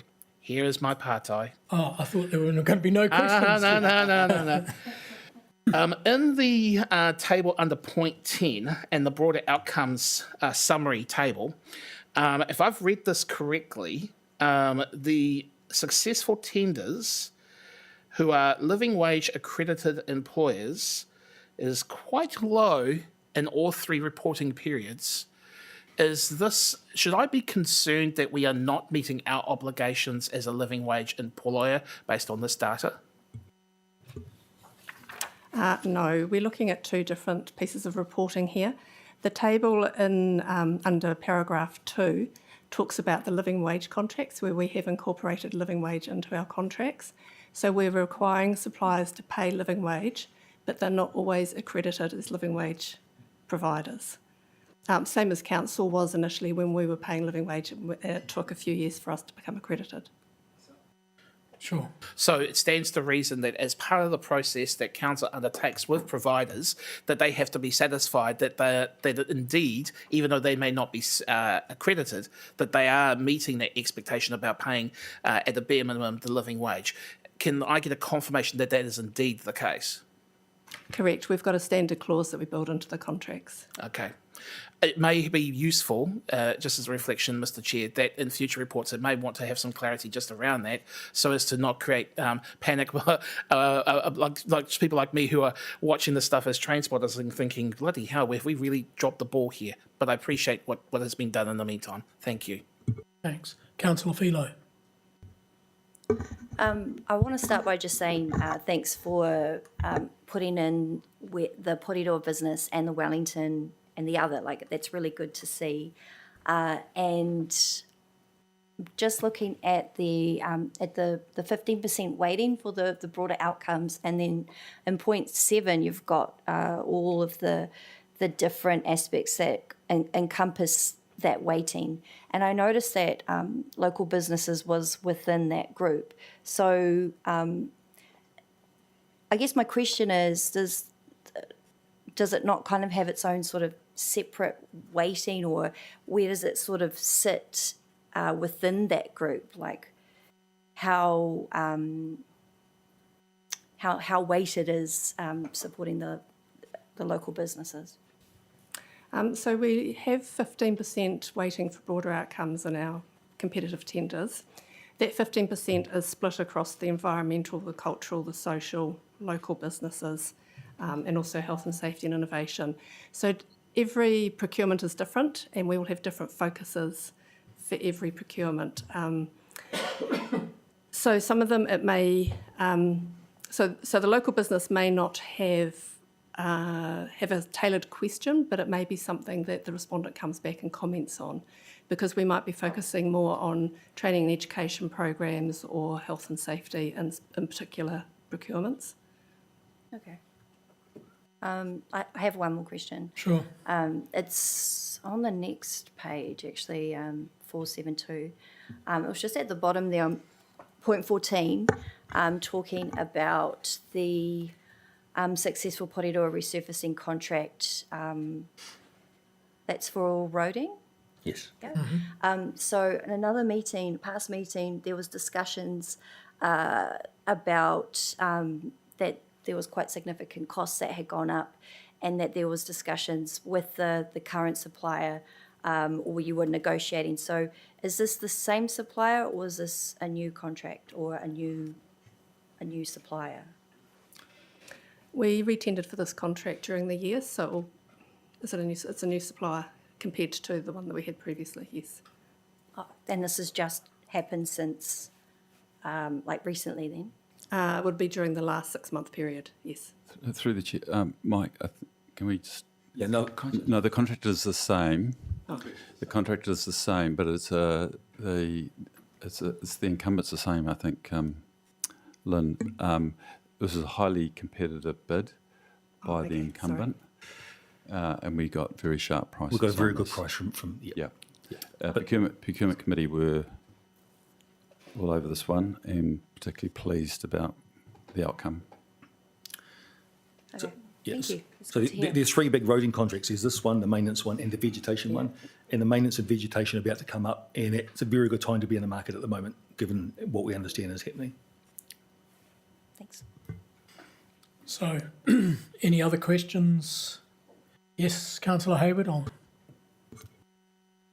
Apologies for a second bite at the apple here. No, I'm letting you do it. Thank you. Just regards to the broader outcomes in point 6, with regards to the minutes and recommendation, which has a minimum 15% weighting for the broader outcomes criteria in all competitive tenders. Did we agree to how long that arrangement would be in place? Do we have a review period set in place as part of that recommendation? Or is it up to council to decide whether it would be timely to have a review? I'm not saying right now, and I'm not saying this year, but maybe in a subsequent term? When this was agreed, there was no review period. It has been brought into our procurement policy, which does have a review period, but that's reviewed internally, doesn't come up to council. Understood. Thank you. I'll leave it there. You can bring that up at another time. That's in right. terms of... I'm just pointing that out, that it may be something that a new council may want to look at. Sure. Okay.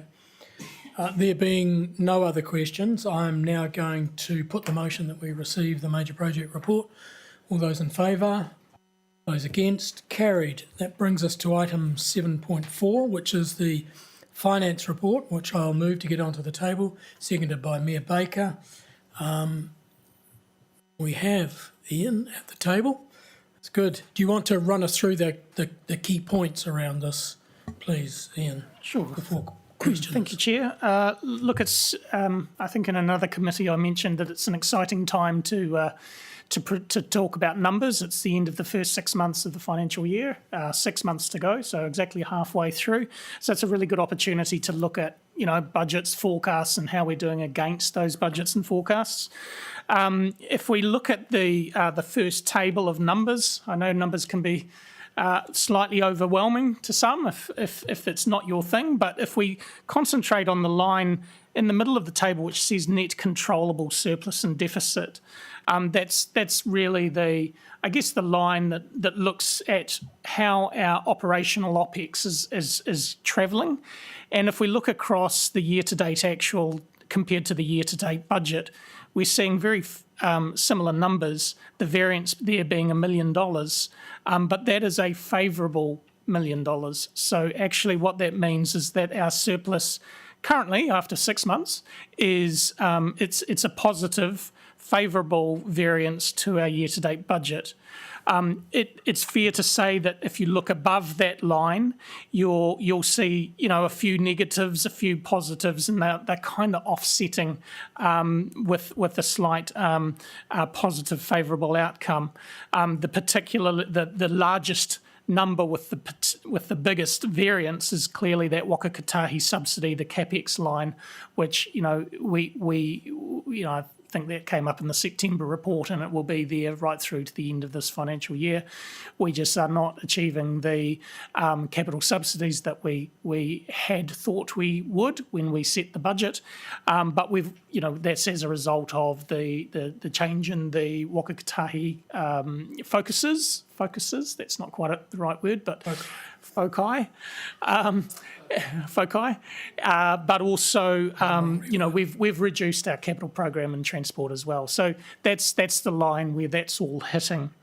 You can see below that controllable line, there's also a number of ups and downs. So pleasing to see that we're making more money in that financing space, so the interest revenue versus interest expense. We've worked pretty hard with our Treasury advisors, PwC, just to make sure that we maximise things like interest rate swaps and so on. So we're being wise with our money. I think that's a fair statement to make there. But we're a bit behind on some of those non-controllable things like development contributions, income from vested assets, gain on sale, those types of things, which are very lumpy, and we think that they're still going to happen by the end of the year, just haven't in the first 6 months. So I think from an operational perspective, we're travelling well, we're doing well. The next 6 months, we need to still be fiscally prudent, and every time we're meeting as the leadership team, it's not a time for splashing the cash. We still need to kind of keep things very tight and very controlled. But I think we can do that. Any questions about OPEX, operational expenditure? Yes, well, I'll just make a comment. Tight and controlled. It's got to be a mantra for all the time. But that's all right. Yeah. I assumed you meant that, Ian. Yes. But Councillor Hayward.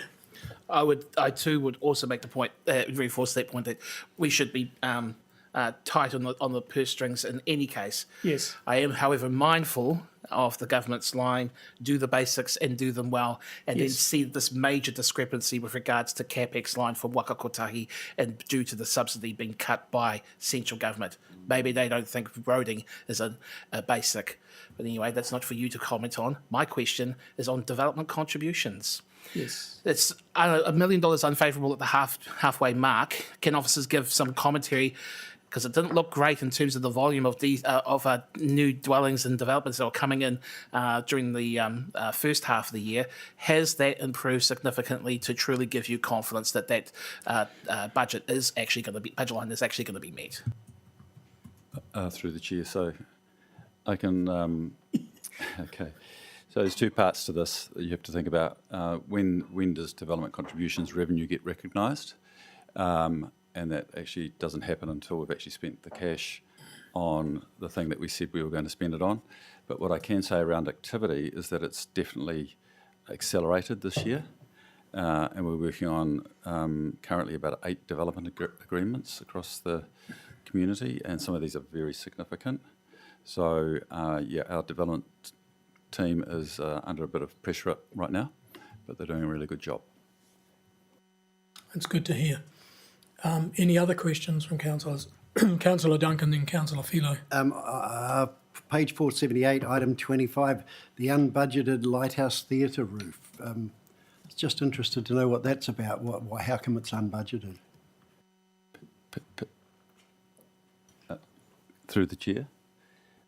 I think we're going to take council through a bit of a discussion and a workshop in the next, I think it's not the 13th of March, it's been deferred about a month, 26th of March, on all our investment properties. I think that would be the appropriate time to actually look at that one amongst a bunch of others. It's good. Councillor Philo? I think so. Got a couple of questions. 24, can you please just expand on that construction and demolition situation? That progress payment, is that us having to pay somebody else, or what is that all about? So that's related. You recall we bought some machinery that we thought we were going to operate at the landfill.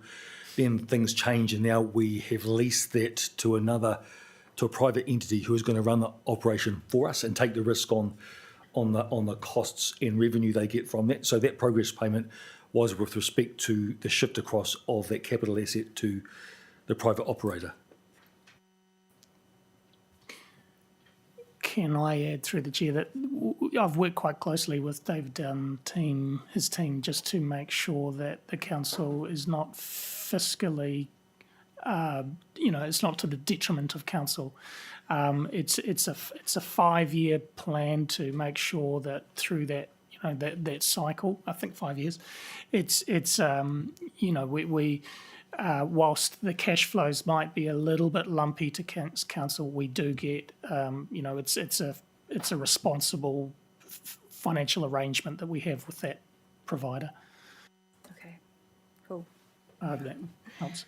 Can we just go back to the waka kotahi, what you were speaking to before, Ian? With that 2.1 million is it's the capex spend. So was that actually was that money we were potentially going to get from waka kotahi for those projects, but didn't draw it down because we're not doing the projects? Is that? Through you, Chair, just to be clear, it was a kind of a timing thing. If you recall, we have to kind of finalise budgets, before the beginning of the new financial year. So, i.e., we'd done all of the work and, even before Christmas actually, but finalised just before the 30th of June. And then the NZTA came out with their what do they call it? GPS, government policy statement. Literally, in the month after, we've just finalised the budget, and that's when they removed the focus on cycleways and pathways and things like that. Put in the pothole thing. Quite rearranged the chairs just rearranged the buckets, and what that meant for budgeting purposes is we still thought we were getting these buckets, but actually it's these buckets now. So we through that process, 2.1 million so far is the impact of it's less than we thought. Does that make sense? Yep, thank you. I also noticed where was it? There was some payment going to being collected for the, where was it? 5C, I think.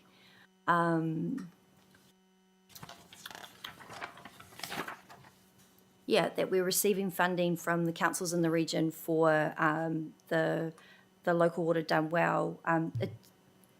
So I just wasn't aware that we were collecting revenue for this. I know it's ins and outs, so we're obviously getting the money and then paying it back, but what's that?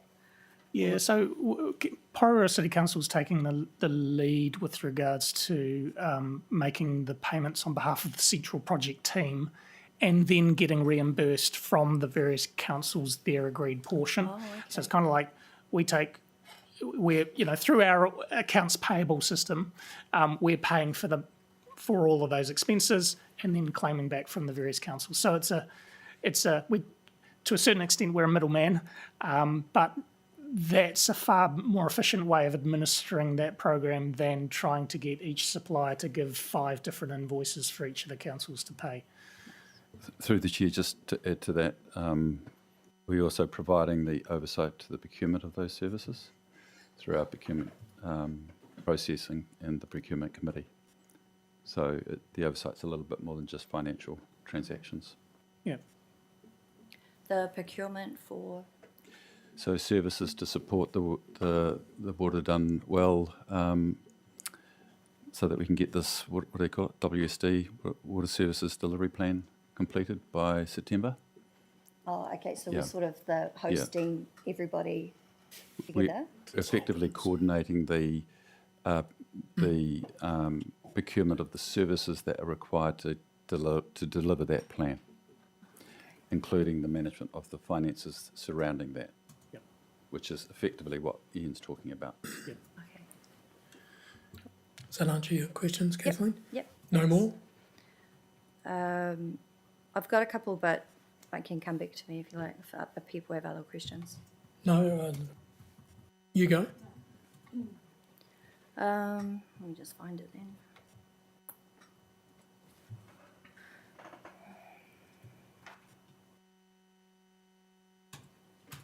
Can you come back to me? If nobody's got any more questions, Oh, no one has any more. Oh, okay. I'm going to yeah. put the motion. No, I've got some. Okay. Okay, let me just get to it. So it was on page 896. Okay, so I was just looking at the top part of the capital spend there for the Wellington Water capital spend. And I understand the Papa Kōwhai renewal wasn't originally budgeted for, and we were able to use the efficiencies to during the shared path to get that piping done. So I just noticed that is it Porirua water main and the Process Street had zeros under the budget. So have they been reprioritised? Was there some urgent issue that was required to bring them forward? I'm just looking for some clarity around what happened there. I might be wrong, but I think these are opportunistic works, weren't they? No. No, sorry. Sorry, I can't answer that off the top of my head. Process Street was definitely, I think I might have been a carryover from last year. Would that make sense? Yeah. Yeah, but do you remember Process Street dragged on and on and on? So I think that's the answer for Process Street. Awarua, It's $150,000. so It must be very, very small. Yeah. Sorry, it's not on our radar. Okay. Yeah. So just on that actual page, looking at all those numbers, and just given what's happened in this week, would it be fair to say that those? I mean, what are we going to be getting a briefing later about how we're going to get our money back in terms of the mitigation? How are we going to mitigate to get our money back through commerce, or what is the Water Board doing to? So I don't think this is the place to ask this question. I'm not sure about money backs or whatever about those. Maybe you can answer that, or Jim. Well, I can't, not that specific. We do intend to brief you next week on Okay. what's happened and what the lay of the land is. So we will get a briefing about it, Okay, that's Actually, good. it'll probably be a report, actually. or a report. Okay. Fair question, and we will get a report. So you have another question? That's it. Okay. I'm now going to put the motion that we receive the finance report. All those in favour? Those against? Carried. I'm now going to move us into public excluded. So I move, therefore, that we go into public excluded. Do I have a seconder, please?